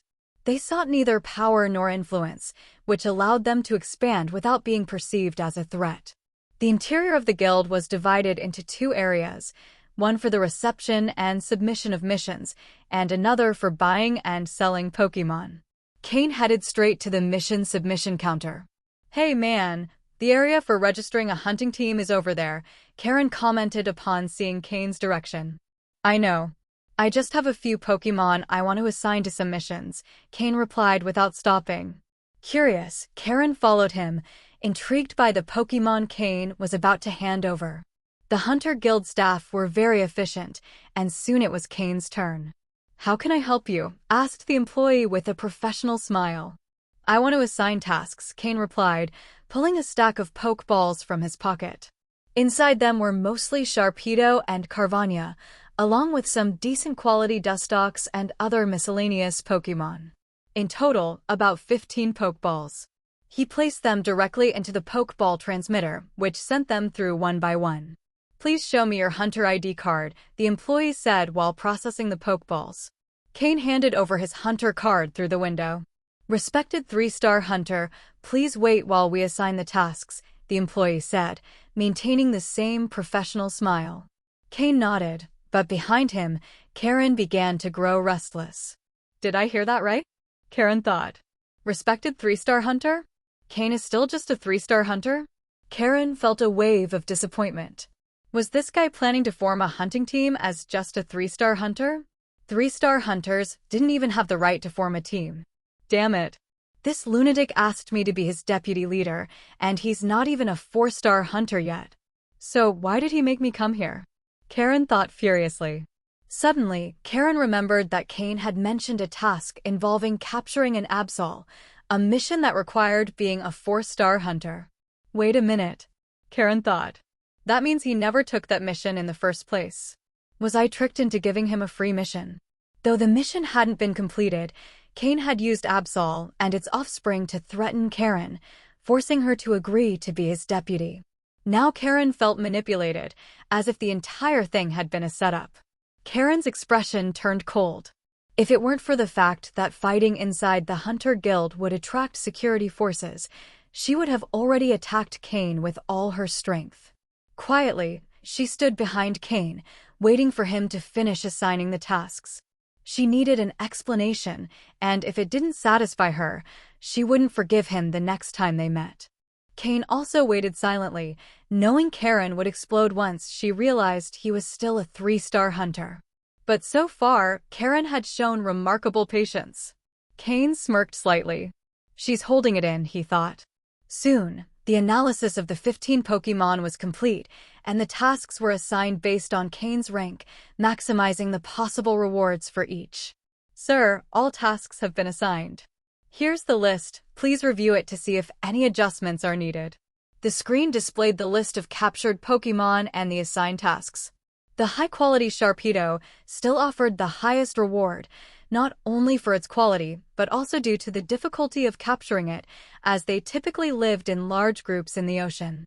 Cain frowned and asked, "Why is the reward for the high-quality Sharpedo so similar to that of the medium-quality Sharpedo?" The employee nodded politely and explained, "Because your hunter rank is 3 stars, the higher rewards for capturing Sharpedo are limited. If you were to ascend to 4 stars, the reward would be significantly higher." Cain quickly understood. It all came down to his hunter rank. Assign tasks for the other 14 Pokémon. "Leave the high-quality Sharpedo unassigned for now," Cain said. "Of course, one moment please," the employee replied, assigning tasks for the remaining Pokémon. Gradually, the tasks disappeared from the list, indicating they had been completed and the rewards transferred to Cain's account. "Sir, all tasks have been completed. You have earned a total of 4.6 million Hunter Points and 4.6 million Poke Dollars. Additionally, your total Hunter Points have reached 10.1 million. Congratulations on ascending to 4-star Hunter. Here's your badge," said the employee, handing Cain a golden star. With 2 green-quality Sharpedo, each worth around 2 million, plus the other 14 Pokémon, Cain had accumulated enough to ascend. He accepted the star and put it away. "Now assign the task for the high-quality Sharpedo," Cain said. Now a 4-star hunter, the reward for the high-quality Sharpedo was updated. The screen displayed a reward of 2 million Hunter Points and 2 million Poke Dollars, the appropriate amount for a superior quality Sharpedo. Cain assigned the Sharpedo's task and sent the Pokeball. Though Sharpedo was strong, it could only fight effectively in water. Cain preferred to sell it rather than train it for land battles, where it would be less efficient. It would likely end up in some millionaire's aquarium as a luxury item. In total, Cain earned 6.6 million Hunter Points and 6.6 million Poke Dollars, and he ascended to 4-star Hunter status, granting him access to higher-value tasks in the future. Cain pocketed his ID card and stood up. Karen, who had been waiting, followed him to a secluded table. They both sat down. "I need an explanation," Karen said in a cold voice. Cain heard Karen's words and immediately burst into laughter. Karen, hearing Cain laugh, opened her eyes wide and prepared to leave. However, Cain stopped laughing just in time, preventing Karen from walking away. "All right, I'm done laughing. Well, as you've just seen, I've now become a 4-star hunter. The last time I found you was purely a coincidence, but I must thank you," Cain said. He truly had to thank her because, if it weren't for her luck, he probably wouldn't have encountered the 4 Absol. He wouldn't have entered the deep lake in the forest, and Slowpoke wouldn't have found its pack, successfully evolving into Slowking. Moreover, Slowking obtained the impressive piece of equipment, leadership. Perhaps all of this was thanks to Karen. Even if Cain had been lucky enough to find Absol's mother, she would never have led him to her den or allowed anyone with ill intentions near her offspring. Because upon seeing Absol, Cain's first thought would have been to capture her, either for personal use or to complete a mission at the Hunter Guild. Karen stared coldly at Cain, waiting for his next words. "But you can't deny that what I told you earlier wasn't wrong. You really need to join an organization to grow faster, don't you? Even if you had found Absol, you probably wouldn't have chosen to capture her at that moment, right?" Cain said calmly. "And now I'm a 4-star hunter. I can officially form my own hunting group. There isn't much difference from what I told you before, is there? Besides, I never claimed to be a 4-star hunter. I only mentioned wanting to form a hunting group." Karen fell into deep thought as she listened to Cain. Although Cain had deceived her and she was angry, he hadn't caused her much harm, had he? And now that Cain had truly become a 4-star hunter, he had the ability to form his own hunting group. If things went as he said, the hunting group would grow quickly after its founding, recruiting several people. It would be better to join a newly formed group than to have subordinates in an established one or start from scratch to recruit members. Then, Cain pulled a metal box from his storage space, placed it on the table, and opened it in front of Karen. "This is..." Karen looked at the contents of the box, unable to confirm what she was seeing. "That's right, advanced poke blocks. While they're the most common ones, they're still quite pricey. Consider this compensation for hiding the truth from you. Cain continued, all you have to do is agree to become the deputy leader of the hunting group. As deputy leader, you'll enjoy various benefits, including a steady supply of advanced Pokeblocks for your 3 current Pokémon. If you help the group reach 2-star status, you'll get enough for 4 Pokémon. At 3 stars, it'll be for 5 Pokémon, and so on. When you reach 6-star hunter status, I can have custom Pokeblocks made for you based on your specific needs. That's the perk of being the deputy leader. Of course, any reward comes with responsibilities. The most important thing is not to betray me, or I'll hunt you down no matter where you hide. Believe me, I have the means to do so. All you need to do is help develop the hunting group with determination. My ultimate goal is to be a leader who doesn't have to do much work. But if there's ever a tough mission or a Pokémon you can't handle, come directly to me. Cain laid out his terms plainly. Karen fell back into contemplation. Looking at the box full of advanced Pokeblocks, her mind began to waver. She couldn't deny that the advantages Cain was offering were highly tempting to her. After all, as a lower-class trainer, she didn't have access to a specialized breeder to make custom Pokeblocks for her. She didn't even have the money for it, let alone the necessary status. Even common advanced Pokeblocks were only affordable for her Roserade. Her other Pokémon were still fed medium-level Pokeblocks. Moreover, she needed more funds to train her Pokémon or find others with greater potential. She couldn't let her power stagnate. Cain didn't rush her. He simply crossed his arms and waited patiently. 10 minutes later, as if she had made a decision, Karen leaned over the table, looked down at Cain, and said, "Fine, I'll accept being the deputy leader of your hunting group. Just make sure you keep your word." Cain smiled and pulled 2 more boxes from his storage space, placing them in front of her. Here are 2 additional portions of advanced Pokeblocks. Each box has enough for 2 months. When you run out, contact me. Now, let's go register the hunting group. Cain stood and headed for the registration counter. Registering a hunting group was similar to registering as an individual hunter. Once a hunter reached 4-star status, they could register their group for free. The difficult part was recruiting people, but Cain had a simple plan. He only needed Sky and the others. Cain chose a simple name for the group, Heavenly Hunting Group, which earned some complaints from Karen. The 2 reappeared at the Hunter Guild entrance, but this time, in addition to the 4 stars on their badges, they had the hunting group's emblem on their right shoulders. Cain had sketched the emblem quickly. It wasn't overly ugly, but wasn't particularly attractive either. All done. The group is registered, and your name is listed as deputy leader, Cain said. Karen nodded and asked, "Your hunter name is Joker, and mine is now Hunter J. But there's another deputy leader, Hunter O. Who's that?" Cain had registered the group under his hunter name, Joker, and changed Karen's name to Hunter J. However, he had added another deputy leader, Hunter O, whose identity Karen didn't know. Cain knew exactly who it was. It was part of his little joke. When registering Sky and the others, he had assigned them different letters. Miyamoto was O, Alec was K, and Sky was E. The other deputy leader was Miyamoto. Although Cain trusted Karen's abilities, he also wanted Miyamoto to serve as another deputy, not to undermine Karen, but to keep him informed about the group's situation. It was like having a supervisor. This was all part of his plan. You'll find out soon. Stay around for a few days. I'll bring them in one by one, and then you'll handle the recruiting. After that, the rest is up to you. Cain waved his hand and left the guild. He left Karen waiting alone for Miyamoto's arrival. Sky and Alec had other tasks, and the group's leadership would be split between Miyamoto and Karen. The rest of the team would be divided. Half would stay in Leafy Town while the other half handled group missions, rotating as needed. Cain walked through the black market for a while longer, mainly to sell the items he had obtained on the trial island. He sold 20 large pearls, each valued at 50,000 Pokedollars, and 65 small pearls at 10,000 Pokedollars each. In total, this brought him an income of 1,650,000 Pokedollars. Then there were the evolutionary stones, 1 intermediate-level dusk stone, 3 initial-level moon stones, 1 initial-level leaf stone, and another intermediate-level leaf stone.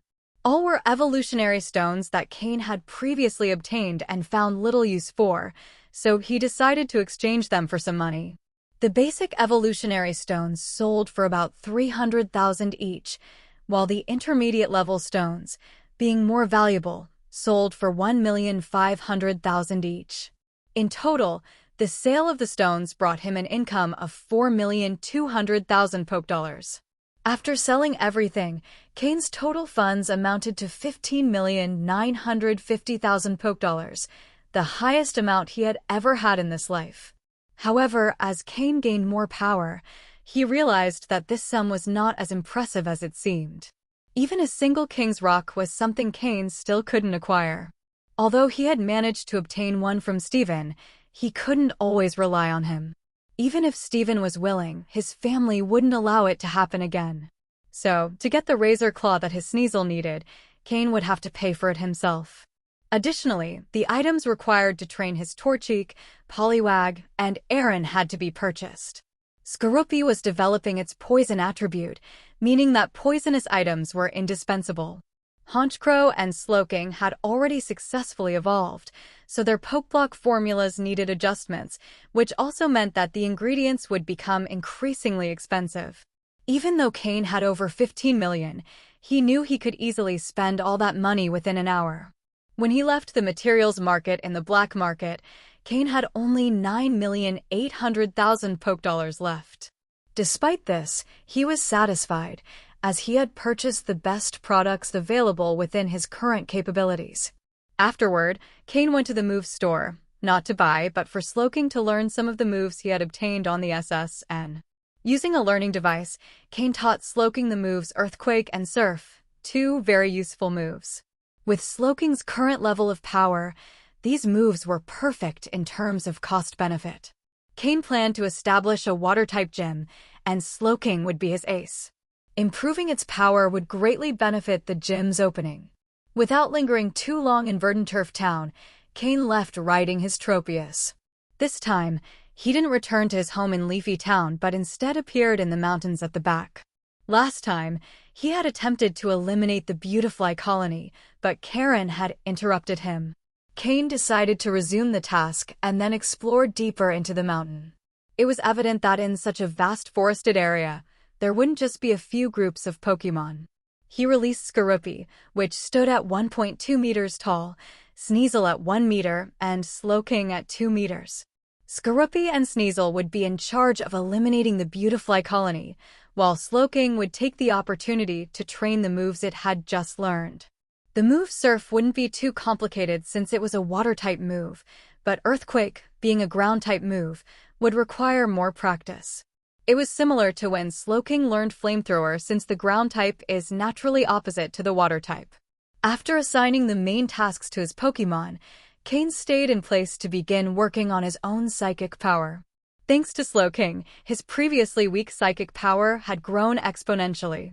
Until that moment, Cain wasn't sure how strong he had become or if he had reached the level of a beginner psychic.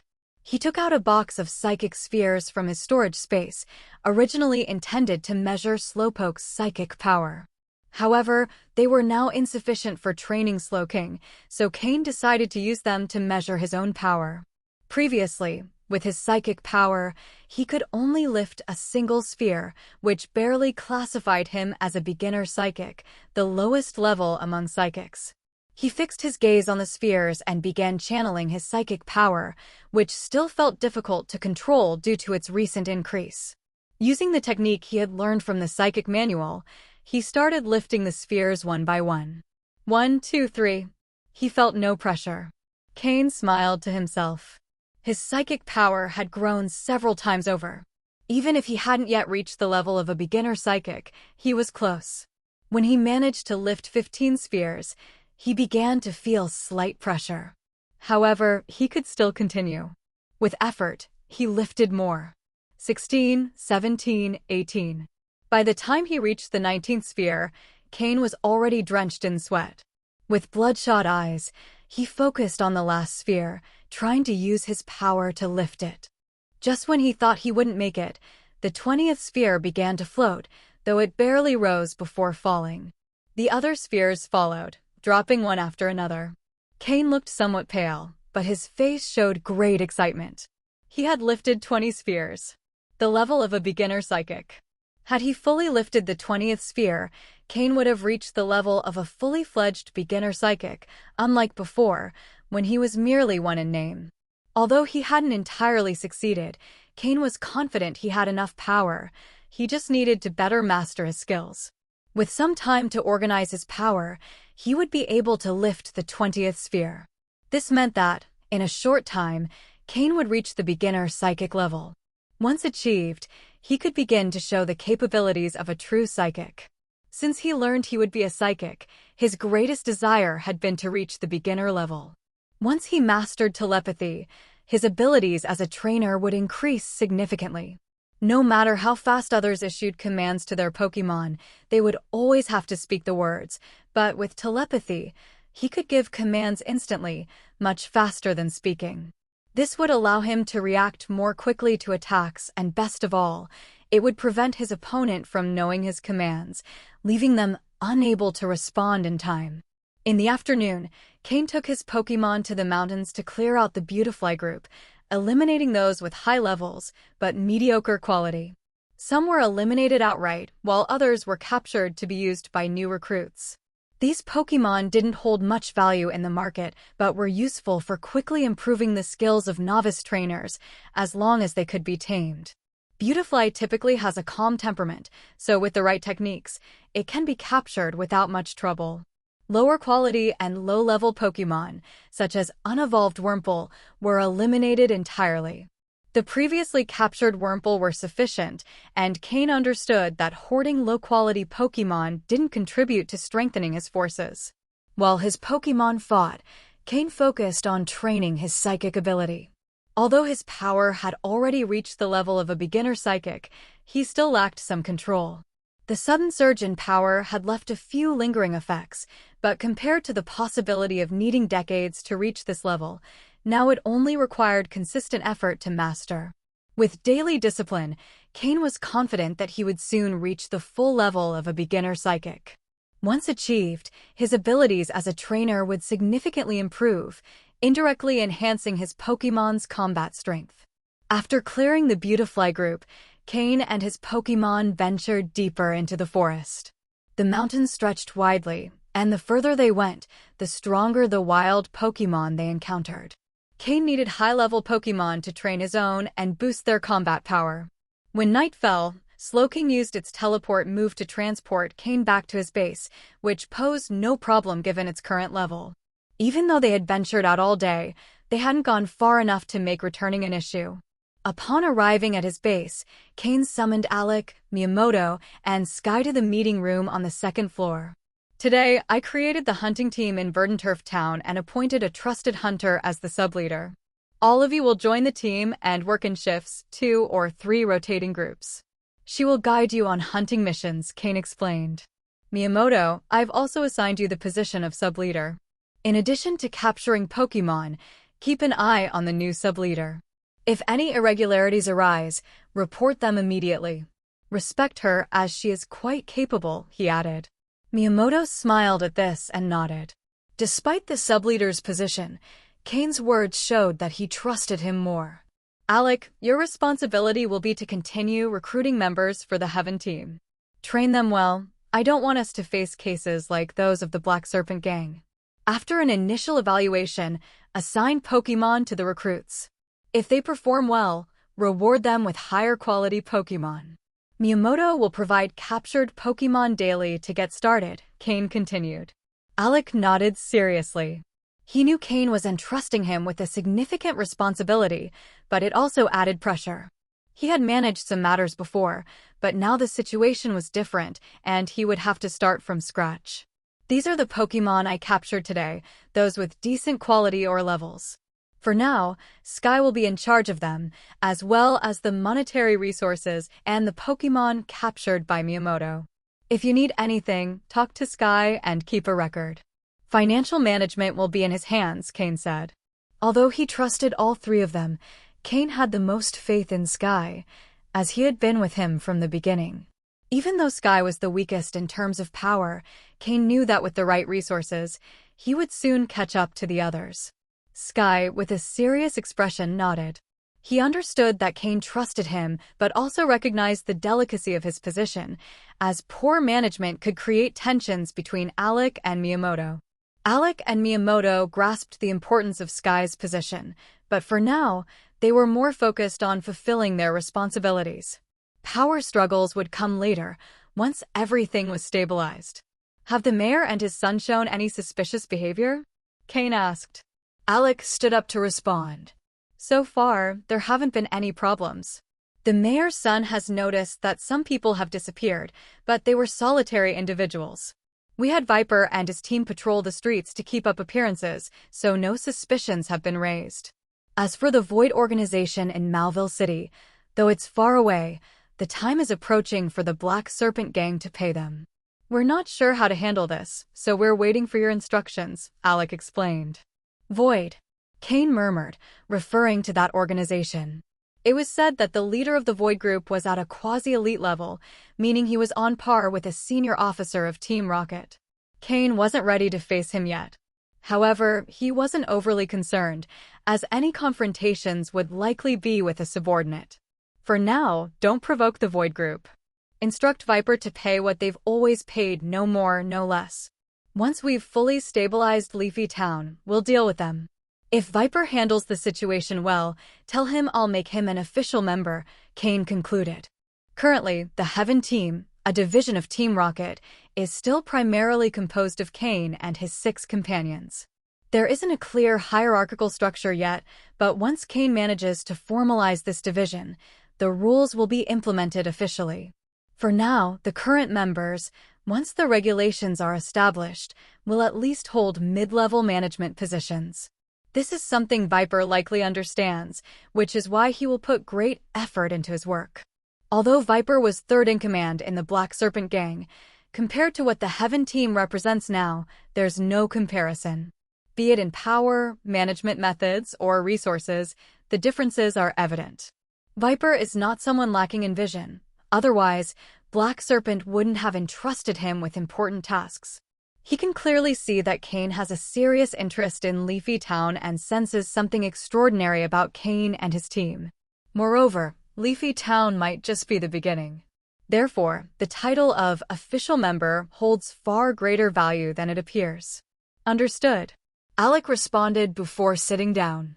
The meeting mainly focused on the creation of the hunting team and future tasks for each member. It's clear that the basic structure is already in place, but filling this structure with flesh and blood will take time. I'm going to organize the backyard. No one should go near it, and it would be wise to build a wall between the yard and the main house. There are things that need to be handled carefully, Cain ordered. Everyone nodded seriously. From now on, the backyard would essentially be Cain's private zone. While no one would approach it without his permission, there's always the possibility of someone curious or with ill intentions. It's not that Cain fears anyone seeing something, his Pokémon are strong enough. Rather, he seeks to have a private space to keep his Pokémon. Until now, Cain always carried all his Pokémon with him. While this fosters a strong bond, it's not always necessary. Many trainers prefer to leave some of their Pokémon in training centers. After all, as the number of Pokémon grows, it's impractical to release 20 or 30 at a time just for a meal. That would take all day. Cain would prefer to have a space like the unnamed island he discovered in the sea, which has the perfect environment for his needs. However, that's not feasible for now. Additionally, with the establishment of a gym in Leafy Town, security will increase significantly. Perhaps both the underworld and the visible power of Leafy Town will soon be under Cain's absolute control. If this were ancient times, Cain would be like the feudal lord of the region. After the meeting, Cain quickly withdrew. He has many responsibilities, but prefers to focus on training and strengthening his abilities. He likely won't get directly involved again until it's time to establish a black market in Leafy Town or officially set up the gym. The others understood that Cain primarily focused on raising his Pokémon, so they rarely disturbed him unless necessary. In this world, strength is what truly matters. The power of an organization only serves as a complement to personal strength. For example, Team Rocket wouldn't have grown so successfully if it weren't for Giovanni, whose power allows him to face champions. His influence is unquestionable everywhere. If it weren't for the League closely monitoring him in Kanto, Giovanni would have likely led Team Rocket to conquer Hoenn in less than 3 months. However, the League doesn't want Team Rocket to continue expanding. They'd rather see Hoenn remain divided than allow the organization to grow. Team Rocket could take control of new regions if they wanted to, but the League won't let that happen. They fear that if Team Rocket continues to grow, it will no longer be them dictating the rules of the Pokémon World. Back in his room, Cain sat in front of his video call device. For the first time, he decided to contact his mentor, Matsuda Takashi. After about 30 seconds of waiting, just as Cain thought old Matsuda wouldn't answer, the call was picked up. Old Matsuda appeared, his mentor, wearing a slightly yellowed white coat. His hair and beard were disheveled, and his eyes showed signs of fatigue, bloodshot and weary. It was clear he was very busy. "What is it, boy?" "I'm in the middle of an experiment, so if you have something to say it quickly so I can get back to work," old Matsuda said impatiently. Despite having the power of an elite-level trainer, old Matsuda preferred to focus on Pokémon breeding. He spent most of his time conducting experiments and creating energy-rich Pokeblocks. Although not all his experiments were successful, old Matsuda enjoyed this aspect of his life. One could say that much of the strength of old Matsuda's Pokémon came from his dedication to breeding. With the right resources, an experienced breeder like him could raise a Pokémon to quasi-champion level. However, this requires an exorbitant amount of resources, enough to train several elite-level Pokémon. Moreover, such Pokémon would only have superficial strength, lacking real combat abilities. For a Pokémon to surpass its limits and become a true champion, the trainer's involvement is crucial. Seeing his mentor's disheveled state, Cain frowned and said, "Master, you should also take care of your health. If a breeder like you falls ill, you'll become the laughingstock of others."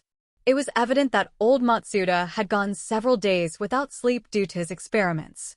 Hearing Cain's words, old Matsuda looked visibly surprised. Until now, there hadn't been many people who directly expressed concern for his health in such a way. He immediately burst out laughing. Well, now this kid is lecturing me." He didn't show any sign of being upset. On the contrary, the tense expression on his face gradually relaxed. Suddenly, he started to feel genuinely tired. After all, he wasn't young anymore. He couldn't go several days without sleep to work on experiments like he used to. Cain also smiled at this. Since he wanted to maintain his status within the League, there were moments when he had to fully embrace that role. "All right, tell me, what do you need?" asked old Matsuda, taking a sip of tea and sitting in his chair. "It's like this, master. I suppose you already know that I'm now in the Hoenn region, right?" Cain began. "Hoenn? You went to the Hoenn region?" Old Matsuda asked unexpectedly, creating an awkward moment. Cain had assumed that old Matsuda was aware of his whereabouts, so after traveling to Hoenn, he thought the man would know. However, clearly, things weren't as he had imagined. "Well, now I know you're in the Hoenn region." "Go on," said old Matsuda after an awkward cough. Cain also felt a little embarrassed.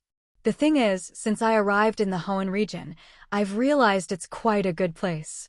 I'm thinking of developing myself here."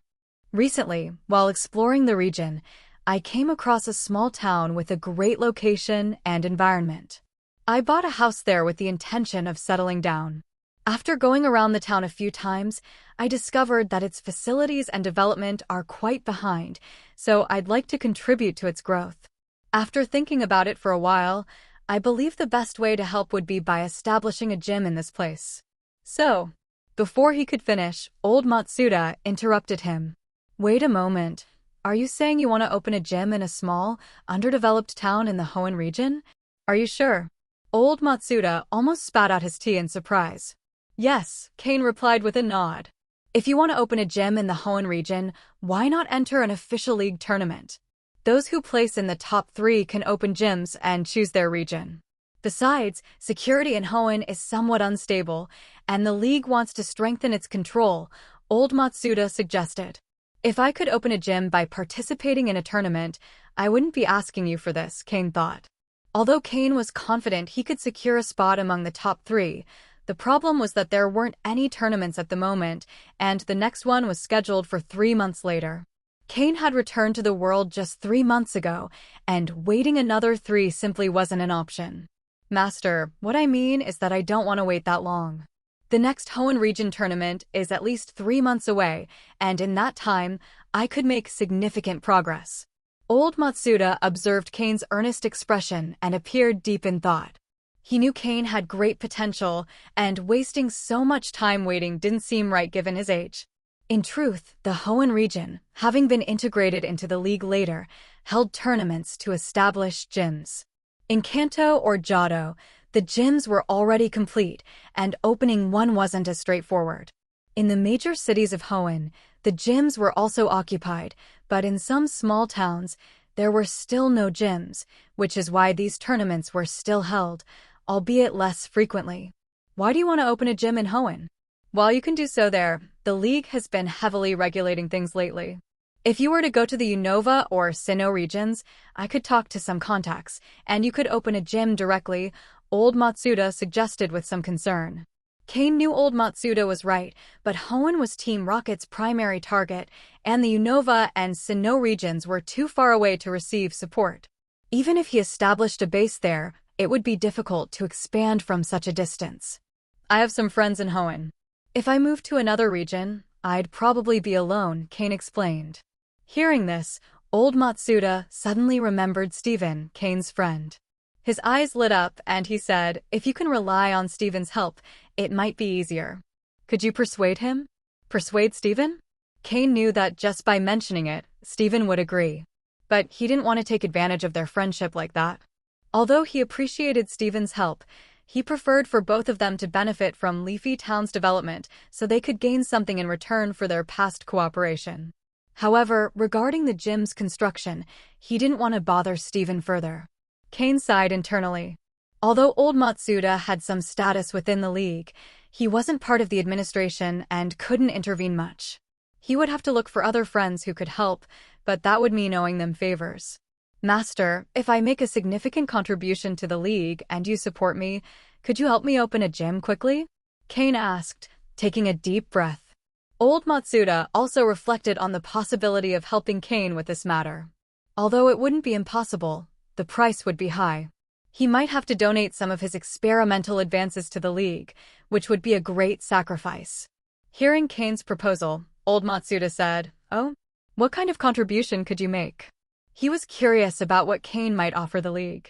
However, he had already made a decision in his mind.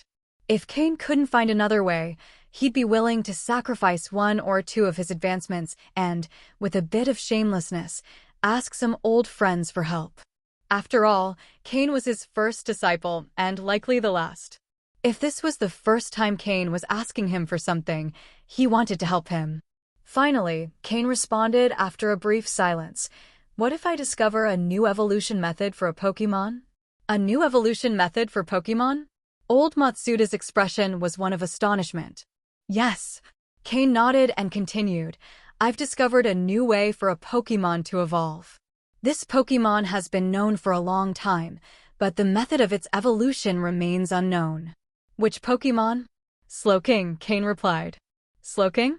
You know how Slowpoke evolves into Slowking. Old Matsuda's expression grew serious. Discovering a new evolution method for a Pokémon was no simple feat. Many renowned Pokémon researchers spend their entire lives without uncovering such a breakthrough.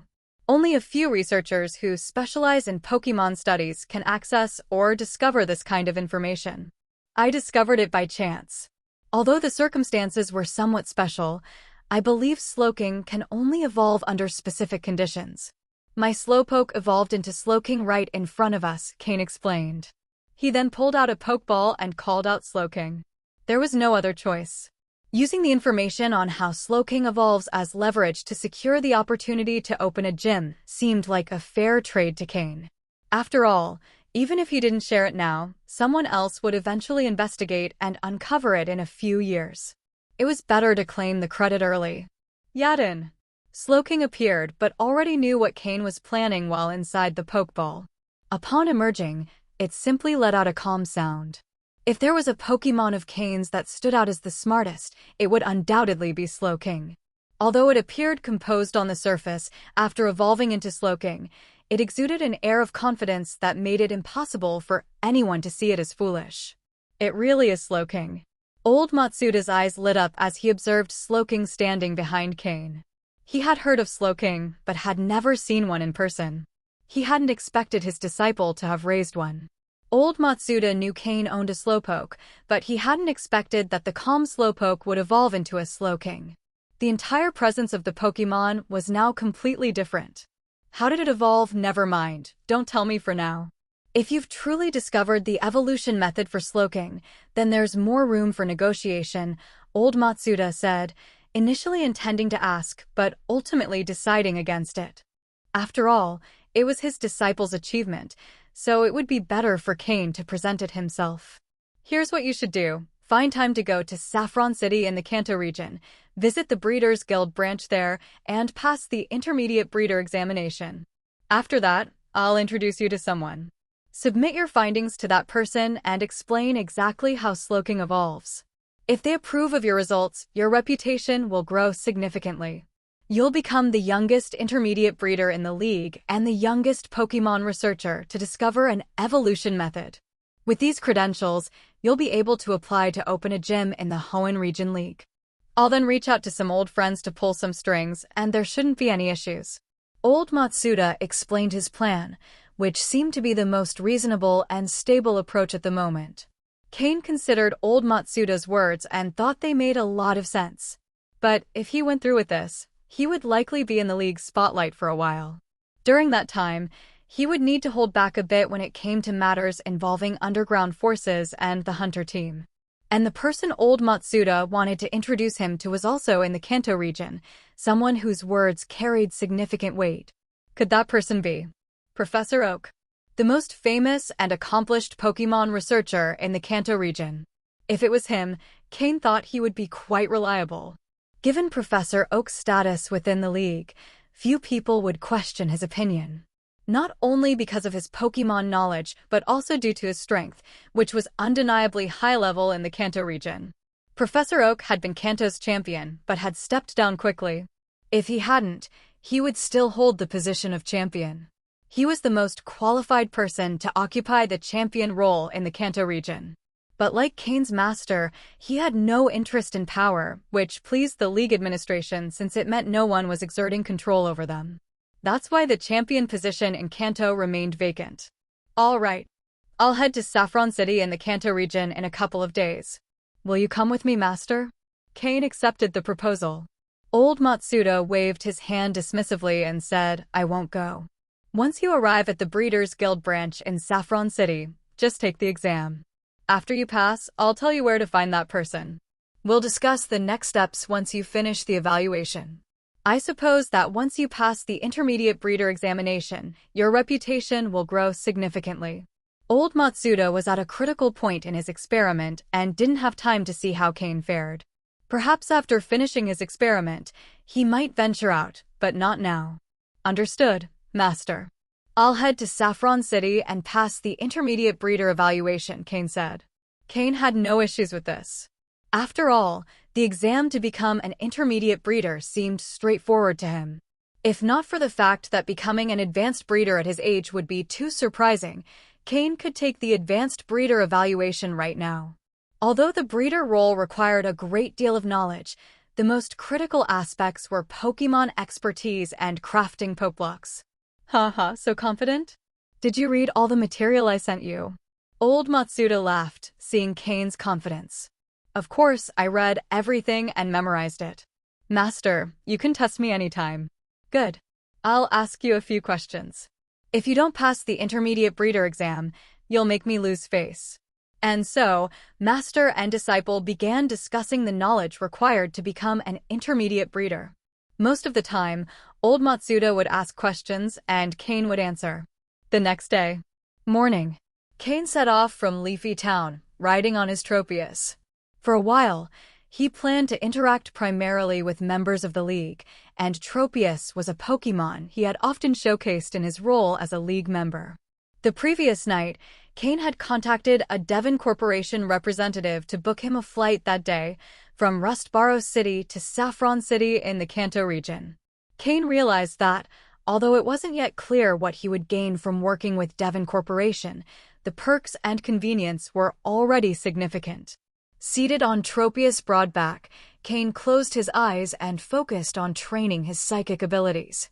Since Slowking's evolution, his psychic power had increased considerably, and he was just one step away from becoming a beginner-level psychic. However, due to his lack of control, even though his psychic power was sufficient to reach that level, his practical use of it still left much to be desired. Now, whenever he had some free time, Cain would sit, close his eyes, and train his psychic abilities, a practice similar to Slowking's meditations. But Slowking's innate talent and psychic abilities far surpassed Cain's. Meanwhile, Cain concentrated on controlling every ounce of his psychic power. According to the system's calculations, Cain had mastered only about 60% of his psychic capacity. Once he reached 80% control, he would be close to achieving beginner-level psychic status. As for achieving 100% control, it wouldn't yield significant improvements for him, so he wasn't overly concerned about it. At his current training pace, it would take 5 hours to improve by 1%. This was the best-case scenario for continuous practice. In reality, it was more realistic to assume that it might take a day or two to improve by a single percent, as Cain couldn't focus solely on his psychic ability. He also had to care for his Pokémon. Determined not to waste time, Cain trained even while sitting on Tropius' back. After flying for more than 3 hours, Cain arrived in Rustboro City. The previous day, he had also called Steven. Upon learning that Steven was once again out of Rustboro City searching for rare stones, Cain decided not to mention his trip to Kanto. Given Steven's enthusiasm for special stones, it was possible he might find some mega stones. However, it wasn't yet time to reveal information about megastones, as Cain didn't have any himself. He first needed to gather a substantial amount of these stones before making Mega Evolution public knowledge. By then, Cain's reputation would likely skyrocket, but he would also need to carefully calculate the risks and benefits. If the risks outweighed the rewards, he would prefer to keep Mega Evolution a secret until others began to discover it, using the Mega Stones he had prepared in advance. Cain estimated he would need at least 3 Mega Stones for Jengar, Blaziken, and Agron. Even if the stones didn't match his Pokémon, they would be valuable for trading with members of Team Rocket or the League. In any case, the more he could gather before Mega Evolution became widely known, the better it would be for him. These stones would be priceless treasures. If Cain managed to find a Mega Stone for Beedrill before Mega Evolution was discovered and presented it to Giovanni, explaining its effect, Giovanni might grant him a position as an executive. Cain believed that, with Giovanni's ambition and decisiveness, this possibility wasn't far-fetched. Shortly afterward, Cain arrived at the Rustboro City Airport in a taxi. A Devon Corporation employee was already waiting for him. They respectfully handed him a first-class ticket and some high-end, custom-tailored clothing.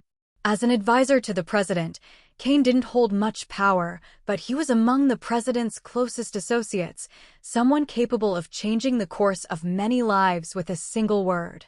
Thus, they didn't miss the opportunity to treat him well.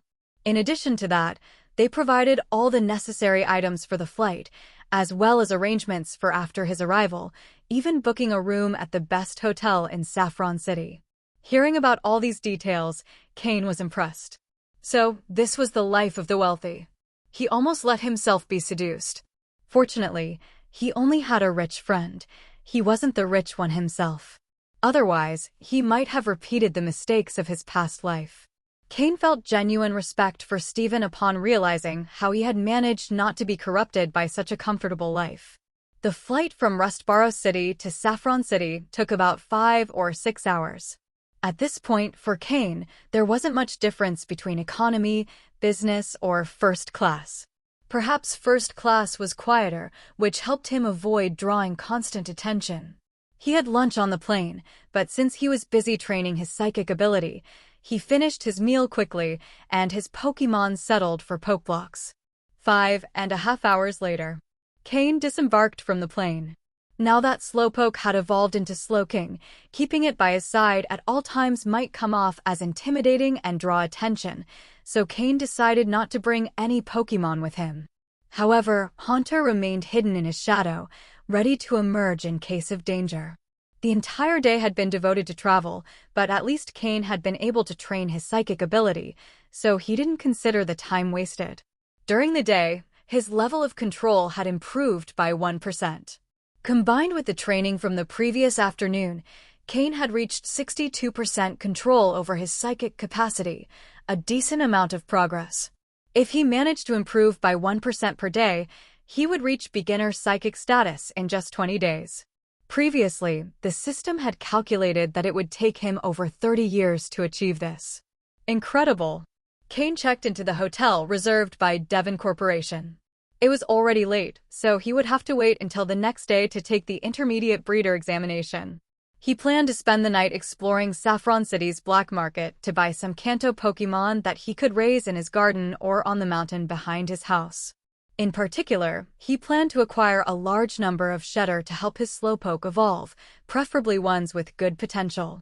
That night, as darkness fell, Cain silently left the hotel. Although the black market is not exclusive to nighttime, it truly comes alive after dark. Many resources and people only make their appearances once the sun sets. Cain wore the same outfit as before, except that this time he was accompanied by Sneasel instead of Murkrow. With Cain's current strength and Sneasel's combat prowess, many people in the black market streets preferred to steer clear when crossing paths with him. After all, these were individuals living on the edge of danger, and they had a keen sense for detecting threats. Cain headed directly to the Pokémon exchange area of the Hunters Guild. He had accumulated a large number of hunter points, and exchanging them for basic Pokémon didn't require many points.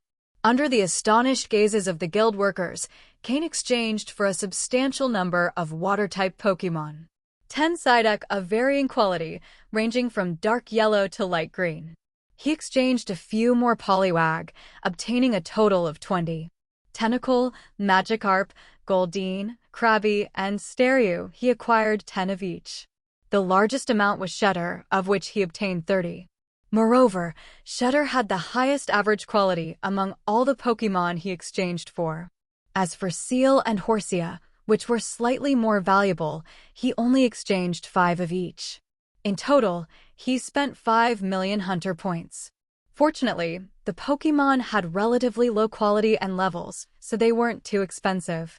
If he had exchanged for high-quality Pokémon, 1 or 2 might have depleted all his points. His current priority was to enrich the variety of water-type Pokémon in his lake. As for their quality, as a breeder, he could improve it through selection and adjustments over time, though it would require more patience. Many of the Pokémon in the lake would be available for capture by others, as long as they paid a fee. He planned to build a lake with a wide diversity of aquatic Pokémon from various regions, which would not only enhance the fame of his gym, but also attract more travelers and trainers to Leafy Town. However, it was a monumental project. Without the Hunters Guild, Cain could never have completed it on his own. The Hoenn Hunters Guild had Pokémon from Kanto, but exchanging them in Hoenn came at a slightly higher price. A single trade might not matter much, but in large quantities, the difference was significant. Cain packed his bag to the brim with minimized Pokeballs and, with some reluctance, left the Hunters Guild. 5 million points. If he had used them to trade for high-quality Pokémon, he could have obtained 1 light blue-quality Pokémon with decent abilities and moves. For reference, Cain's Polyag with the Swift Swim ability cost 6 million points. As his hunter rank increased, so did the value of his points. For now, however, this was an initial investment. Cain was buying time with his points. He couldn't afford to capture all those water Pokémon himself. If his hunting team grew in the future, it might become possible, but not right now. To Cain, nothing was more valuable than time. He left the black market and returned to the hotel.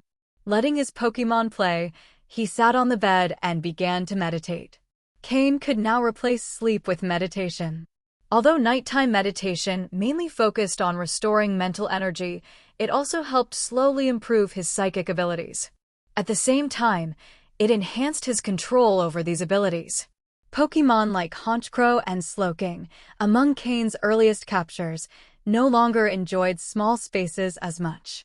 With their maturing minds, they preferred watching other Pokémon play, which improved their moods. Sneasel, with its cold and prideful nature, often sat alone, playing with an ice ball it created. Skorupi and Miltank got along well with Torchic, Aaron, and Poliwag. Despite its ferocity in battle, Skorupi was still young and enjoyed playing with them. Miltank had practically become the group's caretaker, looking after the three youngsters. She relished this role. Now with so many companions, she felt content and had little interest in battle. As the night progressed, Honchkrow stepped in to remind everyone it was time to rest. The other Pokémon complied without issue, and with its evolution, Honchkrow commanded more respect.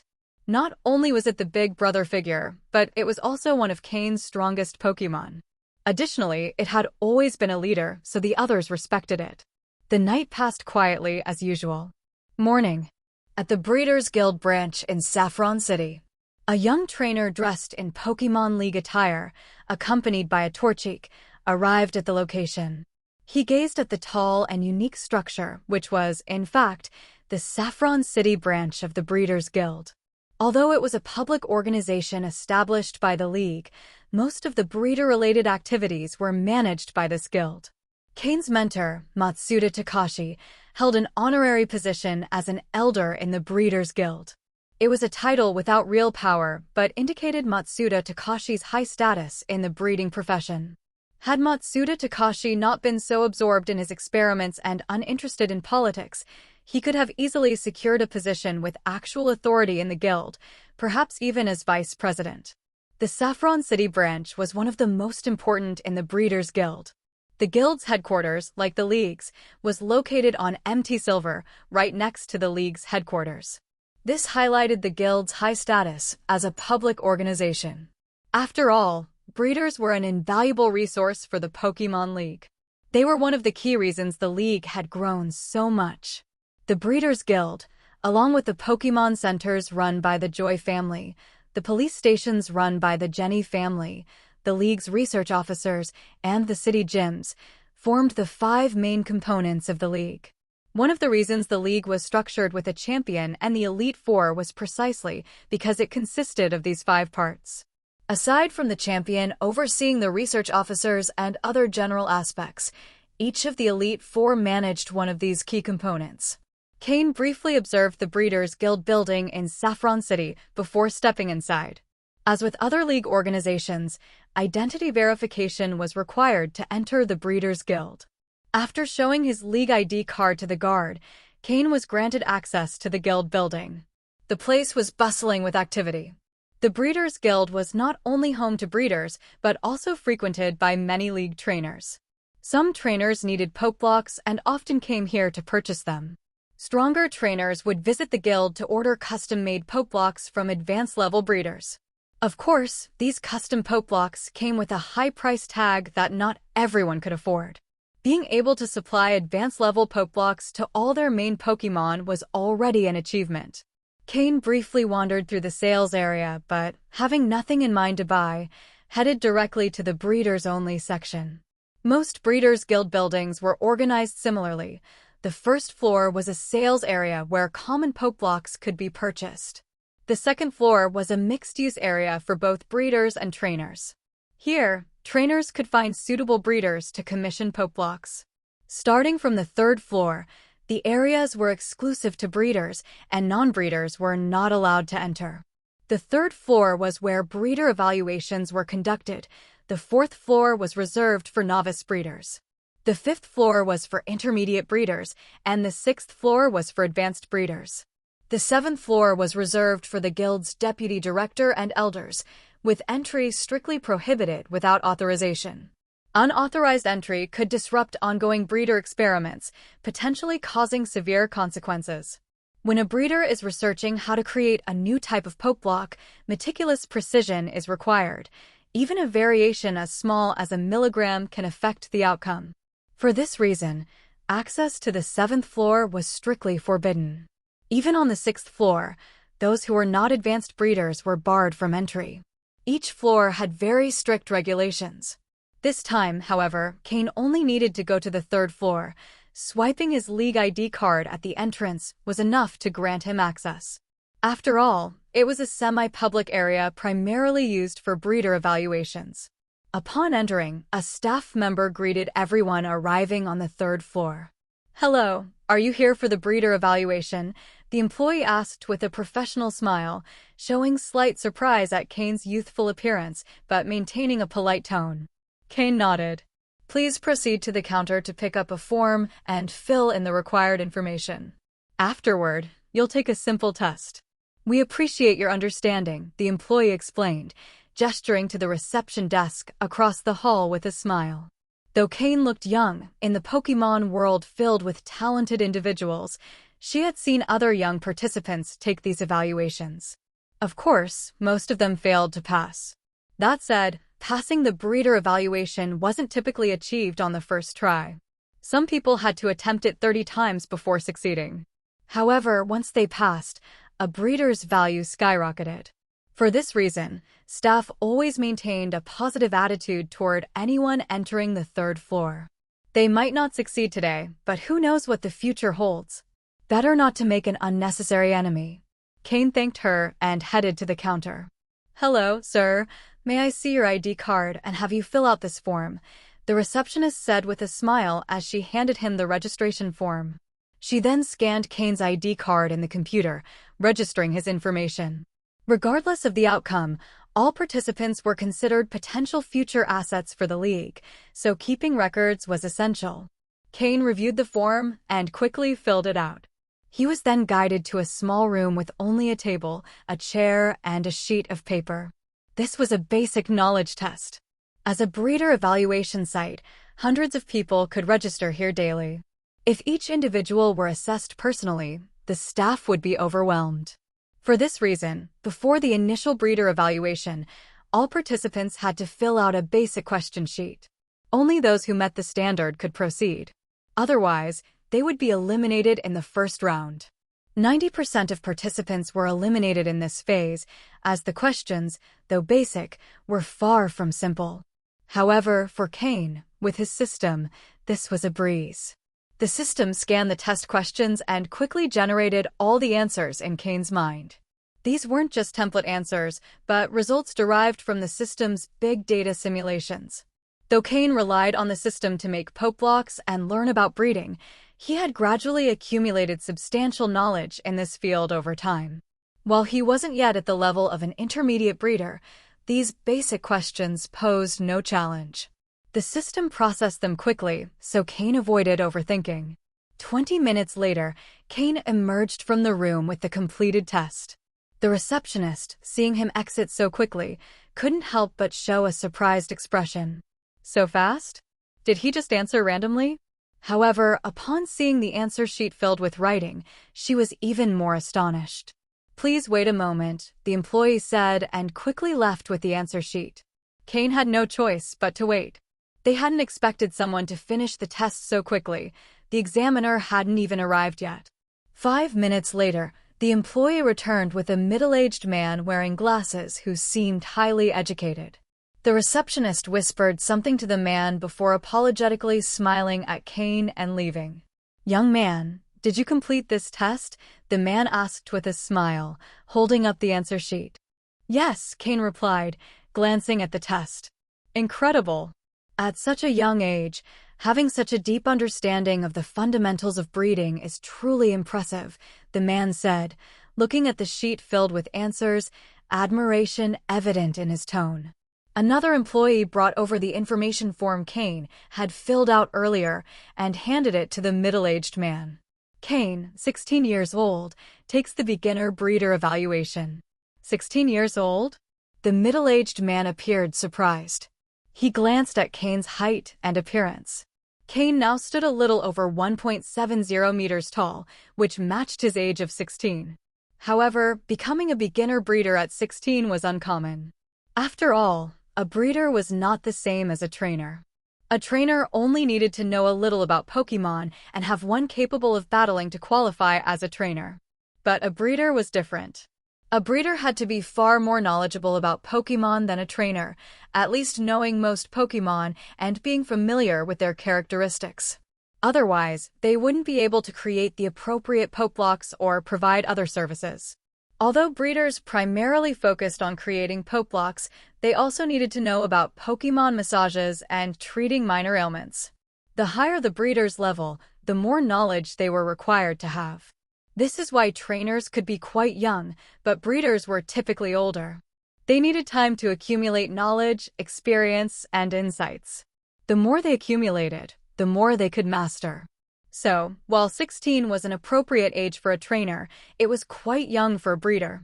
It was rare for someone to become a breeder at 16 unless they had a relative who was a breeder and had trained them from a young age. Or they might be a disciple of a prominent family with extensive knowledge reserves. Otherwise, mastering enough knowledge by the age of 16 wasn't easy. Yes, Cain nodded. Cain, of course, understood what it meant to be a 16-year-old breeder. But at the moment, he was only taking the beginner breeder evaluation. Passing the intermediate breeder evaluation later would genuinely shock people. That was one of the main reasons old Matsuda had Cain register for the breeder evaluation. The middle-aged man initially wanted to say something but decided against it after recalling Cain's results in the basic exam. Come with me. With that, he turned and signaled Cain to follow him. They arrived in a room where 4 people were seated: a young woman of about 25 or 26 years old, a boy who appeared to be around 18, and a middle-aged man clearly in his 30s. The man with glasses turned to Cain and said, "This is the waiting room for the evaluation. Sit here and wait for your name to be called." Then, taking Cain's test and registration form, he left for another room. Cain found a spot in a corner and sat quietly. He discreetly observed the 3 people in the room. They were probably there for the beginner breeder evaluation too. The middle-aged man, clearly in his 30s, didn't seem like it was his first time here. His firm expression radiated calmness and composure. As for the 25 or 26-year-old woman, she appeared nervous, likely because it was her first time in an evaluation, understandable given her age. The boy, on the other hand, didn't show much reaction. Cain was surprised by the 18-year-old. Participating in a beginner breeder evaluation at that age wasn't easy. While Cain was observing the others, they were also observing him. It was evident at first glance that Cain was the youngest, which surprised everyone, given that he had made it to the breeder evaluation room. However, since they didn't know each other, they sat quite far apart and didn't start a conversation. Breeder evaluations weren't competitions. The goal wasn't to eliminate others, but to assess their skills. So, there was no hostility among them. After a while, the door to the room the man with glasses had entered opened, and out came a man about 28 or 29 years old with his head bowed and an air of dejection. The man with glasses patted him on the shoulder from time to time to console him. "Don't worry. You can try again next time. You are just a little short, but you still need to strengthen your knowledge of Pokémon." Clearly, this was someone who had failed the evaluation. He left the room silently, without looking back. "Next, Miko." "Yes." The nervous young woman jumped to her feet upon hearing her name. "Don't worry. Your professor says you won't have any trouble. Just do it as you always do," the man with glasses encouraged her. This left only 3 people in the room: Cain, the boy of about 18, and the composed middle-aged man. After the young woman entered, the room became even quieter. Suddenly, the middle-aged man stood and approached the 18-year-old boy as if he wanted to talk to him, but the boy completely ignored him. So, the man resignedly backed off. Upon standing, he glanced at Cain, sitting farther back, hesitating for a moment before moving to sit beside him. Cain had been observing his movements, and when the man sat beside him, Cain couldn't help but frown. "Hello, young man. My name is Flint. This might be my last attempt at the beginner breeder evaluation." Maybe I'm just not cut out for this, and I'd be better off returning to being a trainer. It might be a bold request, but would you mind giving me your contact information as a keepsake? Flint said. Hearing this, Cain was visibly startled. Flint. Yes, Flint. Would you grant me this wish? I've already collected the contacts of 99 people who took the evaluation with me, and I just need one more to reach 100. It will be my final memory as a breeder before dedicating myself fully to being a trainer.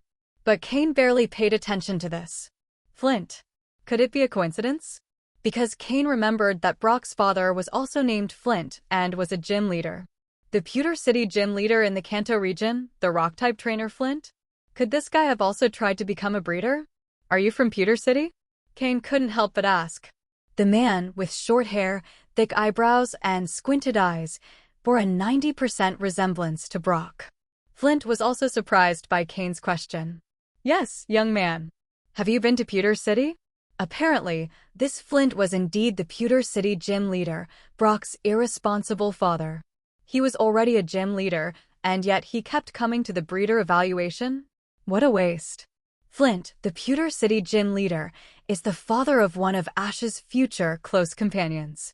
In the anime, Flint doesn't display great battle prowess, but becoming a gym leader is not something just anyone can achieve without significant skills. Especially in the Kanto region, where talent and outstanding trainers are abundant. Without the necessary strength, it would be impossible to stand firm in Pewter City. During the time Ash begins his journey, Brock holds the position of gym leader. Is it really believable that a kid like Brock could handle that role alone? The truth is that Flint was always there, and under his name, not many people dared to cause trouble.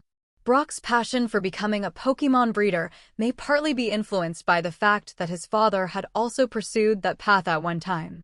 Alright, Cain quickly agreed to Flint's request.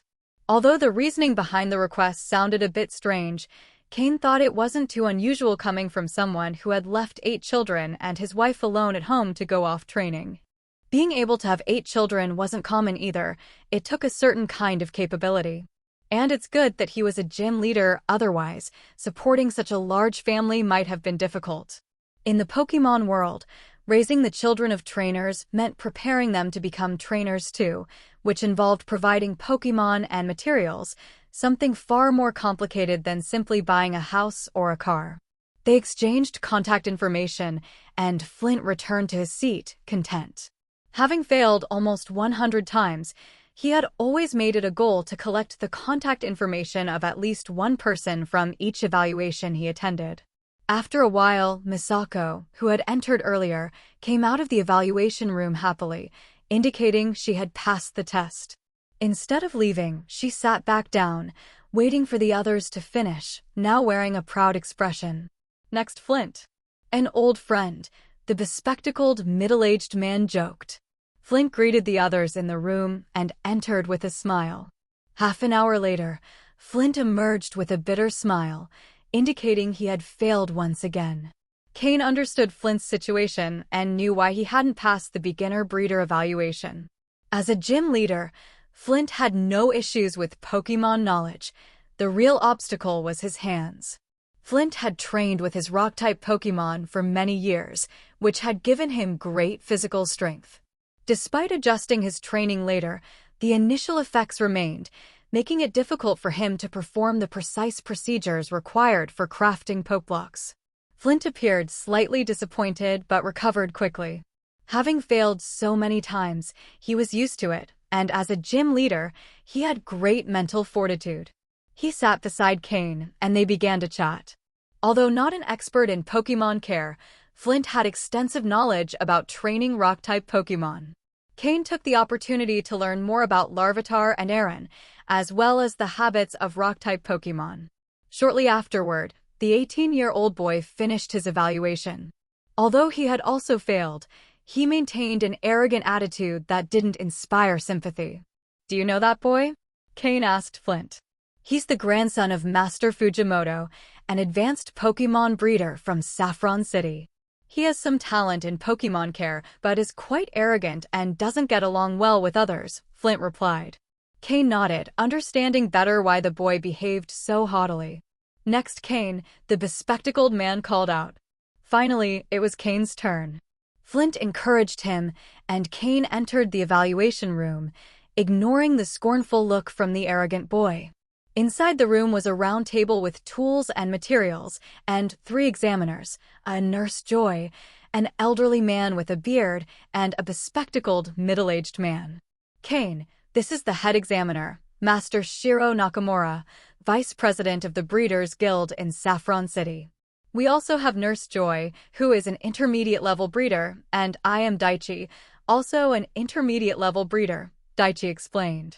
Greetings, examiners, Cain said respectfully. Let's start with some simple questions, Shiro Nakamura said in a serious tone. Cain answered calmly, demonstrating solid knowledge as the evaluation proceeded smoothly. The further they progressed, the more surprised the 3 examiners became. Every time they posed a question, Cain only needed 1 or 2 seconds to reflect before answering with precision. Moreover, regarding knowledge about certain Pokémon, there were various directions in which that knowledge could develop, and Cain was able to mention them all one by one. After all, the main purpose of this Pokémon breeder evaluation was to impress the examiners. If it also meant impressing the league's higher-ups, Cain had no qualms about showcasing his knowledge. As for whether they would investigate his identity, Cain had a master named Matsuda Takashi, who was deeply rooted in the league. The emergence of a genius-level Pokémon breeder is often more highly valued than that of a prodigious trainer. Cain was answering these questions under the watchful eyes of the examiners, so there was no chance of cheating, which only made them lament the rise of yet another genius. All right, you've answered all these questions correctly. Now, following the instructions on this list, create a beginner-level Pokeblock. If you have your own tools, you can use them. If not, you can use the tools on the table, said Daichi after consulting with Shiro Nakamura and Nurse Joy. Cain took the sheet of paper from the table and reviewed it. A beginner-level Pokeblock required no more than 8 ingredients, making it very simple for Cain. On the trial island, even with rudimentary wooden tools, he had been able to create intermediate-level Pokeblocks with good results, so making a beginner-level one posed no issue. Once he understood the requirements, Cain got to work immediately. The materials on the table were at his disposal.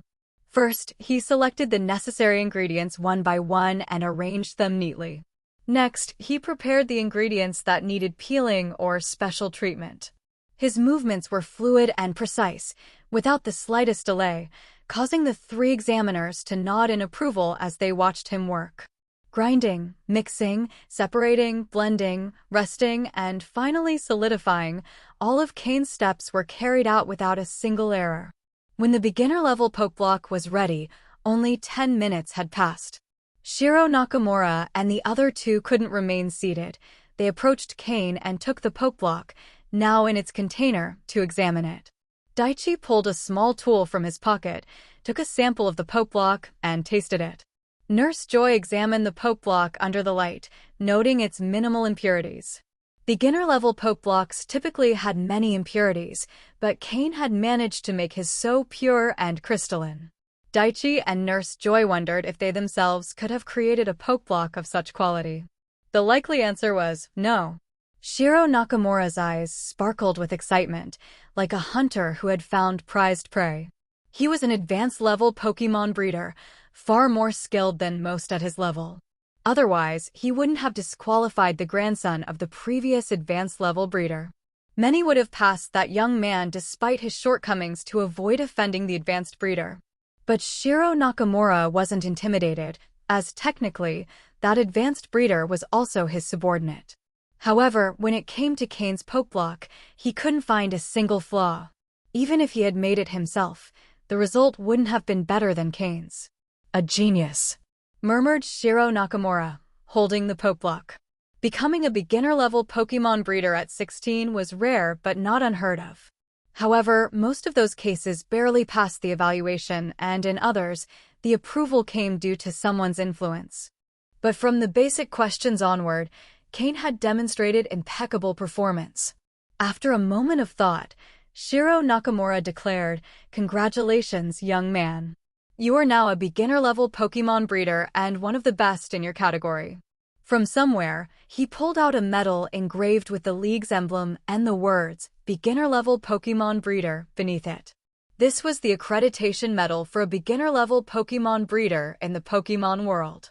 Whoever held this medal could enter exclusive league-only locations without needing to show other identification, such as Pokémon Centers or the Breeders' Guild. However, Cain didn't take the medal but instead shook his head. The three examiners frowned at Cain's gesture. This was a sacred moment for a league member. Moreover, the person awarding the medal was the vice president with real authority in Saffron City's Breeders' Guild. If Cain didn't offer a valid reason, he might be blacklisted immediately. Even if they didn't go that far, they could bar him from retaking the test for 5 years, a rather severe penalty. Noticing their expressions, Cain realized he had been a bit abrupt. He scratched his head and, with an embarrassed look, said, "I'm sorry, I got a little carried away. I don't mean any disrespect, but I need to continue the evaluation, so I'd rather receive the medal after completing all the tests." "Young man, the evaluation is over. You've already qualified as a beginner-level Pokémon breeder. You don't need to continue," Shiro Nakamura said, his expression relaxing after hearing Cain's explanation. "That's not what I mean."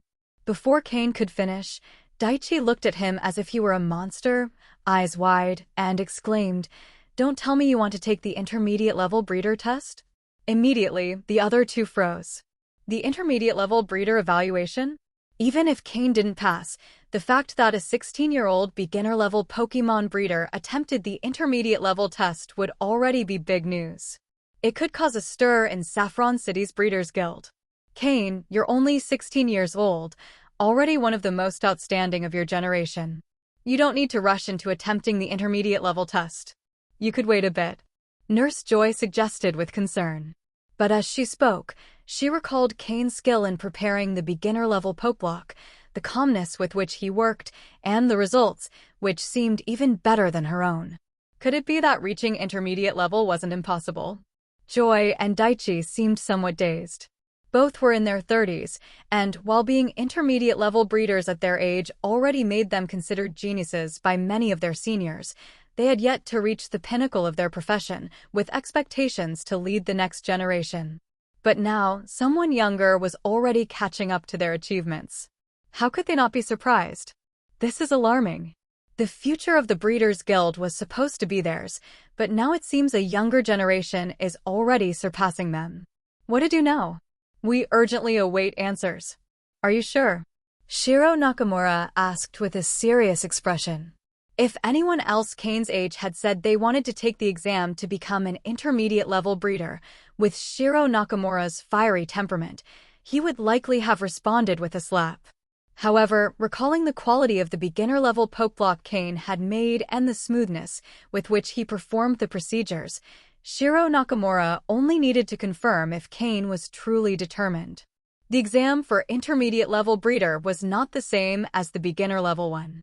An intermediate-level breeder, if demonstrating sufficient skill, could take on a managerial position within the Breeder Guild, like the one Daichi currently held. Yes, Cain nodded firmly. He had never taken the exam for either beginner or intermediate breeder before, but Shiro Nakamura and the others knew that the beginner-level exam was relatively simple and could be conducted right there. However, the intermediate-level exam was more complex and demanding. Then wait outside for a moment. The intermediate-level breeder exam is a bit more complicated, and we need to prepare some things. It may take some time, Shiro Nakamura said. Cain followed Daichi out of the room. Outside, Flint and Misako, who had been waiting, saw Cain come out without the beginner-level breeder badge on his chest. Misako displayed an expression of "I knew it." After all, Cain looked very young, and he hadn't been inside for long, not even half an hour. She herself had taken a full hour to pass her exam, spending nearly 40 minutes just making a Pokeblock. How long had Cain been inside? Less than 30 minutes? Flint thought the same and, trying to console him, patted Cain on the shoulder, saying, "Don't worry, young Cain. With your talent and age, I'm sure you'll reach the beginner level soon. Look at me, your old pal Flint. I failed 100 times before giving up. But I'm convinced you'll do it in fewer than 5 tries." Cain smiled, grateful for Flint's good intentions. However, Cain simply found a spot to sit and wait for the intermediate level exam to begin. Flint and Misako were surprised. Why is he still here if he's finished his exam? Is he waiting to watch someone else's test? They thought. Flint assumed Cain was disappointed and needed to sit for a while. To him, Cain's smile was just a facade. So, Flint sat beside him and started cheering him up, while Misako, despite her somewhat arrogant demeanor, sat on Cain's other side with the same intention. Cain felt a bit awkward. How could he explain to them that he was waiting for the intermediate level exam? Would it break their hearts? Even if he told them he had already passed the beginner level exam, they probably wouldn't believe him because he wasn't wearing the badge. He could only hope Daichi and the others would hurry with the preparations. After an hour of waiting, Cain began to feel dizzy from Flint and Misako's constant chatter. Who said only 3 women could create a spectacle? Clearly, 1 man and 1 woman were enough to do it too. But his savior appeared quickly. To Flint and Misako's surprise, the exam room door opened again. Daichi rushed out and went straight to Cain, saying, "Ready, Cain? There are a lot of important people inside." Even Daichi, who had worked at the Breeder Guild in Saffron City for a long time, had never seen so many important figures gathered in one place. Although at least 3 advanced-level breeders were required for an intermediate-level exam, when many heard that the examinee was a 16-year-old boy, they first thought it was a joke and then decided to see for themselves. Quickly, the high-ranking members of the Saffron City Breeder Guild became excited. A 16-year-old intermediate-level breeder? With their experience, they knew what that meant. So, they all gathered to attend Cain's exam. Initially, Daichi had thought that, since the room hadn't been prepared for the intermediate-level exam, it would be difficult to gather 3 advanced-level breeders, as many were busy with their experiments. However, somehow, the news spread, and many advanced-level breeders left their tasks to serve as examiners. Even many intermediate-level breeders requested to observe the exam. Soon, the exam room was filled with 10 advanced-level breeders, representing more than half of the advanced-level breeders in Saffron City. The number of intermediate-level breeders was countless. There were so many that Daichi didn't have time to register them all. That's why, when Daichi went out to fetch Cain, he was in such a rush. There were too many important figures inside. If they all united, they could cause a quake in Saffron City, one that neither the League nor Team Rocket could stop. Daichi quickly took Cain and led him toward the exam room. Meanwhile, Misako and Flint were stunned. What did this mean? Another exam? Did Cain not fail? They thought. Out of curiosity, they both decided to follow. Daichi, busy leading Cain, paid them no mind. After all, Flint was a gym leader, practically a high-ranking member of the League, and it wasn't a problem for him to attend. As for Misako, although she had just passed her beginner-level breeder exam, she had an advanced-level master who was also inside. So, the 4 entered the exam room together. When Cain was led inside by Daichi, he too was shocked. The once-empty exam room was now packed with people surrounding the round table. The desk where the 3 previous examiners had sat was now extended, with 10 elderly men and women seated at it. All of them were over 50 years old. At the center sat Shiro Nakamura, the same advanced-level breeder who had evaluated Cain earlier. What on earth was going on? Did an intermediate-level breeder exam really require so many people? Cain, who had never taken an intermediate-level breeder exam before, was a bit confused. He didn't know that his request had caused such a commotion. Many breeders attending to clients had dropped everything to come and observe. Soon, all of Saffron City would hear about it. Cain was really going to become famous. The reason why a 16-year-old participating in the intermediate breeder exam caused such a stir is related to the Breeder Guild's position within the League. Although the Breeder Guild holds a relatively high position in the League, there is still room for improvement. This is because there are too many advanced breeders. That's right, so many that no one respects each other's authority, and no one can represent the entire group of breeders. This lack of clear leadership results in numerous internal voices within the guild. However, if someone who surpassed the level of an advanced breeder were to emerge, this situation would immediately change. That's why the appearance of a 16-year-old like Cain, with the potential to be an intermediate-level breeder, carries a significant hidden meaning. If Cain manages to pass the exam, he will undoubtedly be treated as a treasure by the Breeder Guild, and no one will dare lay a finger on him. As long as he grows properly, he will be the leader of the next generation of breeders, something everyone is hoping for. This situation has already been implicitly accepted by the guild's upper echelon. Although there are certain differences and conflicts within the guild, they always remain united against outsiders. Breeders' combat capabilities are limited, and if they don't stick together, it would be more difficult to maintain their position of power. Therefore, the emergence of someone who can represent all breeders is the hope of all advanced breeders. Although Matsuda Takashi didn't have much ambition for power, when he learned that Cain had the ability to be an intermediate-level breeder, he didn't push him immediately into taking the exam. It's worth remembering that power can sometimes be an advantage, but can also cause a person to crumble under its weight. Power is valuable, but what truly matters in this world is strength. Power without strength is like a castle in the air, always at risk of collapsing. Cain, under everyone's gaze, sat calmly in his seat, showing no emotion or signs of nervousness, his expression serene. This made the 10 examiners nod in approval. At the very least, the 16-year-old taking the intermediate breeder exam seemed to have a good attitude. Cain began facing a round of questions from the 10 advanced breeders. The questions were clearly much harder than before, not just a little more difficult, but at least twice as challenging.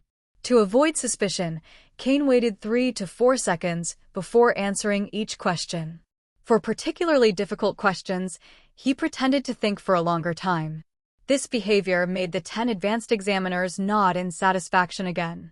On the other hand, some intermediate breeders observing the exam felt embarrassed, realizing they couldn't answer some of those questions. Overall, the exam's Q&A session lasted about an hour, during which Cain was asked more than 40 questions.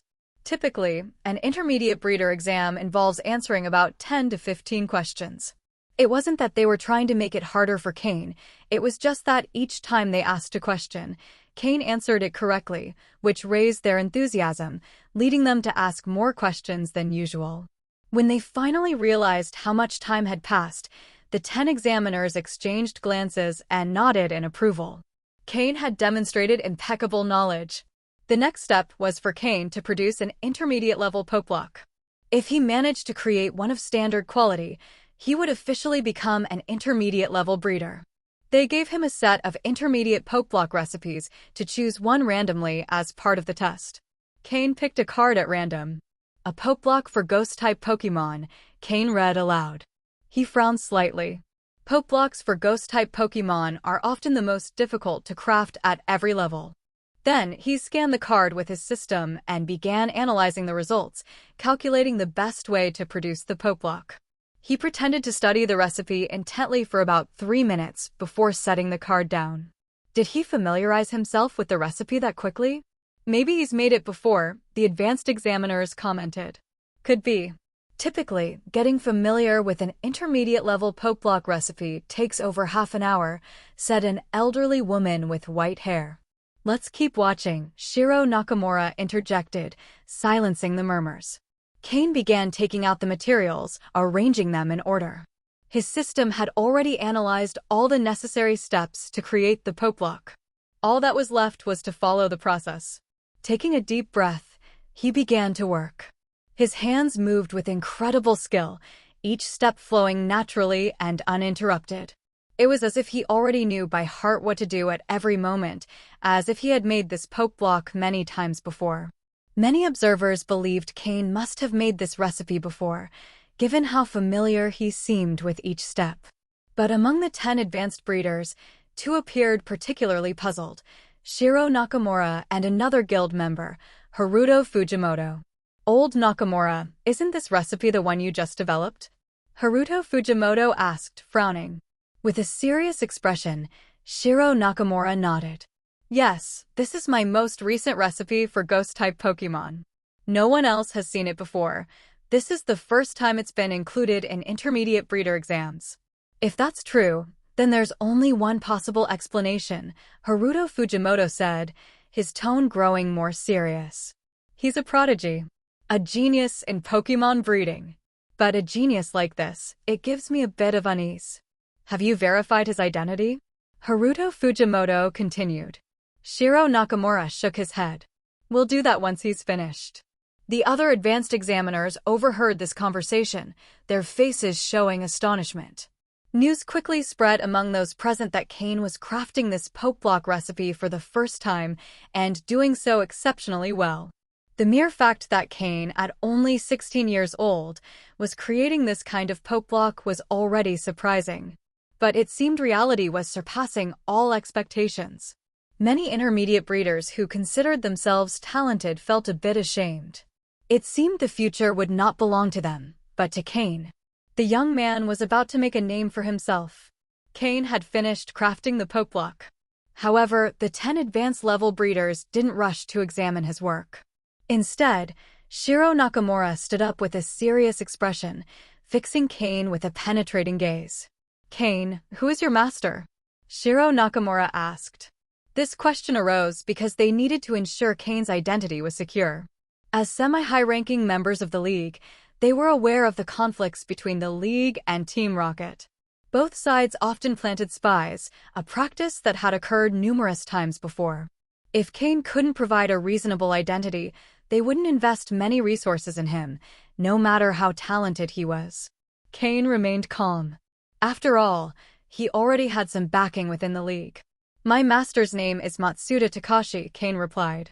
Takashi? Shiro Nakamura and Haruto Fujimoto echoed simultaneously. Takashi? What does this mean? Cain was confused. But the expressions of the 10 advanced-level breeders immediately relaxed. Although old Matsuda had little interest in power, his reputation within the breeder community was quite high. At the very least, Shiro Nakamura and Haruto Fujimoto considered themselves inferior to him. And now, one of his students had accomplished such a feat. Decided, they wouldn't attend the next Triennial Advanced Breeder Conference. It would be too discouraging. They didn't think it necessary to confirm Cain's identity with old Matsuda. If Team Rocket or any other organization wanted to plant someone, would they really send someone with such outstanding talent? Furthermore, although old Matsuda didn't involve himself in administrative matters, he was known for being reliable.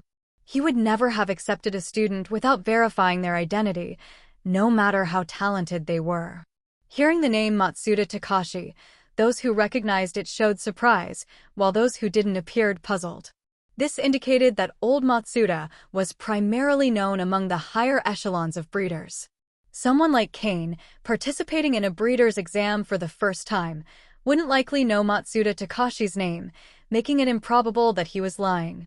Even so, Haruto Fujimoto gestured for Daichi to verify the information as a precaution. Only then did the 10 advanced-level breeders begin evaluating the poke block Cain had created. Although they had never seen this poke block before, as advanced-level breeders, they could assess its quality. Eventually, the 10 concluded there was no issue. Suddenly, Haruto Fujimoto's phone rang.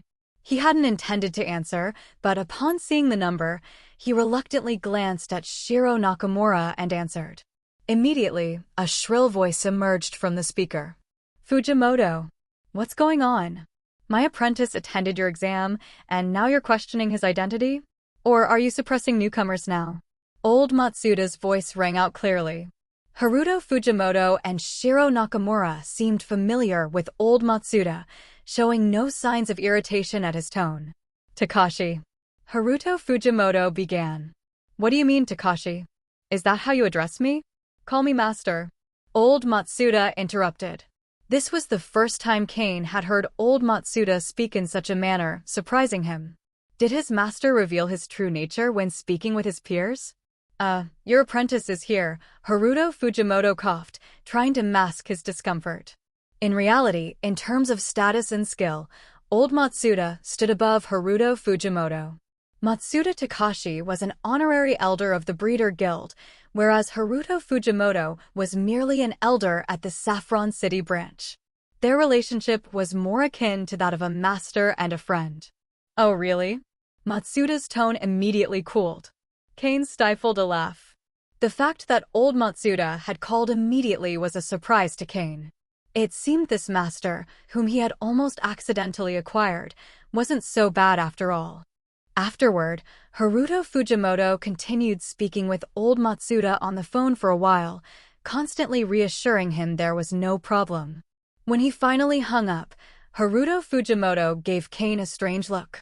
He called over Daichi and gave him a few whispered instructions, after which Daichi also glanced at Cain peculiarly. Cain couldn't understand what was happening. What exactly had his master ordered? Not only Cain but also the others were confused. However, the other advanced-level breeders didn't remain in the dark for long.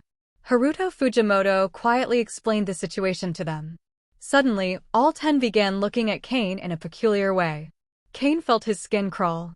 Being scrutinized like this by a group of elders in their 50s and 60s felt strange in every way.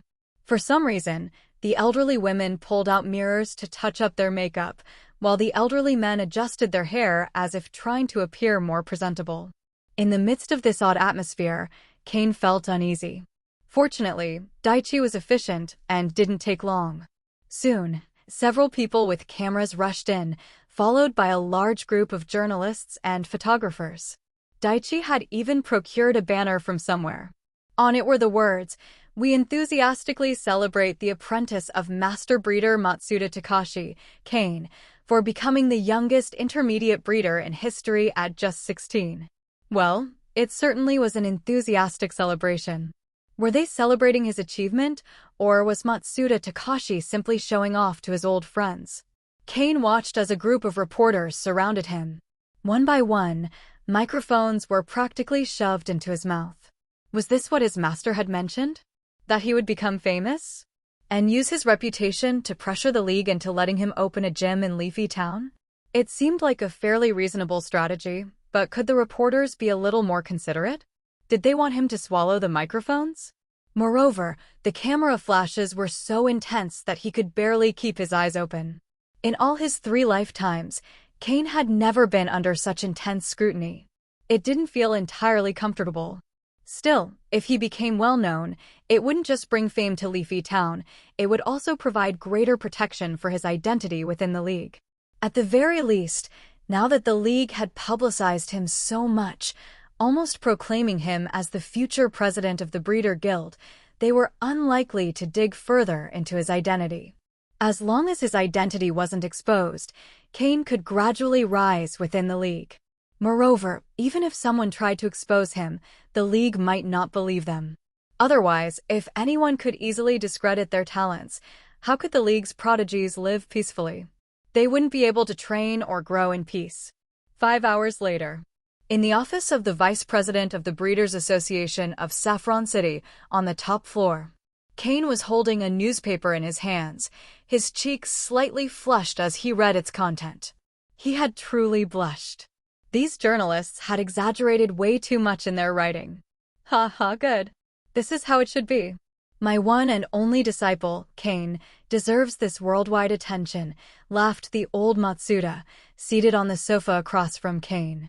The old Matsuda had arrived at the Saffron City Breeders Guild 2 hours ago, under the pretense of putting his disciple in shape so he doesn't become too arrogant. But since he arrived, he hadn't stopped laughing. His face was so joyful it looked like it might bloom. Seated nearby, Haruto Fujimoto and Shiro Nakamura rubbed their temples in frustration. When Haruto Fujimoto first heard the old Matsuda's order to promote Cain on a grand scale, he knew it was all about vanity. At this age, who still needs vanity? Seriously. He was really testing their patience. Both of them were advanced breeders and both trained disciples, so why was the difference so great? In truth, they didn't know that Cain had only halfway become the old Matsuda's disciple. If they had known, they would probably have been even more frustrated. Well, Fujimoto, Nakamura, thank you for everything. This is almost done. When you get the chance, send my regards to your boss, said the old Matsuda, putting down the newspaper and clapping his hands. Haruto Fujimoto and Shiro Nakamura exchanged glances relieved. At last, this show-off was about to leave.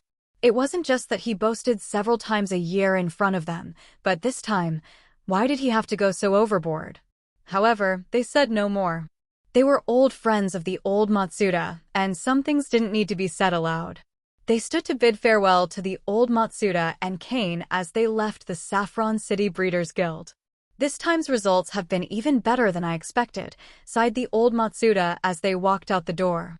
In fact, even if I didn't take you to meet that person, the influence of the Breeders' Guild would already be enough to let you open a gym in a small town like Leafy Town. But since I'm here, I'll take you to meet him so you can broaden your horizons, the old Matsuda continued. Cain nodded. This intermediate breeder exam had had a much bigger impact than he'd imagined. At first, he thought it would just help him gain some fame, but he hadn't expected it to move the hearts of the Breeders' Guild. After the exam, a large number of reporters rushed in and surrounded Cain for over half an hour before he finally managed to leave with the help of Haruto Fujimoto and Shiro Nakamura, who shielded him from the crowd. Under the stunned gazes of Flint and Misako, Cain bade farewell to them. Before leaving, Cain told Flint to train his son well so he could become an excellent breeder. Flint also revealed his identity to Cain and said he could reach out for help anytime. The two exchanged contact information. Then came the interviews with Haruto Fujimoto and Shiro Nakamura. It's unclear whether they decided on their own or had already discussed it with higher-ups, but they directly announced that Cain would be the next generation to receive the full support of the Breeders' Guild. This meant Cain wasn't just a core member of the league. He was also partly under the protection of the Breeders' Guild. Of course, before the old Matsuda arrived, Haruto Fujimoto and Shiro Nakamura, after understanding Cain's situation, tried to persuade him. They suggested he abandon his focus on being a trainer and concentrate on being a breeder, assuring him that within 10 years at most, he could aim for levels beyond advanced breeders. At that point, not only would his future as a gym leader be secured, but he could also be elevated to the position of president of the Breeders' Guild. But Cain politely declined the offer. 10 years? In 10 years, he might already be a regional champion, which was far more prestigious than being the president of the Breeders' Guild. Moreover, who said one couldn't be both a trainer and a breeder? Wallace in the Hoenn region reached the pinnacle of both professions as a coordinator and a trainer. Although some said his champion title came courtesy of Steven and concessions made by the league to the Hoenn Coordinators Guild for greater development, how could one become champion without skill? How could one lead the Elite Four? So, if others couldn't do it, it simply meant they weren't talented enough. Steven not only became the region's champion, but also mastered all the skills needed to run the Devon Corporation. Under Steven's leadership, the Devon Corporation only grew stronger. Yet the journalists exaggerated, comparing Cain to the next leader of breeders. Master, didn't we go too far this time? With such exaggerated promotion, I'm afraid I'll become a target, said Cain. The old Matsuda looked at him and said, What are you afraid of? Isn't this the result we wanted? Your name now echoes everywhere. You've gained the full backing of the Breeders' Guild, and as long as you don't do anything too crazy, the guild will always support you. This time, opening your gym won't be a problem. Plus, if you want to develop Leafy Town, a small village hidden in the mountains, and attract more people, a gym alone won't be enough. How many gyms are there in Hoenn? Why would anyone go to yours in the mountains? It's not like Verdanturf Town nearby, which has the advantage of natural springs. So you'll be the big magnet drawing attention to Leafy Town. Whether it's admirers or young challengers, the more people come, the more buzz there will be, and Leafy Town's popularity will grow. For you, my disciple, I've thought of everything. Cain looked at the old Matsuda with a bitter smile. Wow, don't pour all your desire to show off onto me. Even though the Breeders' Guild values you, did you really need so many reporters? Couldn't we have been more low-key? Do you know what it means to lie low while hunting? Now there's no hiding. I might have to walk the streets with my face covered like a movie star. Ahem, well, since it's done, don't worry about being attacked. Now you're under the brightest spotlight. Any attempts to approach you will be quickly detected, and the leaders of major organizations won't risk acting during this time of exposure. If they do, those old folks at the Breeders' Guild might really lose it. The old Matsuda continued, Let's go. I'll take you to meet that person. With that, he pulled out 2 Pokeballs, and an Aerodactyl and a Charizard appeared before them. After speaking, old Matsuda mounted his Aerodactyl directly. Then he instructed Cain to climb onto his Charizard's back. In reality, Cain also had his own flying mount, his Tropius. But upon seeing these two Pokémon, he decided it was better not to summon it to avoid making a fool of himself. Both Pokémon were part of old Matsuda's main team. Both Aerodactyl and Charizard were elite 4-level Pokémon, and the energy they emitted was something most people couldn't bear. Fortunately, old Matsuda was there. Otherwise, Cain wouldn't have known how to face these two Pokémon. Even if his Mismagius, dwelling in his shadow, appeared, it probably wouldn't withstand more than 2 moves from Aerodactyl. And that Charizard was likely old Matsuda's starter Pokémon. Although its current power was slightly inferior to Aerodactyl's, the difference between them wasn't significant.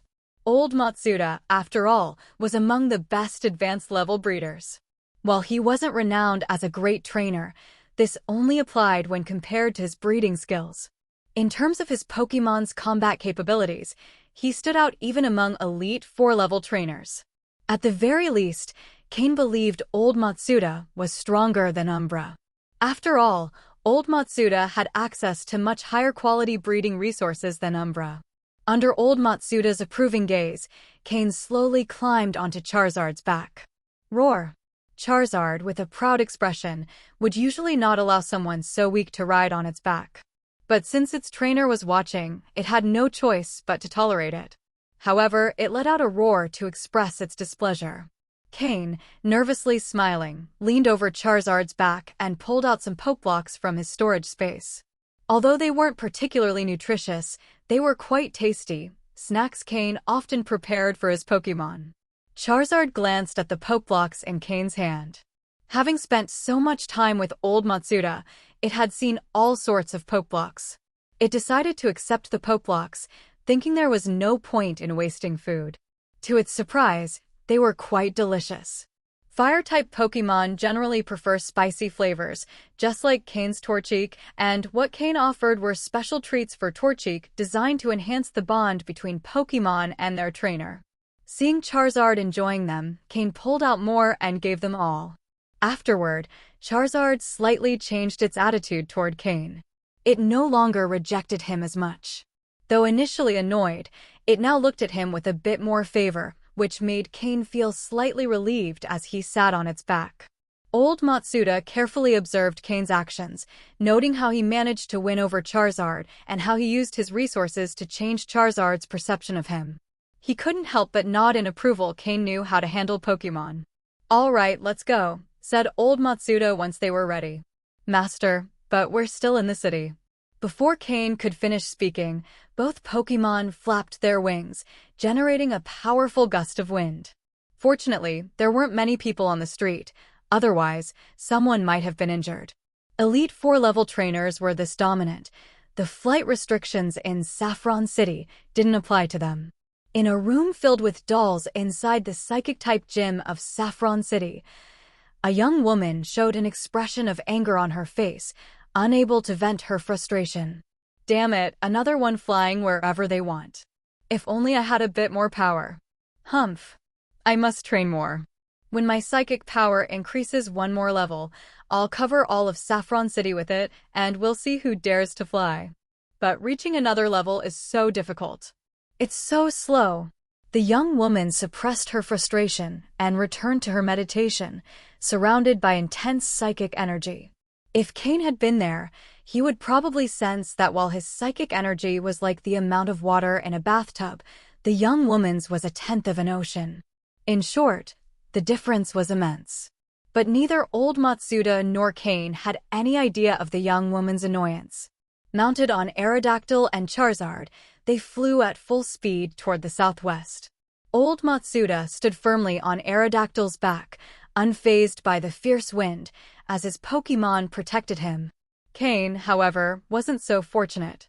Although he had managed to please Charizard, it flew without regard for Cain's discomfort, forcing him to cling tightly to the Pokémon's back as the wind battered his body.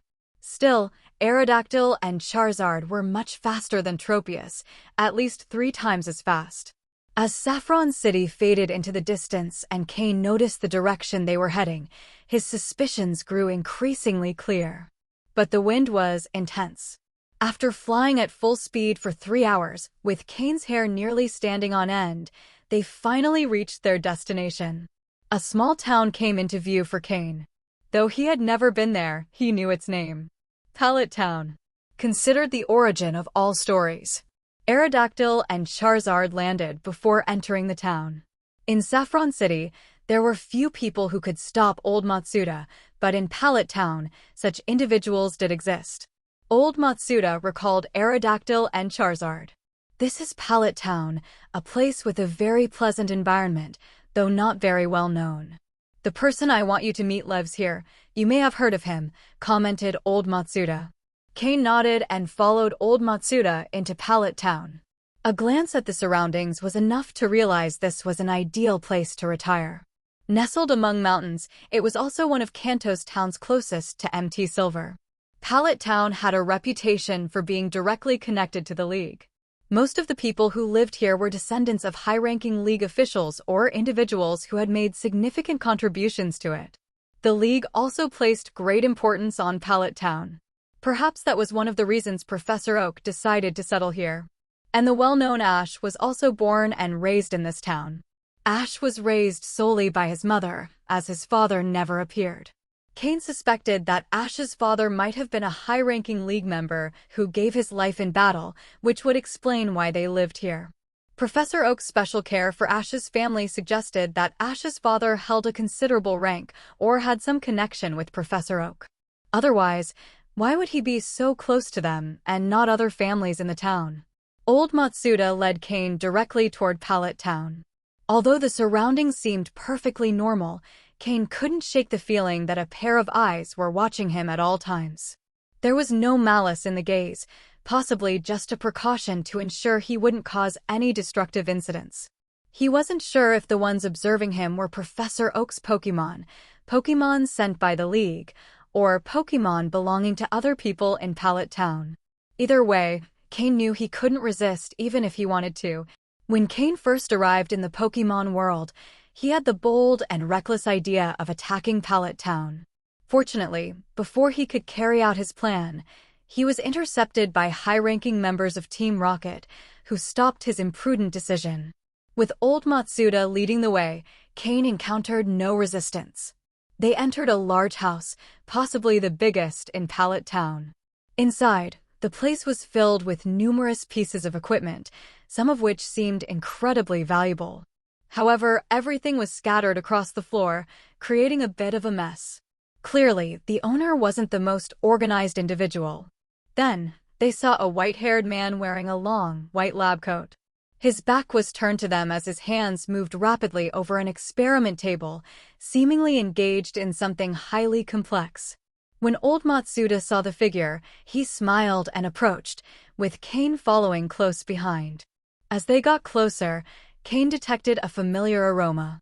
The smell of instant noodles. There was no doubt about it, this man was Professor Oak. A man who could cook instant noodles like no one else. Samuel, Old Matsuda called out. Professor Oak, who was diligently eating his instant noodles, turned around, with some noodles still dangling from his mouth. When he saw Old Matsuda, his eyes lit up. He immediately put down the noodles. Takashi, it's been ages since I last saw you. Old Matsuda's forehead showed faint lines of exasperation before he relaxed and replied with a smile, You're still the same, Samuel. Couldn't you at least swallow before speaking? Gulp. Professor Oak swallowed all the noodles in his mouth in one go, then burst into hearty laughter. Haha, Takashi, it really is you. It's been such a long time.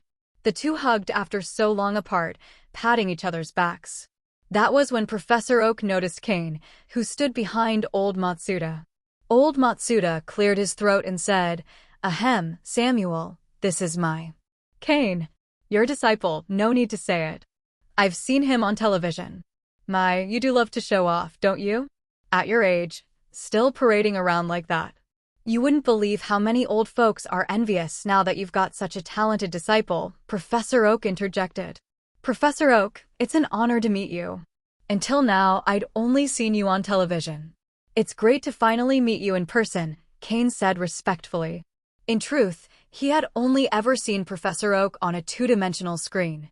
Good. Good. A promising young man. Takashi is fortunate to have found a disciple like you at his age.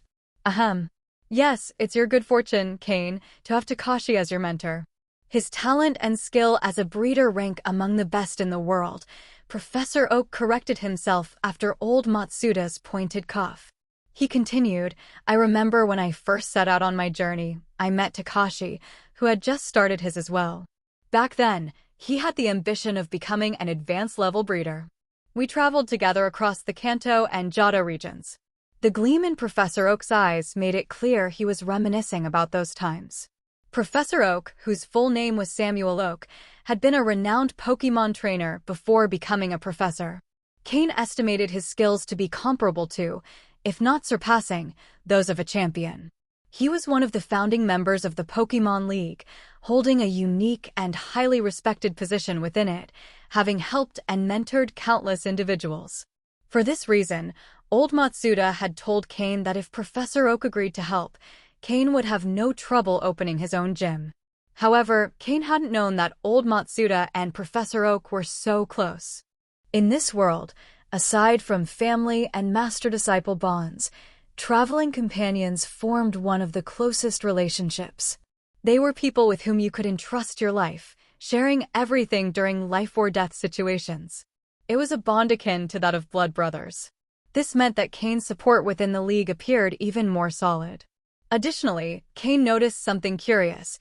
Professor Oak's personality and style were very similar to Ash's. Perhaps this was one of the reasons why Professor Oak had always been so fond of Ash. Both shared the same love for Pokémon. So, did this mean his mentor, old Matsuda, was something like Brock's equivalent? Was Professor Oak plus old Matsuda equal to Ash plus Brock? And both aspired to be advanced-level breeders? Wait a moment, Flint had once said he wanted his son to become a talented breeder like Cain. So was all of this preordained? It seemed that, without realizing it, Cain had become part of the world's main storyline. Not even the butterfly effect caused by his arrival had been able to alter the course of events. Professor Oak and old Matsuda continued talking about their past adventures while Cain quietly listened from the side. After chatting for a long while, they finally switched topics. By the way, Samuel, the main reason for this visit is to ask you for a favor, old Matsuda said bluntly. With the relationship he had with Professor Oak, there was no need for formalities, especially since Oak was known for his straightforward personality. Oh? What's the favor? Professor Oak asked. Here. Oh, right, we're still standing. Let's go inside. There aren't many people around today. I gave the researchers the day off. It's just my grandson, Gary, and me here at home. If you haven't eaten, how about some instant noodles? You know I'm great at cooking those. Professor Oak spoke as he led old Matsuda and Cain further into the house.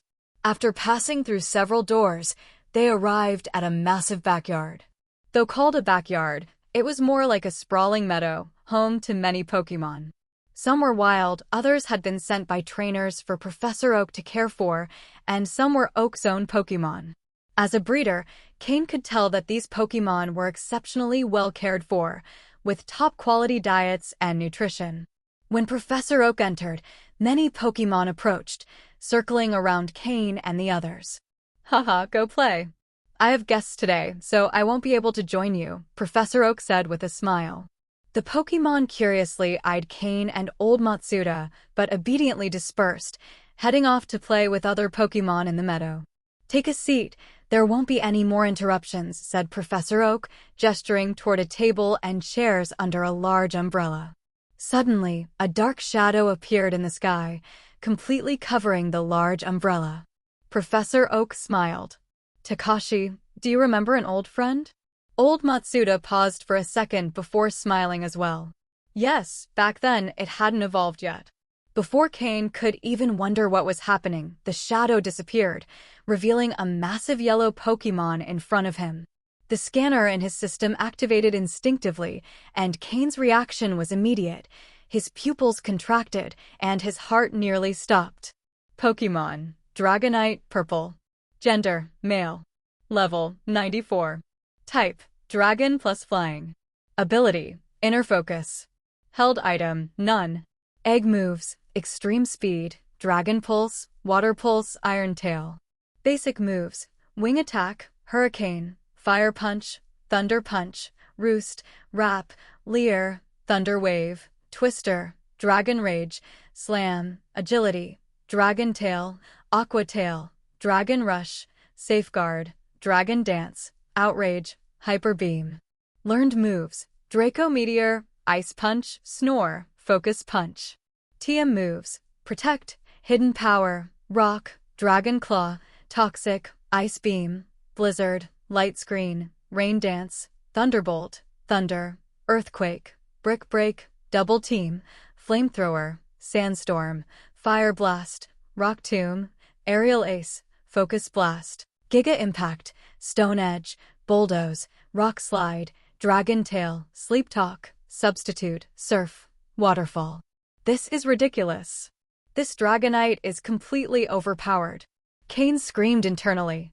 It was the first time he had ever seen a purple-quality Pokémon. Not only that, but it was a Dragonite. With a level of 94 and such powerful moves, Cain was utterly astounded. He now understood what it meant to face Pokémon belonging to League champions. This Dragonite possessed power on par with, or even exceeding, that of a champion. Cain had assumed that Professor Oak was strong, but seeing this erased all doubt. Samuel Oak wasn't just champion level. He could easily rank among the strongest.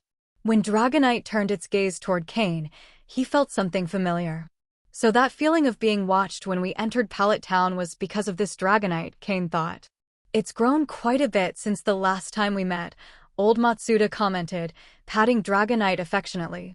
Dragonite observed Cain with curiosity, but seemed more interested in his shadow. Grew, Dragonite murmured softly. Professor Oak frowned at the sound. What's wrong, Samuel? Asked old Matsuda. Cain's expression also changed.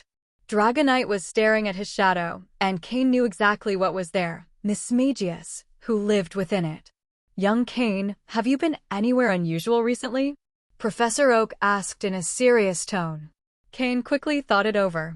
Professor Oak had detected Mismagius's presence. He decided it was best not to hide the truth. Yes, I've been to a somewhat troublesome place, but there was no danger. In fact, I found a companion. Although she's strong, she's innocent and untrained, Cain said, glancing at his shadow. Come on, Mismagius, don't be afraid, you can come out. At his words, a small head with a hat slowly emerged from his shadow. Mismagius's red eyes showed fear as she looked at Dragonite. She quickly hid behind Cain. Seeing her, old Matsuda swiftly pulled out 2 Pokeballs, ready for any emergency. Cain sighed. Relax, Master. Mismagius is just a child. Even though she's strong, she doesn't know how to use her power. She's barely interacted with other Pokémon or humans. Now that she's with me, I'll make sure she learns the basics. He pulled out 2 Poke Blocks and offered them to Mismagius. Despite her fear, Mismagius couldn't resist and devoured them quickly, a happy smile appearing on her face. Seeing this, old Matsuda relaxed slightly, though he still didn't completely lower his guard. But Professor Oak was different. From the moment Mismagius appeared, being an expert in Pokémon, he immediately took out a magnifying glass and slowly approached. A smile appeared on his face, one he believed to be very friendly. He perceived in Mismagius an inner purity similar to that of a child. Just like the starter Pokémon he gives out, although each has its own personality, you can always see that crystalline purity in their eyes, like a gem that cannot be hidden or imitated. Only newborns possess that gaze. So, from the moment Cain released Mismagius, Professor Oak confirmed what he was saying. Mismagius, eh? Truly rare. The development of this Mismagius is quite good, and both its level and quality are excellent. Clearly, the Duskstone used for its evolution was also of high quality, Professor Oak said as he approached Mismagius with his magnifying glass, smiling. However, Mismagius seemed a bit afraid of him, hiding behind Cain to avoid the professor. This led to a scene where Mismagius and Professor Oak circled around each other. grew. Dragonite, observing from the side, showed a resigned expression and let out a growl directed at Professor Oak. His trainer's behavior left him somewhat bewildered. I must have been an unfortunate dragon in my past life to end up with a trainer like this in this one, thought Dragonite. Hearing Dragonite's growl, Professor Oak snapped out of it, realizing that Mismagius was looking at him with an expression of distrust, as if he were a villain. Professor Oak smiled awkwardly. Ahem, ha, well, it's just a professional habit. I couldn't resist, he said, scratching his head. Cain patted Mismagius's head, calming her a bit, and then shook his head to indicate there was no problem. What do you think, Cain? Would you be interested in leaving Mismagius with me for a while? The next time you see her, she's sure to have improved, Professor Oak suggested. Upon hearing Oak's words, the strongest reaction came from Mismagius, who let out a loud cry before immediately hiding in Cain's shadow, refusing to come out again. Professor Oak, it seems Mismagius doesn't like that idea very much, Cain said awkwardly. Ahem, well, not much I can do about it, ha ha ha. In truth, Professor Oak had no real intention of keeping Mismagius. He was simply intrigued by her origin. However, seeing the situation, it was clear that Mismagius truly behaved like a small child, trusting only Cain. Given that, there was no issue with her staying by his side. Professor Oak was only concerned about the possibility of a powerful Pokémon causing problems. After all, Ghost-type Pokémon have strange abilities, and it wasn't the first time Professor Oak had encountered a Ghost-type Pokémon that absorbed human life energy. With Professor Oak's approving look, old Matsuda finally relaxed completely. Now Cain was not only his disciple, but also the treasure of the entire Breeders' Guild. Any problem arising out of nowhere would be a major setback. Tell me how you found this Mismagius, said old Matsuda. Master, as you know, last time on the SS, and when I tried to distract the members of Team Aqua, I jumped into the sea. Upon returning, the ship had already disappeared, so I found a small island to stay on. Cain recounted 7 parts truth and 3 parts fiction about how he discovered Mismagius. He even hinted at some things he couldn't guess himself, hoping the two could contribute their expertise. So, you found Mismagius in an underground cave filled with ghost-type energy? And Mismagius was simply benefiting from that place, not creating it, old Matsuda said with a serious expression. He had never heard of such a place. Professor Oak shared his surprise, though his expression was calmer. The world is vast, and the areas discovered by the League may only be a fraction of it. There are special places we don't know about. Perhaps it's a hotspot of ghost energy or some place left by a legendary Pokémon. Either way, you tried to return and couldn't find it. There's no need to search for it again. Cain nodded. In the short term, he couldn't return to the trial island, so he would wait until he had enough power to face any unknown situation before going back. And also, don't let others know about Mismagius's existence. We're not interested, but you must remember that not everyone in this world belongs to the League. If someone knew you owned an elite-level Pokémon like this, it could bring you great trouble. Not all League trainers are trustworthy. So, as before, keep Mismagius well hidden. Fortunately, not everyone can sense Mismagius's presence like Dragonite can. At least I can't, old Matsuda warned, while also trying to reassure Cain. At least those who could detect Mismagius's presence would have to be stronger than old Matsuda, and in that case, Cain would have no way to resist. He would simply have to hand her over obediently. Well, we've strayed a bit from the topic. Let's get back to the main point, old Matsuda said, not wanting to discuss Mismagius further. He knew that Cain, despite his youth, was very sensible about such matters. This disciple of his, though young, was exceptionally skilled at handling situations, so much so that even old Matsuda, with all his experience, was often impressed. Right, back to the main topic. Takashi's been saying for a while now that he needs my help with something. We've been together for quite some time, but I've rarely seen you ask me for a favor. It seems this time it has something to do with young Cain, Professor Oak said with a smile. Hearing this, old Matsuda also smiled and said, Yes, I've taken on a fine disciple, and as his master, naturally, I want to help him. Professor Oak nodded. Having someone to inherit his knowledge was the best he could hope for, though he wasn't sure when someone would inherit his own legacy. But the young man they were talking about seemed promising. Though somewhat carefree, his love for Pokémon reminded Professor Oak of his younger self. Here's the thing, though my disciple has exceptional talent as a breeder, he's not weak as a trainer either. In fact, he prefers being a trainer. Recently, during his travels through the Hoenn region, he passed through a small, impoverished town and suddenly asked me if he could open a gym there, old Matsuda explained. Upon hearing what old Matsuda had just said, Professor Oak looked at Cain with slight surprise in his eyes. Open a gym? He hadn't expected Cain, who had been widely publicized on television as the future leader of breeders, to have intentions of opening a gym. Was he planning to pursue both paths simultaneously? If he wants to open a gym, given his current status within the Breeders' Guild, there shouldn't be any issue. Those elders will surely speak in his favor, Professor Oak commented. The elders Oak referred to were clearly very senior individuals. It couldn't be helped, breeders were known for their longevity. Except for a few, the elders of the Breeders' Guild were some of the highest-ranking people within the league. Exactly, there's no issue with him opening a gym now.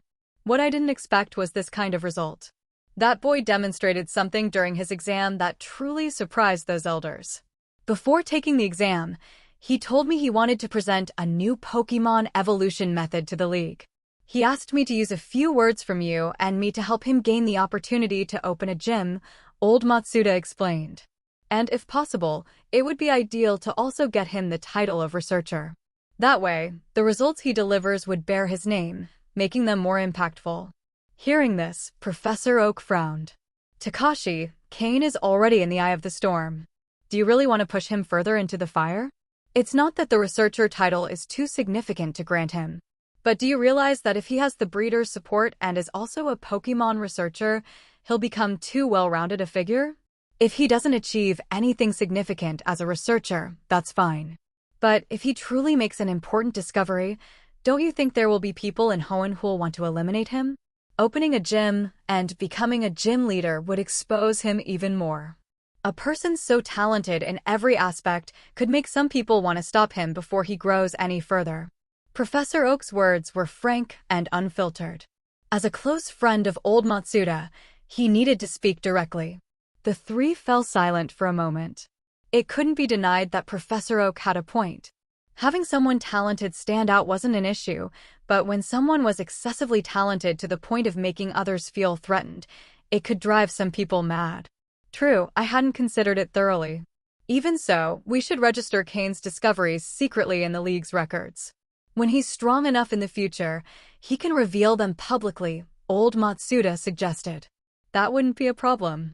Still, I'm curious, what discovery has Cain made? Professor Oak asked. Both turned their gaze toward Cain. Without a word, Cain pulled a Pokeball from his pocket and tossed it, summoning Slowking. Upon seeing it, Professor Oak's eyes instantly lit up, even more than when he saw Mismagius earlier. Suddenly, he pulled out a magnifying glass from who knows where. A shiny Slowking. But before he could get closer, old Matsuda stopped him. Wait, Samuel, first things first. Right. Sorry, force of habit, Professor Oak said, scratching his head. Cain began speaking. Professor Oak, the discovery I made is about Slowking's evolution method. A long time ago, the existence of Slowking was discovered, and it was speculated to be an evolution of Slowpoke, or even Slowbro. However, until now, no one had figured out the method of evolution. Once, by chance, I managed to evolve my Slowpoke into Slowking. And I believe it was due to these circumstances that it was able to evolve. Cain paused at that point. The next step was for them to ask something, but neither of them said a word. Old Matsuda smacked Cain on the head. Keep talking. Don't stop. This kid. We're both senior figures here, and he expects us to quiz him like it's an exam? How insolent, old Matsuda thought. After the smack, Cain scratched his head and continued. The thing is, back then, I received a King's Rock from Stephen of the Stone family from Hoenn. One time, while Slowpoke was playing with a shelter, it was wearing the King's Rock. That's when Shelter bit Slowpoke's head, and it evolved into Slowking. A King's Rock, exclaimed Professor Oak in surprise. Since the King's Rock was discovered, its purpose has been unclear. Most of the time, it's considered an accessory or a collector's item. I never expected it to also aid in Pokémon evolution, Oak murmured. The fact that Cain had received the King's Rock from Steven no longer interested him. It makes sense. King. Slowpoke evolving into Slowking would mean becoming the king of its group. This transformation requires a type of energy similar to that of a king, and the King's Rock seems to contain that essence. Slowpoke evolving into Slowking now makes complete sense. The more he spoke, the more convinced Professor Oak became that the King's Rock was key to Slowking's evolution. Cain, your hypothesis is 90% correct. We just need another Slowpoke to evolve into Slowking to confirm it. The issue is that King's Rocks are hard to come by, and their price is very high. Cain nodded. He knew this discovery would become public knowledge in a few years, but he had wanted to get ahead and claim credit. Would you let me study your shiny Slowking for a while? Professor Oak asked, once again showing his inquisitive spirit. Cain laughed wryly. Professor Oak, I'm thinking of opening a water-type gym, and Slowking is my ace. Without it, I doubt I could manage the gym, as I haven't trained many water-type Pokémon. You're right. If you're going to open a water-type gym, Slowking will boost your popularity and attract more challengers. Also, a gym leader can't be weak. If Slowking is your only Pokémon, even with approval to open the gym, you'll still need more strong Pokémon, Professor Oak reflected. Yes, before the gym's construction is complete, I plan to spend more time training. By then, I'll also need to catch some water-type Pokémon to increase the number and strength of my team. By the way, Samuel, Cain hasn't received a starter Pokémon before, has he? He should be eligible to receive one now, right? Asked old Matsuda from the side. Cain was a civilian trainer, so he hadn't been entitled to receive a starter Pokémon. Oh? Cain is a civilian trainer, Professor Oak said, surprised. Old Matsuda nodded. Yes, Cain is a civilian trainer, so when he displayed his talent as a breeder, the elders of the Breeders' Guild went wild. What exceptional talent, Professor Oak sighed. It's possible for him to receive one. Since you're planning to open a water-type gym, the best choice would be a water-type starter. How about Squirtle from the Kanto region? Squirtle? Cain thought about Squirtle and its final form, Blastoise. Blastoise is one of the best among starter Pokémon. As a pure water type, Blastoise has decent durability, with only a double weakness to electric and grass types. However, it has double resistance to steel, water, fire, and ice-type moves. As a starter, Blastoise has solid base stats, specializing in physical and special defense. Although its speed isn't particularly low, it doesn't stand out in any single stat. The most noteworthy feature is that Blastoise can Mega Evolve. When Blastoise Mega Evolves, its stats increase by 100 points, with an additional 50 points in special attack, raising its special attack to 135, giving it a great opportunity to excel in that area. Additionally, its physical and special defense are not weak, allowing it to endure and strike back, making it highly useful. The most important aspect is that upon Mega Evolution, Blastoise gains the Mega Launcher ability. Moves like Aura and Pulse are powered up by 50%. It's a rather remarkable ability. With a special attack of 135, this ability becomes even more powerful.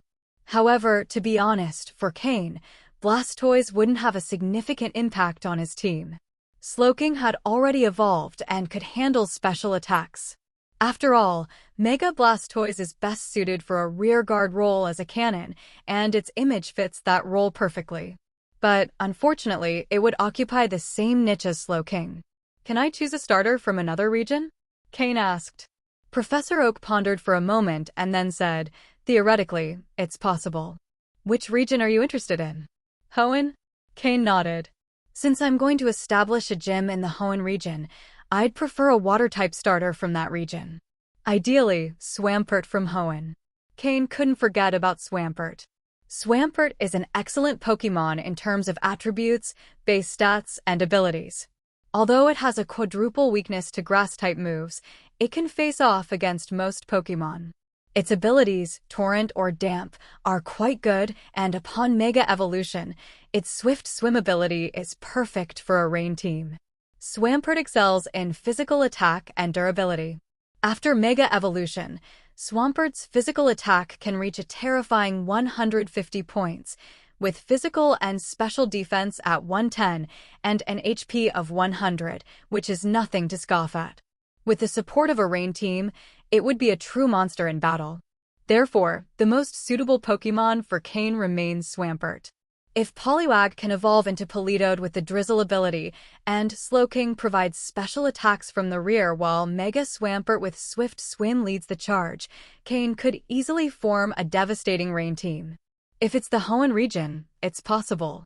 Since you're planning to establish a gym there, you'll definitely need some local water-type Pokémon. Mudkip is a great choice. However, if you want a Mudkip, you'll have to travel to the Hoenn region to receive it. I don't have one here. I'll send an email to Professor Birch of Hoenn, and you can pick it up from him later. I'll share Professor Birch's contact details with you so you can communicate directly, Professor Oak said. Professor Oak didn't see any issue with Cain's choice. Although he regretted not being able to study Cain's Slowking further, there would be opportunities in the future. After all, Professor Oak was deeply interested in Cain's shiny Slowking. It was an extremely rare Pokémon, and there was probably no other like it in the world, a shiny Slowpoke that evolved into a Slowking. That probability was incredibly low. Alright, that's all for the important matters. Old Matsuda continued, Cain, you can head out and explore a bit. Take a look around Pallet Town, but don't wander too far or harm the local Pokémon. I'll stay and talk with Samuel. It was evident they had matters to discuss without Cain overhearing. Cain nodded in understanding. He took out the Pokeball and returned Slowking, then left the room. Although he was curious about what old Matsuda and Professor Oak would discuss, Cain was more intrigued by the legendary Chosen One, Ash. As he stepped outside, he decided to explore Pallet Town, hoping to encounter Ash before he started his journey. He might also run into Gary, Professor Oak's grandson. After stepping out, Cain released Slowking. Since Slowpoke had evolved, Cain hadn't let Slowking walk alongside him. Given Slowking's rare and eye-catching presence, many people didn't even recognize it as a Slowking. However, Pallet Town had few people and was completely safe, so Cain decided to walk around with Slowking. Additionally, Slowking's psychic abilities could help him locate the two young potential champions. While they weren't trainers yet, perhaps he could leave an impression on them. Or even change something. Although Cain seemed to have influenced some things, he hadn't altered the story, but rather accelerated its development. So, what would happen if he tried to change Ash's destiny? Was the Chosen One truly bound to a fixed path? Of course, Cain wouldn't be foolish enough to eliminate Ash now or steal his starter Pokémon or fate. Cain was confident that he would surpass Ash in strength in the future. He was simply curious to see if his presence in this world would alter the course of events. It was a small experiment. Cain was walking through Pallet Town with his Slowking. Although his goal was to find Ash and Gary, he wasn't fully determined to do so. Rather, he wanted to enjoy the walk and relax a bit. Cain released his Torchic. This little one had suffered emotional trauma, and although it seemed fine under the comfort of Aaron and Poliwag, Cain preferred to give it some time to relax and heal its mind. Recently, Torchic's condition had improved considerably. In the coming days, it would be determined whether its potential would stabilize at a high level. Torchic, the air here is excellent, isn't it? Cain said, gently petting Torchic's head. Torchic, happy, closed its eyes and rubbed its head against Cain's hand, showing a greater dependence on him. The reason Torchic recovered so quickly was due to its cheerful nature as a fire-type Pokémon. Torchic began running joyfully through the fields of Pallet Town. Every now and then, it would shoot small flames into the sky, not damaging the environment, just expressing its happiness. It seemed like an emotional burden it had been carrying inside had disappeared. Cain watched as Torchic's stats fluctuated in his system. The values of its abilities kept increasing, indicating that the improvement in its mood was aiding its stabilization. It seems that its happiness is helping stabilize its potential, Cain thought. As Torchic continued running, two kids appeared in front of him. One wore a red cap and a black t-shirt, while the other had a green shirt and brown hair. The two seemed to be arguing heatedly and didn't notice Torchic running towards them. Bang! Ouch! It hurts! It hurts! It hurts! The boy with black hair, Ash, was sitting on the ground, holding his stomach. Next to him, Gary, Professor Oak's grandson, had a surprised expression. He had avoided the crash, but Ash wasn't so lucky. Cain ran over to them, first checking Ash and then Torchic, who was also sitting on the ground, a bit dazed. Cain couldn't help but smile at the situation. After all, Ash was known for being extremely resilient. Torchic had run fast, but Ash seemed to be fine. "Are you okay?" Cain helped Ash up and then called Torchic. "Torchic, you got too excited and bumped into someone. Go apologize." Torchic, still a bit stunned, quickly got up and ran towards Ash, bowing repeatedly to apologize. Meanwhile, Ash, who wasn't injured, looked at Torchic in amazement and immediately hugged it. A Pokémon. A real Pokémon. "It's so warm and soft," Ash exclaimed with shining eyes, as if he had found the best toy in the world. Cain watched the scene, a bit speechless. Beside him, Gary seemed even more confused, though he was used to his childhood friend's eccentricities. "I'm sorry, big brother," Gary said, pulling Ash's t-shirt. "This guy has great resilience. Nothing happened to him." "I think your Pokémon got scared." Cain patted Torchic's head and smiled. "Don't worry, it's all fine." "What's your name?" "I'm Gary Oak, Professor Oak's grandson." Me, I'm Ash. My dream is to become a Pokémon master." Ash shouted, raising his hand excitedly. "Nice to meet you, I'm Cain, sort of a guest of Professor Oak," Cain replied with a smile. Ash and Gary's eyes lit up when they heard that Cain was a guest of Professor Oak, making him, in their eyes, part of their close circle. "Big brother Cain, is that Pokémon a Torchic from the Hoenn region?" Gary asked, observing Torchic, who was still shyly hiding behind Cain. "That's right, no wonder you're Professor Oak's grandson. Recognizing a Torchic at such a young age is impressive." Hee. Gary, despite his usually cold demeanor, couldn't help but feel proud of himself after receiving the compliment. "Hoenn region? Torchic? What are you guys talking about?" Ash interrupted, completely lost in the conversation. Gary gave him an exasperated look and decided to ignore him. Then he focused his attention on Slowking, who was standing next to Cain, and commented curiously. "But I don't recognize that giant Pokémon. This is a Slowking, which evolves from Slowpoke. It can also be found in the Kanto and Johto regions, although its evolution method is quite peculiar," Cain explained. "Slowpoke? But doesn't Slowpoke evolve into Slowbro? So it turns out it has a new evolutionary form?" Gary asked, his eyes shining with excitement at gaining new knowledge. "Exactly. It's because of Slowpoke's unique evolution method that I've come to visit Professor Oak." Ash, on the other hand, was completely confused. "Who am I? Where am I? What are they saying? Why don't I understand anything?" Cain noticed the bewildered expression on Ash's face. It wasn't surprising that Ash, whom Pokémon fans on Earth ironically nicknamed Ash Ketchum the Wise, looked this way. Despite having almost no knowledge of Pokémon at this point, his love for them would gradually make him one of the greatest Pokémon trainers. Gary, on the other hand, always surpassed Ash in everything: lineage, knowledge, even appearance. But eventually, it would be Ash who outshined him. Cain had approached these two with a mix of curiosity and a small hidden agenda. However, upon seeing Ash up close, that inclination faded without Cain even realizing it. If it weren't for the records in his system, Cain himself wouldn't have believed it. If Ash had never met Pikachu, would he still be the chosen one of destiny? Cain wondered.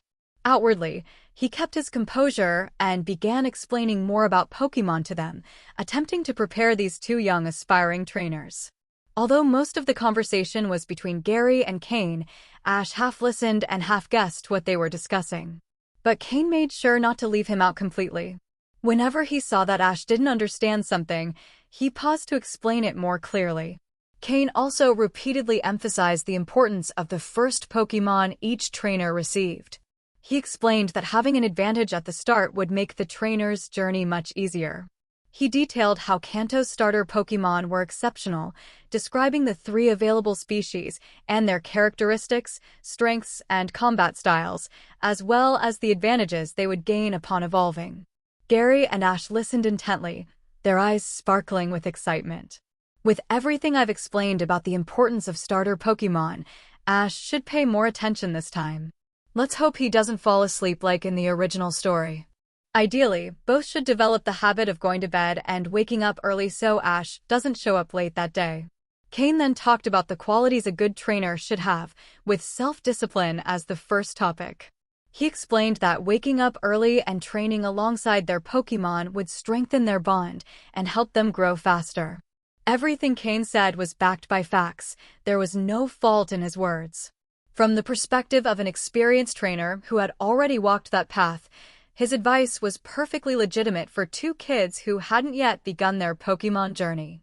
Even if Professor Oak had been present, he wouldn't have found any flaws in what Cain was saying. Thus, the 3 sat on the grass and talked for 3 or 4 hours.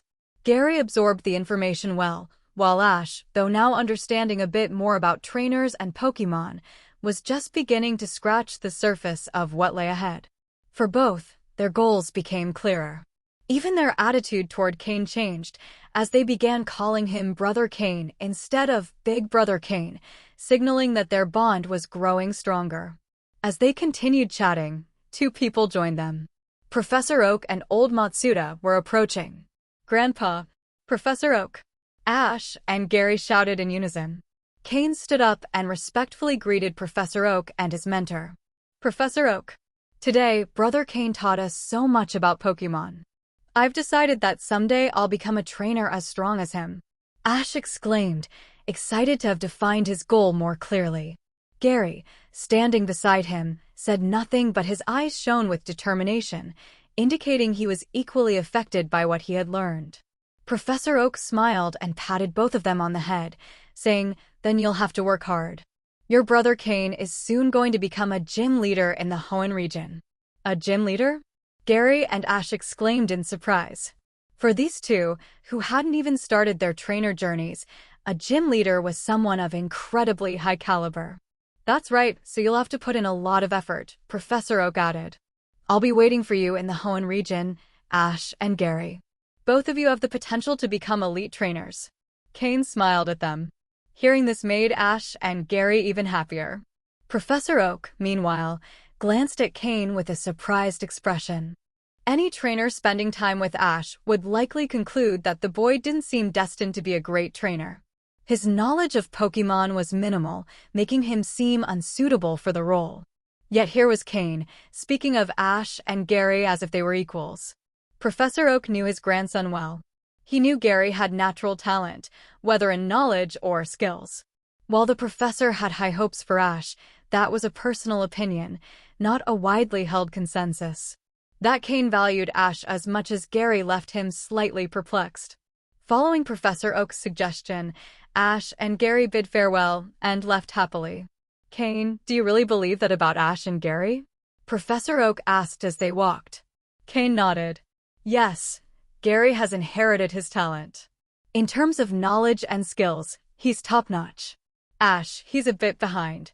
"I'd say he's quite far behind," old Matsuda interjected with an amused smile. "Haha, Takashi, don't interrupt." "Cain, go on," Professor Oak said, laughing. "Although Ash is a bit behind, his love for Pokémon will make up for all his shortcomings. I'm confident both will achieve great things in the future. In fact, I wouldn't be surprised if Ash surpasses Gary. Of course, this is just my opinion. Don't take it too seriously, Professor Oak." The sun set on the horizon as Cain and old Matsuda disappeared into the distance. "Don't take it seriously? Then why do I feel like Ash might surpass Gary?" Professor Oak murmured as he watched them leave. At midnight, Cain and old Matsuda arrived in the skies above Saffron City. Old Matsuda dropped Cain off in Saffron City and immediately left on his Aerodactyl. He explained that he had already lost a day of work on his experiments by helping Cain and needed to return to continue the next day. Resigned, Cain returned to the city alone. But shortly after entering, a very discreet communicator he carried began to buzz. Feeling the vibration, Cain's expression changed. He stopped moving slowly and quickly slipped into the dark alleys of the city. He called on his Slowking to ensure no one was nearby, then carefully pulled out the communicator he had stashed away. There was no number displayed, but Cain knew only one person could contact him through that device: Umbra. This was the exclusive communicator Umbra had given Cain. He answered, and a voice came through from the other side. "Cain, where are you now? Are you still in Saffron City?" Cain respectfully replied, "Mr. Umbra, I am currently in Saffron City." There was a brief silence on the line before Umbra spoke again. "Understood." And the call ended. Before Cain could lower the communicator, the space around him began to distort. In the blink of an eye, two people appeared before him: Umbra and Sabrina, the gym leader of Saffron City and a powerful psychic. "Mr. Umbra, Miss Sabrina," Cain greeted them respectfully. Sabrina saw Cain's Slowking, and her eyes gleamed. She immediately teleported next to the Pokémon to try and touch it. But Cain's Slowking was no longer the slowpoke it had once been. Although it couldn't match Sabrina's powers, it managed to dodge her contact by using teleport to evade her hand. "Huh? Is this Slowking the same slowpoke from before? How did you unlock its potential?"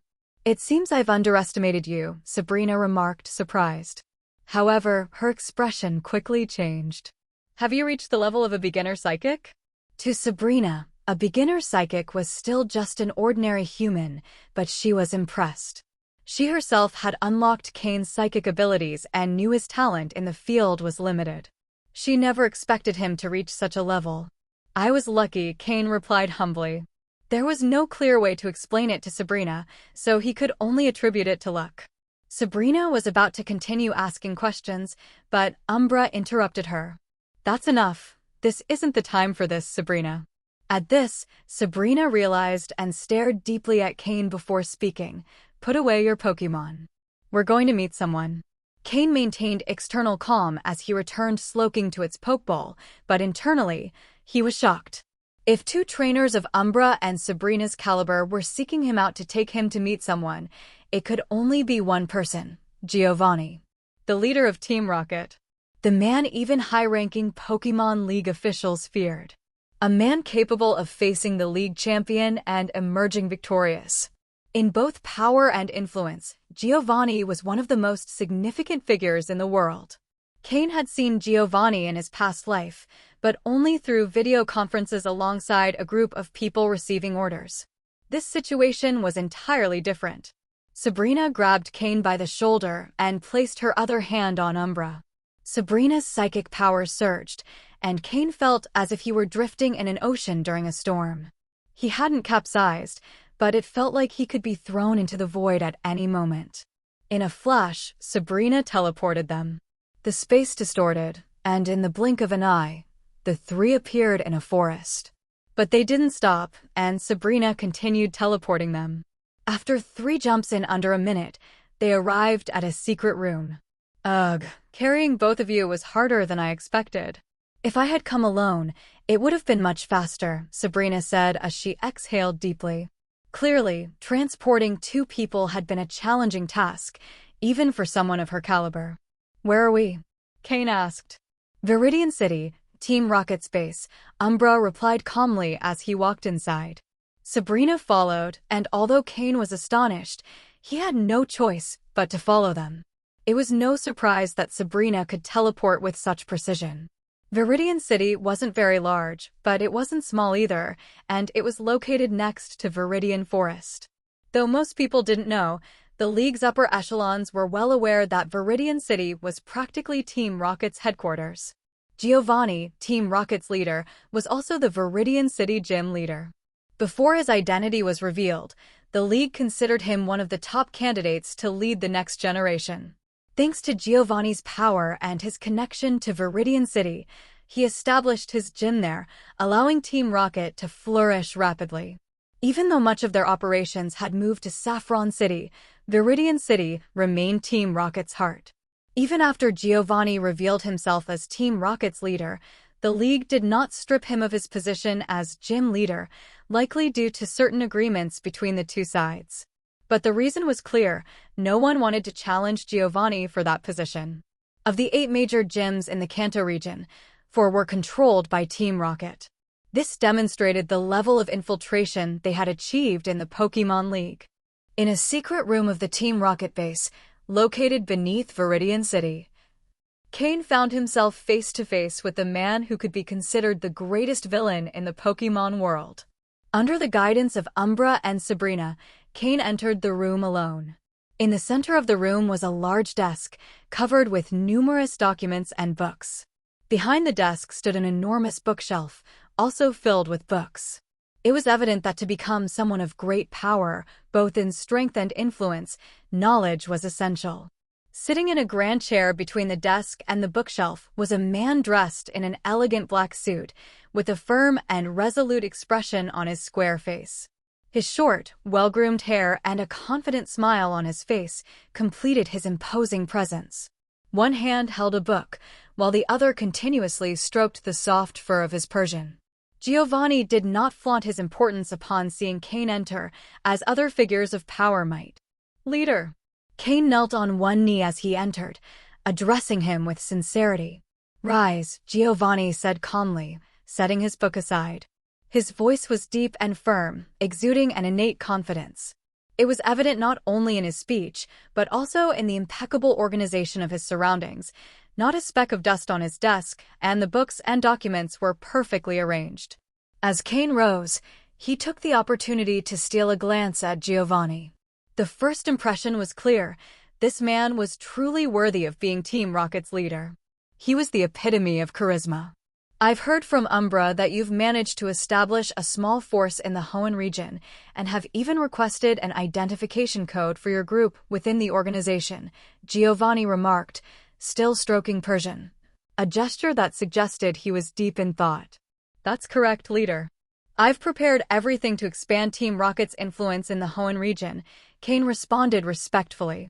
Though Giovanni showed no emotion on his face, Cain felt as if those piercing eyes could see straight through him, as if Giovanni could read his deepest thoughts. "Really?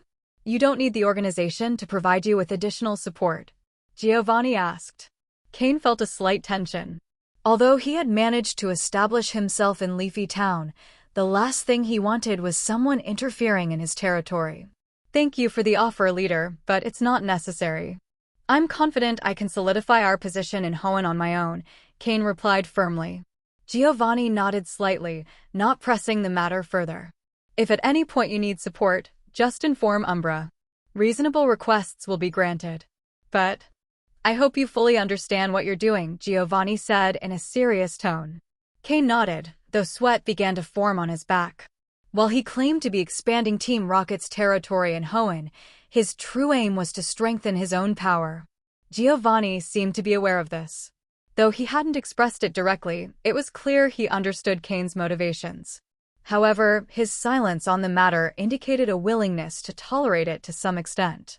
That was Giovanni's charisma, allowing his subordinates a degree of freedom, as long as they remained loyal and increased their power. He trusted that no one could escape his control. That confidence stemmed from his absolute superiority.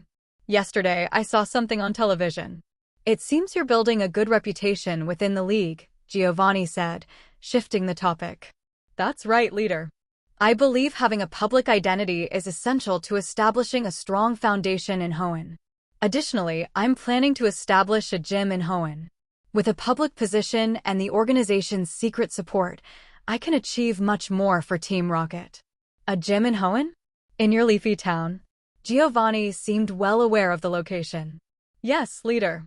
I've already made the necessary connections within the league, and they've approved the construction of the gym in Leafy Town," Cain replied confidently. Although Giovanni wasn't fully informed about this project, he would soon know. The league was already moving, and with Giovanni's vast information network, it wouldn't take long for him to learn everything. Giovanni observed thoughtfully. Cain appeared more capable than he had anticipated.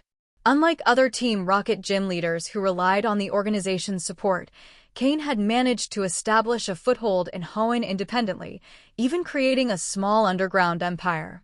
Although Leafy Town was small and remote, with sufficient resources, it could hold potential for growth.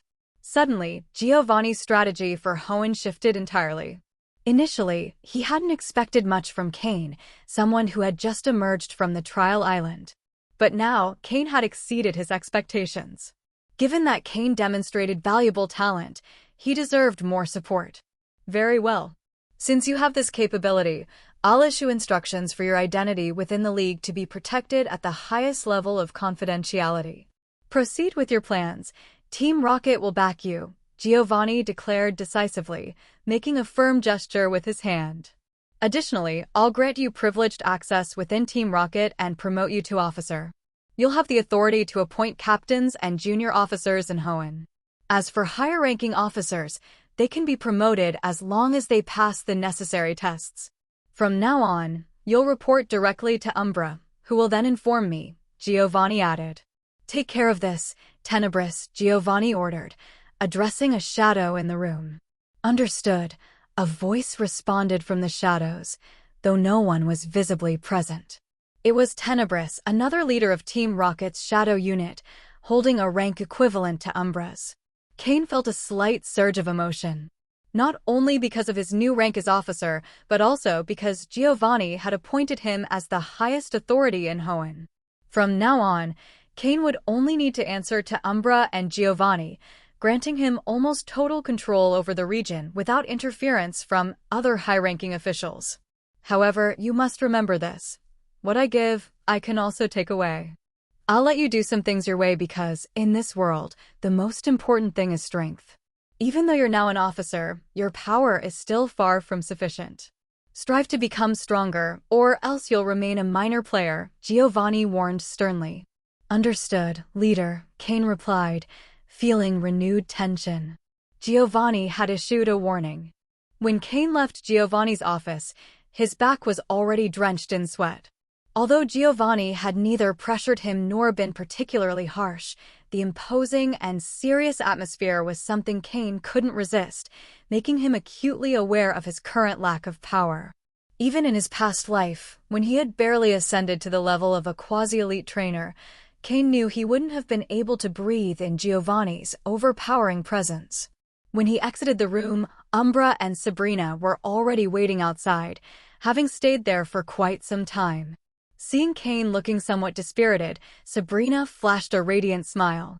How is it, Cain? Isn't the boss incredibly intimidating? Did he scare you? Cain let out a bitter laugh at her remark. He truly had felt intimidated. It was no surprise Giovanni was a formidable trainer. Umbra gave Cain a pat on the shoulder without saying anything. As one of Giovanni's closest confidants, Umbra deeply respected him from the bottom of his heart.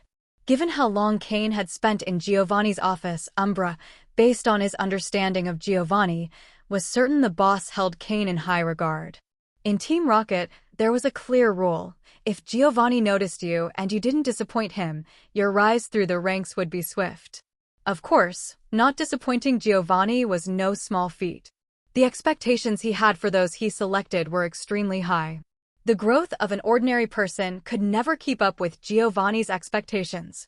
If Cain had to compare Giovanni to someone, it would be Napoleon Bonaparte. He could only hope that no Talleyrand would show up to undermine him. Originally, it was Cao Cao and Sima. What do you think? Stick with the original reference or keep this change? Together with Umbra and Sabrina, Cain left Team Rocket's base in Viridian City. Just as when he arrived, he departed in the same covert manner. When he returned to Saffron City, Sabrina wasted no time in kicking him out of the gym. With few options left, Cain checked into a hotel, waiting for the next day to return to the Hoenn region. By the afternoon of the following day, after traveling tirelessly, Cain finally arrived in Leafy Town in the Hoenn region. By then, Sky and the others had already been dispatched to carry out tasks Cain had previously arranged. During that time, the Pokémon League was set to send inspectors to Leafy Town to select a location for constructing a gym. Since Sky and the others weren't entirely inconspicuous, Cain decided to send them all on Pokémon hunting missions, which would also serve as training for the new recruits. Cain headed straight to his backyard, now his main base of operations. After giving prior instructions to Sky, the yard had been enclosed by a tall wall, spanning a vast area where Cain could freely train his Pokémon. Previously, he had tasked a group of Slowpoke and Gyarados with expanding the pond, and now that he was back, it had grown nearly tenfold in size and several times in depth. It already resembled a small lake. Cain released all the water-type Pokémon he had purchased on the black market in Saffron City, instantly bringing life to the quiet lake. Most of the Pokémon were native to the Kanto region, but Cain planned to expand their diversity over time. The Slowpoke would become the guardians of this lake. After accommodating all the Pokémon, Cain didn't have to wait long before the League inspectors arrived. It seemed the Breeders' Guild had indeed exerted pressure, and the League was paying significant attention to this matter. Only a day had passed, and they were already here. However, when Cain saw the two inspectors, a look of surprise appeared on his face. Cain recognized them, and they recognized him as well. Although they had never met in person before, they certainly knew of each other. Lance, an advanced researcher from the Kanto region, and Wallace, the renowned coordinator and disciple of the Sutopolis City gym leader in the Hoenn region. Both had arrived together. It could be said that Cain's home was now hosting two future champions. If Stephen were also present, there would be 3 champions in Cain's house. Fortunately, Stephen didn't know about this. Cain had tried to call him, but Stephen was in a far-off place and couldn't return immediately. However, he promised to be present when the gym officially opened. The League really went all out, sending you two. I'm a bit overwhelmed, Cain said, pouring water for Lance and Wallace. Oh? Overwhelmed? I didn't expect to see you either, Cain. When I received the assignment, I didn't realize it would be you. Now you're all over the screens as the youngest breeder in history to reach intermediate level. Not bad, Lance said with a smile, taking a sip of water. His tone clearly conveyed how impressed he was by Cain's accomplishments. Indeed, when I heard the youngest breeder in history was planning to open a water-type gym in Hoenn, I was astonished. Cain, your demeanor truly surprised me, Wallace added, equally admiring. Wallace already sported his characteristic style, just as he would in the future. However, he wasn't yet the gym leader of Sutopolis City. His mentor, Juan, still held that position. Cain could sense Wallace's inherent elegance and nobility. It was no surprise that Stephen and Wallace were friends. Both were not only powerful but also shared a similar aura. Lance, on the other hand, dressed not much differently from how he would in the future, with a cape of black and red hues. These two certainly knew how to dress, both sporting capes that projected elegance and power. At present, Lance was still working as a League researcher, but he would soon ascend to chief researcher in Kanto and later become the Dragon-type Elite Four of the Kanto region. He already possessed impressive strength.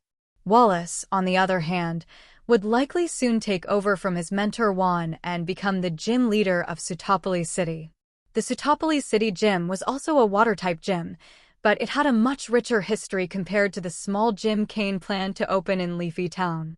And every Sutopolis City gym leader was renowned for having a Milotic as their symbol. Moreover, every gym leader from Sutopolis City came from a noble lineage, radiating elegance from within. One represented the Kanto region, while the other represented Hoenn. The message was quite clear. The League was paying close attention to someone like Cain from Kanto opening a gym in Hoenn, and their involvement in this project seemed to be aimed at fostering a good relationship with Cain. The League sought to consolidate unity among the regions, and fostering cordial relations between prominent trainers was essential. Please, treat me like anyone else. Seeing you both on the front pages is already part of my daily routine, Cain said with a casual smile, though his eyes reflected subtle caution. Thus began a round of mutual flattery. Recently, I've been on a mission in the Hoenn region, and then I received a direct order from my superiors to come to Leafy Town in Hoenn and assess whether the town's safety conditions and environment are suitable for establishing a gym. Lance continued explaining. This morning, I took a walk around the town and noticed that, although it's a bit underdeveloped, the residents are quite honest. However, I heard there's an underground organization called the Black Serpent Gang that often exploits the locals. But after touring the place, I didn't find any trace of them. Do you know anything about it, Cain? It wasn't an interrogation, just a curious question given his professional nature. Cain smiled faintly. I already drove the Black Serpent gang out, but I heard there were people in the town collaborating with them. Otherwise, they wouldn't have been able to operate for so long without the League finding out. Oh? Do you know who they are? Lance's expression turned serious. He disliked people who presented one face in public and another in private. The mayor's son. If you investigate a bit, you should find some clues. However, I'm not sure if the mayor himself is involved, Cain replied. Understood. It seems Leafy Town is like many other places, a bit corrupt. If it weren't for your decision to open a gym here, who knows when the locals would have been freed from this environment. Thanks for your help, Cain sincerely expressed his gratitude. It's my duty, Lance replied with an indifferent gesture. As an advanced-level investigator for the League, Lance had seen many places where corruption was rampant. However, with his current power, he couldn't bring about significant changes. If he became one of the Elite Four or even the champion of the League, he could implement his ideals and reform the system from within, reducing the underground threats lurking around the League. Lance's primary task was to help Cain clear the environment in Leafy Town to facilitate the gym's construction and operation. Afterward, it was Wallace's turn, representing the gyms of the Hoenn region and the Coordinator Guild. Although coordinators were still a local organization, in the future, the Coordinator Guild would integrate into the League, becoming an important part of it. And Wallace's rise to the title of champion would result from an agreement among many parties. Stephen simply followed the natural course of events. After Lance finished speaking, Wallace smiled and said, "My task is much simpler. I was asked by the Hoenn League to see if there's anything you might need help with. Also, I can explain some key aspects of creating a gym.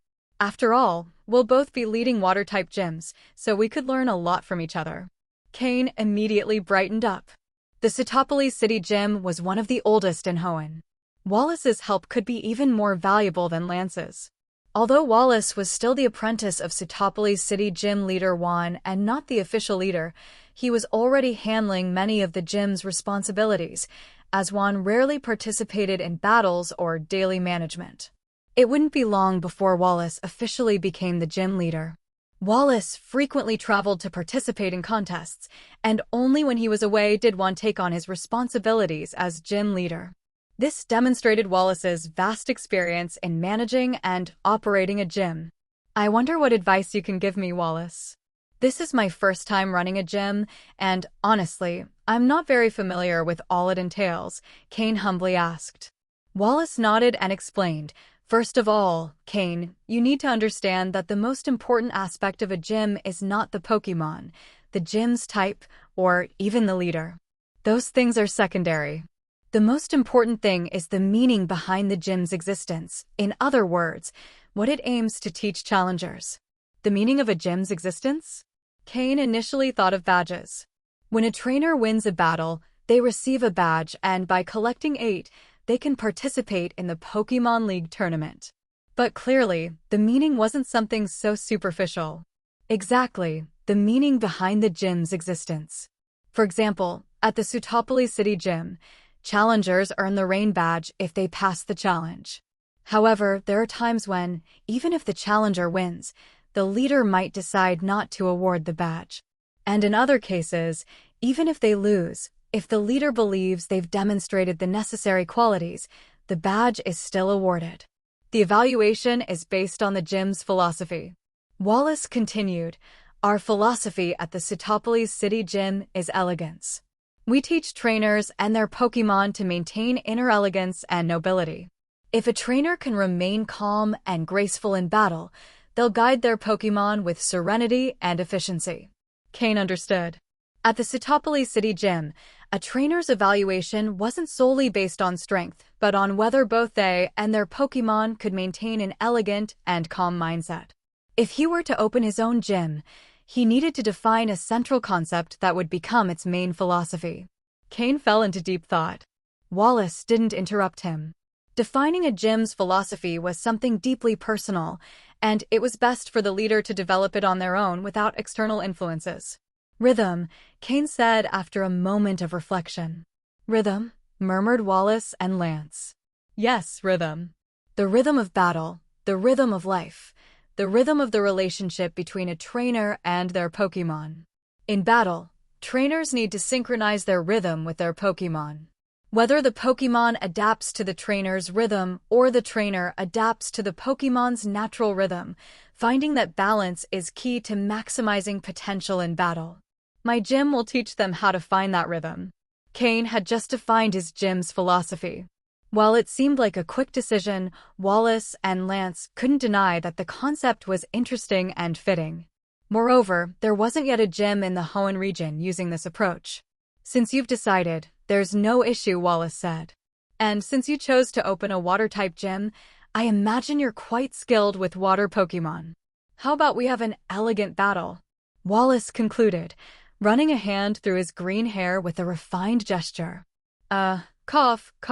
To be honest, even though I'm going to open a water-type gym, I currently only have one water-type Pokémon ready for battle. Cain couldn't help but cough a bit. He felt somewhat embarrassed. Hearing Cain's words, Lance and Wallace were stunned. What was going on? A person with only one water-type Pokémon was going to open a water-type gym? And what would he do in battles? Allow challengers to use just one Pokémon? For now, I only have one that's combat-ready, but I'm already training other water-type Pokémon.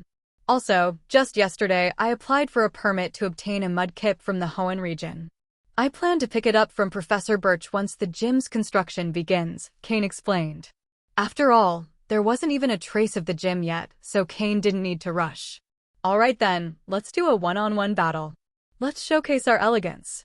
Wallace leaped to his feet, waving his hand dramatically. If they were in his gym or a contest competition, he'd undoubtedly have received cheers of admiration from the audience.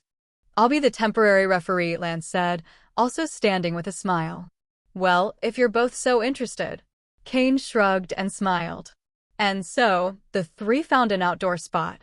There wasn't a proper battlefield there, and Cain didn't want to take them to his backyard. His backyard housed many water-type Pokémon from the Kanto region, and if Lance asked about them, Cain wouldn't know how to explain. Fortunately, neither Lance nor Wallace minded. I'll use him. Go, Charlie. Wallace dramatically flipped his hair before throwing a Pokeball. A Celio appeared on the field. Wallace liked giving names to his Pokémon, each with a unique nickname. This strengthened the bond between the trainer and their Pokémon. Celio was one of Wallace's iconic Pokémon. Although his most famous Pokémon was Milotic, Cain suspected Wallace was holding it back since its power was too overwhelming and he didn't want to crush him in battle. Cain's system automatically activated, scanning Wallace's Celio. Pokémon, Celio, Blue. Gender, male. Level, 41. Type, Ice plus Water. Ability, Thick Fat. Held item, None. Egg moves, Water Sport, Water Pulse, Aqua Ring, Rollout. Basic moves, Swagger, Defense Curl, Powder Snow, Growl, Water Gun, Encore, Ice Ball, Brine, Aurora Beam, Body Slam, Rest, Snore, Hail. Learned moves, Icy Wind, Aqua Tail, Super Fong. TM moves, Protect, Hidden Power, Fire, Ice Beam, Blizzard, Surf, Rain Dance. This Celio had great traits and level, and it hadn't yet evolved into its final form, Walrein, meaning it still had room to grow. That Wallace considered it one of his main Pokémon showed its great potential. Cain threw his own Pokeball, summoning Slowking. Slowking! Wallace and Lance exclaimed in surprise. Wallace, being an expert in water-type Pokémon, recognized Slowking immediately, even though it was more common in the Kanto and Johto regions. Lance, who would one day become one of Kanto's Elite Four and Johto's champion, also knew it well. Both were surprised, but not enough to lose their composure. I'm impressed, Cain. Your Slowking is so elegant, it truly exudes the regal aura of a king among Slowpoke. Wallace praised. He was captivated by Slowking's majestic presence. Cain flashed a wide smile. The battle begins. Lance announced. Slowking, use Nasty Plot. Slowking's eyes glimmered with a light full of wisdom. Charlie, use Aqua Ring. Wallace issued his command to Celio. Although Celio had a level advantage, its water and ice-type moves would be less effective against Slowking, also a water-type Pokémon. On the other hand, Slowking could use Psychic-type attacks, giving it an edge in this battle. This was why Cain started the battle by boosting Slowking's psychic power with Nasty Plot. Charlie, use Rollout. While Slowking finished using Nasty Plot, Celio formed a water ring around itself, gradually healing. Then, Celio curled up and began rolling towards Slowking. Rollout is a move that increases in power with each successful hit, but has the drawback of being hard to stop. Slowking, use Teleport. As Celio rolled toward it, Slowking finished charging Nasty Plot, and Cain gave the order to dodge. Speed up. However, Wallace wasn't an easy opponent. Although Rollout isn't a water or ice-type move, Wallace had trained Celio in all its moves. Celio suddenly accelerated and struck Slowking before it could teleport. Cain's expression changed. How fast? No wonder Wallace was so skilled. Slowking, use Teleport again, and then Water Gun infused with psychic energy. This time, Slowking managed to put some distance between itself and Celio, teleporting to the other side of the field. After finishing the move, Slowking fired a water gun wrapped in psychic energy, transforming it into a spear-like projectile that quickly flew towards Celio with tracking capabilities. However, Celio didn't try to dodge, letting the attack hit while continuing to roll. The impact slowed Celio down. Slowking, use Psychic. Not giving Celio a chance to recover, Cain ordered another attack. Charlie, use Rollout and finish with Body Slam. Wallace responded calmly. The psychic attack hit Celio but wasn't enough to stop its charge. Celio rolled towards Slowking, but just before reaching it, it stopped spinning, using the momentum from its rollout move to execute Body Slam. This type of attack, leveraging the inertia, packs an even greater punch. Slowking, use Protect. Cain ordered. A green energy shield appeared around Slowking, completely blocking Celio's attack. Charlie, use Icy Wind. Wallace continued. Celio shook its body, releasing a cold gust of wind filled with tiny ice particles directed at Slowking. Although Ice-type moves are not very effective against Water-type Pokémon, if the slowing effect of Icy Wind took hold, it could be devastating for Slowking. Slowking, use Flamethrower. Cain responded. Fire burst from Slowking's mouth to counter the Icy Wind. The clash between cold and heat caused an explosion, sending up a cloud of smoke. Boom! Both Pokémon were pushed back, clearly affected by the explosion, with visible injuries on their bodies. Lance watched from the sidelines, nodding in approval. Although, to Lance, these two Pokémon were somewhat weak compared to his own, he knew Wallace wasn't an easy opponent. At the same time, he recognized that Slowking had notable potential and that Cain, its trainer, was demonstrating excellent combat skills. Cain had what it took to become an elite trainer. I think that's enough, Lance said suddenly. There's no need to continue this battle. Cain and Wallace, still engrossed in the fight, paused when they heard Lance. Both knew that if Lance hadn't interrupted them, the battle would have continued until one of them emerged victorious. However, Lance's suggestion made sense. In a place like Leafy Town, where there was no Pokémon Center, caring for injured Pokémon would be more complicated. Moreover, this was just a friendly training match, not a battle to the bitter end. Cain had already gauged Wallace's strength. Although Celio wasn't Wallace's strongest Pokémon, Cain could imagine that his Milotic was far more powerful. On the other hand, Celio hadn't yet reached its final form, whereas Slowking was already in its fully evolved state, making it one of Cain's strongest Pokémon at the moment. Aside from Honchkrow, whose power grew with each battle, Slowking was Cain's best fighter. Despite the disparity, Cain felt that the gap between him and Wallace wasn't as wide as the one he had with Steven. It seemed that even Wallace wasn't on Steven's level. Cain began speculating about Lance's strength. It was likely that Lance was even stronger than Steven. Lance, for his part, had already formed his main team. His starter Pokémon was a Charizard, and his future Dragonite had probably already evolved from Dratini to Dragonair. However, Cain also knew that Dragonair only evolved into Dragonite at level 55, and that a fully evolved Dragonite could reach the strength of a weak elite-level Pokémon, or, at the very least, a max-level pseudo-elite. Still, Cain calculated that Lance's Dragonair hadn't yet reached that level, though it probably wasn't far off. Yes, you're right. It's better to stop here, Wallace said, halting the battle. Cain, your skill is better than I imagined. You're definitely ready to open a water-type gym, Wallace commented with a smile. Cain smiled and nodded humbly. I'll probably be the weakest gym leader in the Hoenn region, he replied with a laugh.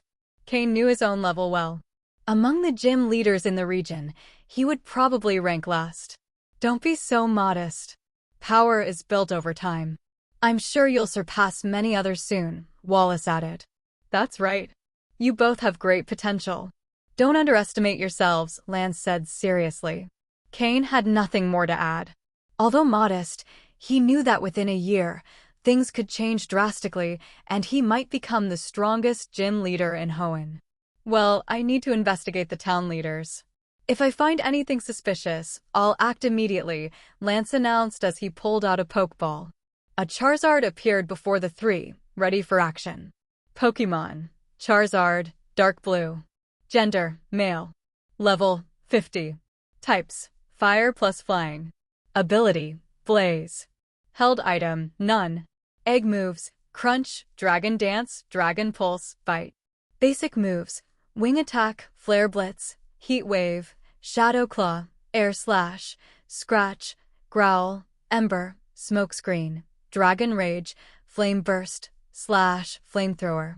Learned moves: blast burn, outrage, tailwind, iron tail. TM moves: protect, hidden power, water, dragon claw, hyper beam, roost, earthquake, fire blast, aerial ace, steel wing, swords dance, rock slide. Just as expected. Observing Lance's Charizard's data, Cain couldn't help but feel odd. Lance had already reached the level of a pseudo-elite trainer.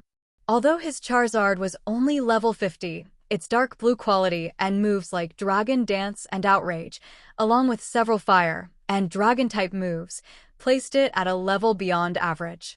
Clearly, Lance was in the mid-range of a pseudo-elite trainer. And even though his Dragonair hadn't yet evolved, when it did, Lance would become an unstoppable force. After bidding farewell to Cain and Wallace, Lance mounted his Charizard and flew off. I think I'll head out as well. We've already discussed the gym details, and with our battle, I can provide a good report. Plus, I'll have the Pokémon League's approval for you to open your gym in this town, Wallace said with a smile. It was evident that the battle with Cain wasn't just for fun. The Pokémon League wanted to ensure that Cain had what it took to open a new gym in Leafy Town, something that would impact the prestige of Sootopoly's gym. This fight served as a sort of evaluation. Thanks for your help, Cain replied, expressing his gratitude to Wallace. No problem. Just choose a good location for the gym and submit the application to the league. They'll send specialized personnel to build it. Just keep in mind that the costs are on you, Wallace said. That won't be an issue. I already have a spot in mind, right next to my house, Cain responded. But I'd like to know when I'll be able to request a Pokémon Center. For the development of Leafy Town, a Pokémon Center is just as important as a gym. A town with only a gym but no Pokémon Center, no matter how impressive the gym may be, will still lack appeal for trainers. I'm not entirely sure about that, but theoretically, once the gym construction project is underway, the Pokémon Center's construction should also be scheduled. You'll have to wait and see. They might arrive with the gym's construction team, Wallace explained. Cain nodded. Once the gym is built and the Pokémon Center is operational, Cain can invite several corporations to develop Leafy Town's economy. Of course, the Devon Corporation will be the priority. In the future, Leafy Town might thrive. By controlling both the surface and the darker side of the town, Cain could obtain significant resources to advance rapidly. He could finally afford to sustain his two big eaters, Aaron and Larvitar. After explaining some key aspects of gym construction and sharing his experience in managing one, Wallace bid Cain farewell. Wallace's friendship with Stephen was no coincidence. There were reasons for it. Later, Wallace departed, apparently to participate in the Verdanturf Town contest. Meanwhile, Cain received the construction team sent by the League. With plenty of tools and manpower, the abundant natural resources in Leafy Town made material sourcing easy. Surrounded by mountains and forests, the town offered plenty of materials to extract. The construction team's arrival brought life to the area, and the people of Leafy Town quickly learned from the workers that a gym was being built.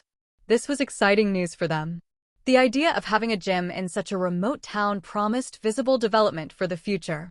However, the mysterious gym leader, Cain, had yet to make his appearance. Although Cain hadn't introduced himself to the townspeople, his name was already spreading throughout the area. He was now the most famous person around. Cain, indifferent to fame, simply selected one of the gym blueprints the foreman had and left the rest to the builders. Gym construction required Cain to cover the expenses. Initially, old Matsuda hadn't mentioned this small detail to Cain, as he had never been a gym leader himself, but fortunately, Cain had some savings. He handed a league card with 5 million credits to the foreman, asking him to build the gym as quickly as possible while meeting his specifications. The foreman, delighted by Cain's generosity, accepted without hesitation. This specialized league construction team was used to building gyms, and in the Pokémon World, many Pokémon could assist with construction, significantly speeding up the process. Cain, for his part, returned to his backyard. It had been some time since he had properly trained his Pokémon. Today, after witnessing the skills of two prodigies of the Pokémon World, Lance and Wallace, both future champions of their respective regions, Cain felt the pressure. For now, he couldn't face them. However, his Pokémon's limitations were no longer an obstacle, it was just a matter of time. Since capturing Murkrow, only 3 months had passed. For Cain, it felt like an eternity, but for others, it was a very short time. Currently, Cain's main Pokémon had reached a light blue quality or higher, something he could never have imagined in his previous life. Now, all that remained was improving their skills. Slowking and Honchkrow were his strongest Pokémon, but due to their roles, they couldn't battle simultaneously. Thus, Cain needed more Pokémon to reach the same power level. His goal was for his Pokémon to quickly reach the advanced level, at which point Cain would truly deserve to be both a gym leader and a Team Rocket officer. Today would be a day of intensive training, and tomorrow, Cain planned to take all his Pokémon into the forest. His goal was to traverse a vast mountainous forest, reach dangerous areas, and finally arrive at Littleroot Town in the Hoenn region, where he would request Mudkip, the Water-type starter Pokémon from Professor Birch, a key member of his future Rain team. Cain released all his Pokémon. Today would be their last training session before the Grand Expedition. Honchkrow and Slowking needed to refine their move combinations. Cain asked Honchkrow to combine Wing Attack with Night Slash. The Night Slash move would increase the chance of hitting critical points, boosting Wing Attack's power. This combination of flying and Dark-type moves would be Honchkrow's primary focus in upcoming sessions. Cain named this technique Shadow Wing Attack. As for Slowking, Cain had been working on combining water and psychic attacks from the start, and now these combinations could be used in real battles. Today, during the fight with Celio, Slowking used a Psychic Water Gun, which combined psychic power with the Water Gun move. This same combination could be applied to many other Slowking attacks. For Haunter, Cain demanded an attempt to combine Shadow Ball with Toxic. Opponents usually dodged Toxic reflexively, but evading Shadow Ball wasn't as easy. Haunter could hide the poison within the Shadow Ball's energy, ensuring the attack not only damaged the opponent, but also poisoned them. For Sneasel, the move combination was simple but effective, combining Metal Claw with Ice Punch. Enhancing Metal Claw with the icy damage of Ice Punch would make each strike capable of freezing and slashing. Previously, Sneasel used Metal Claw on one hand and Ice Punch on the other. Now, Cain asked it to combine both moves in both hands. This move was named Ice Claw. Finally, Skorupi, who was developing its poison capacity, continued to level up as it absorbed more toxins. Inside its body, a rudimentary venom sac was forming. If fully developed, its toxins would become even more lethal than Haunters. If it evolved into Drapion, its mastery of multiple move types would greatly improve. Cain didn't focus Skorupi's training on specific moves, but rather on strengthening its body, particularly its stinger. Skorupi's stinger was its deadliest weapon, and when it evolved, it would be like having a third hand capable of using a different move with each claw and another with its tail. Additionally, with its sniper ability, it would be unstoppable. The next day, Cain, dressed in his league trainer uniform, ventured into the mountains without notifying anyone. He didn't take the same path as before.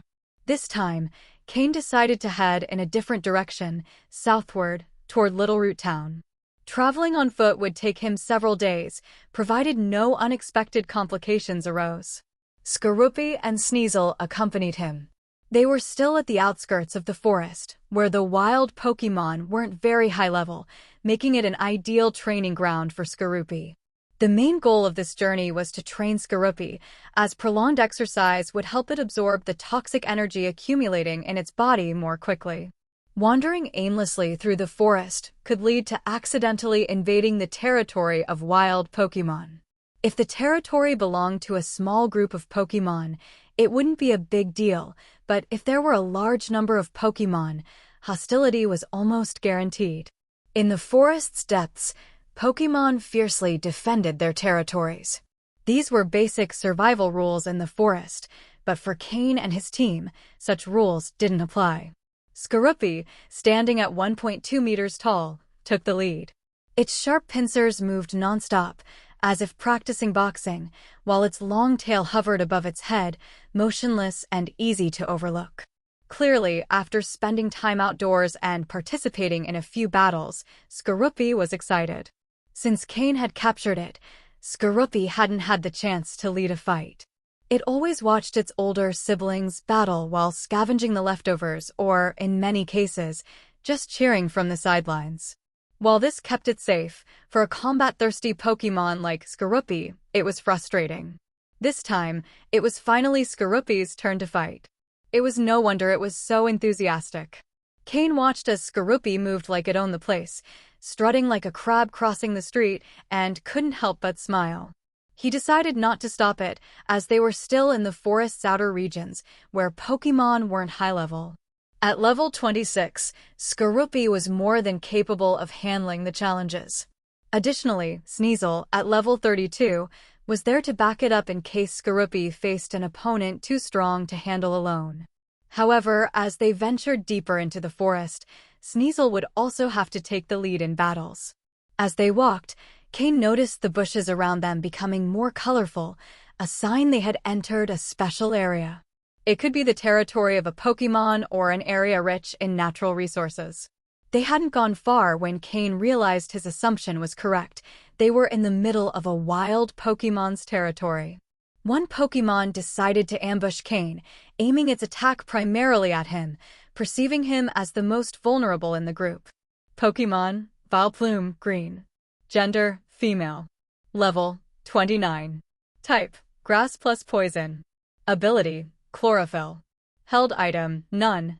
Egg moves, razor leaf, synthesis, and grain.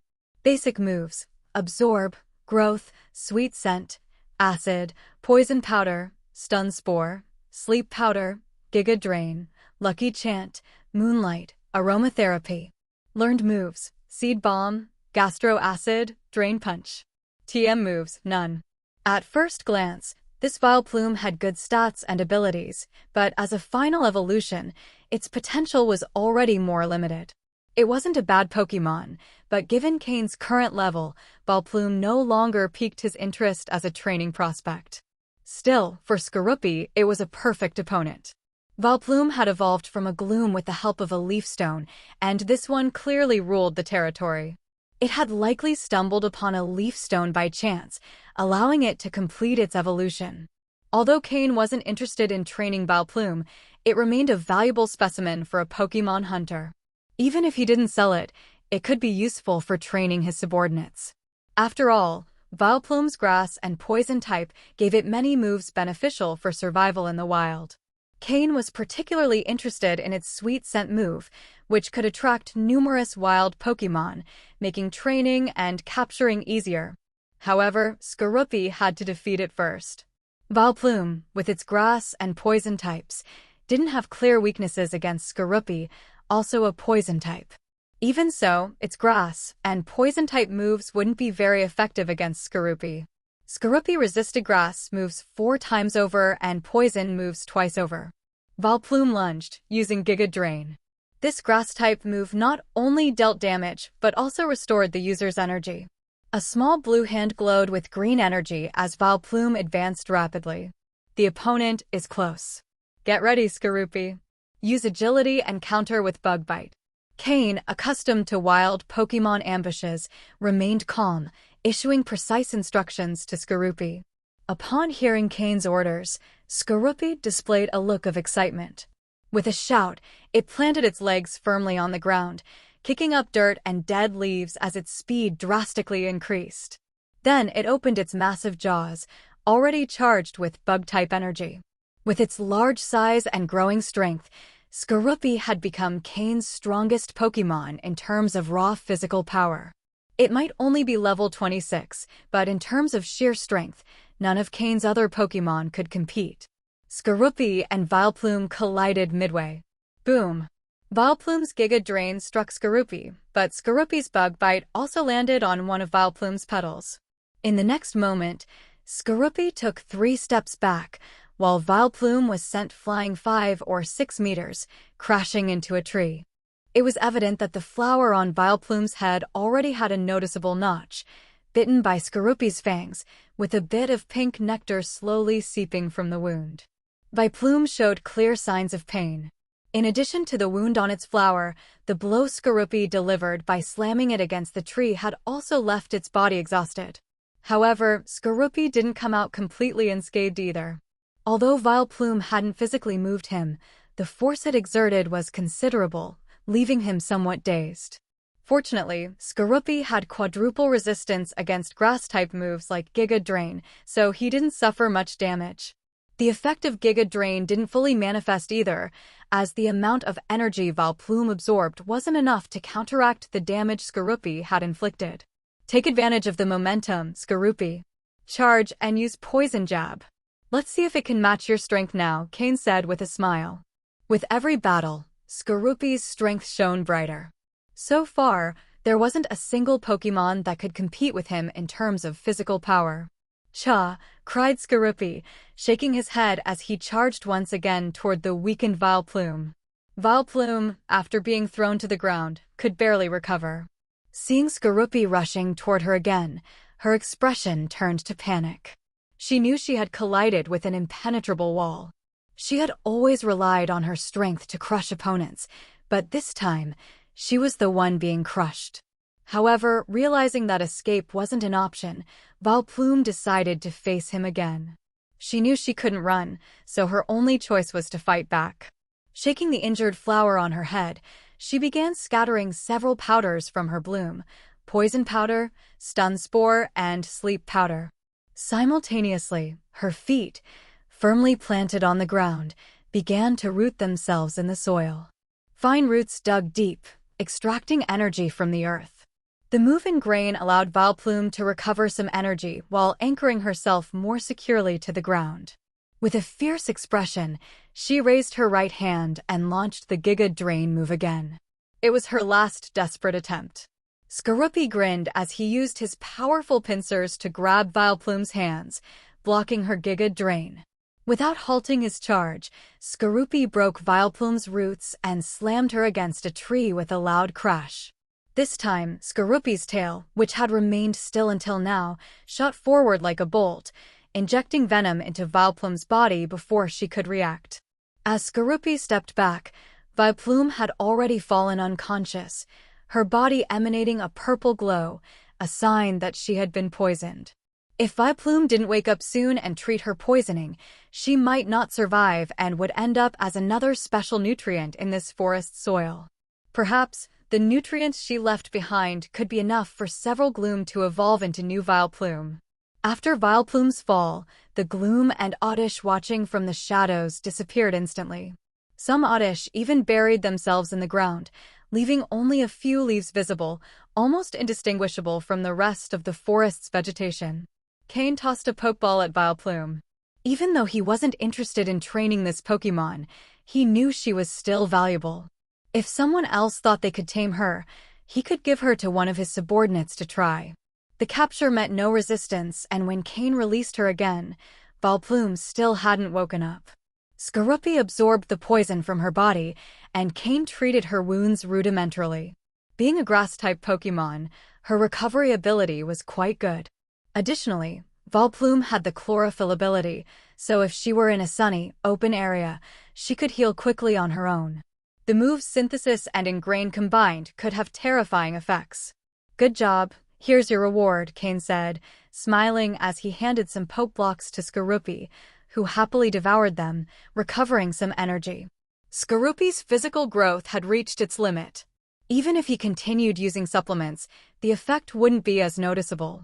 Supplements don't always work the same for every Pokémon, but in Skorupi's case, the results were surprisingly positive, especially when combined with the Pokeblocks Cain prepared. But this isn't your best performance yet. You have so much potential to improve. After praising him, Cain began explaining to Skorupi how he could have done better and what areas needed improvement. For example, as I've trained you before, you should identify your opponent's weaknesses and exploit them mercilessly. Although Vileplume was a new opponent for you, and it's not easy to find a weak spot in an initial encounter, you must learn to do so. In the future, you'll face many unfamiliar Pokémon, and you'll need to pinpoint their weaknesses. Your ability is Sniper. If you had identified Vileplume's weak spot in your initial charge and used Bug Bite, she might not have even had a chance to counterattack. With your strength combined with the multiplied damage from your Sniper ability, you could have defeated her in a single blow. Hearing Cain, Skorupi showed a thoughtful expression, recalling Vileplume and trying to figure out where her weak point was. I know your rapid growth has made you forget some of the concepts I've taught you, but during our journey, I want you to focus on finding the weaknesses of the Pokémon you face. If you can master that, you'll be able to take down opponents with a single strike, and you have the potential to do it. Cha, roared Skorupi, showing his determination. He remembered Cain's teachings and the thrill of identifying a weak spot and taking down an opponent in a single blow. Of all Cain's main Pokémon, Skorupi was the one who craved battle the most. With Skorupi and Sneasel, Cain continued advancing through the forest. Sneasel had observed the entire fight but hadn't intervened. At his current level, Vileplume wouldn't have been a challenge, so the battle was perfect for Skorupi. Hello, everyone! As we wrap up this video, I want to share a quick note. I have a Patreon account. If you'd like to support me and enjoy on-demand audiobooks, you can become a Patreon member. Alternatively, you can check out my Google Drive link, which has 500+ novel audiobooks available through my Ko-fi or Patreon shop. I appreciate your support.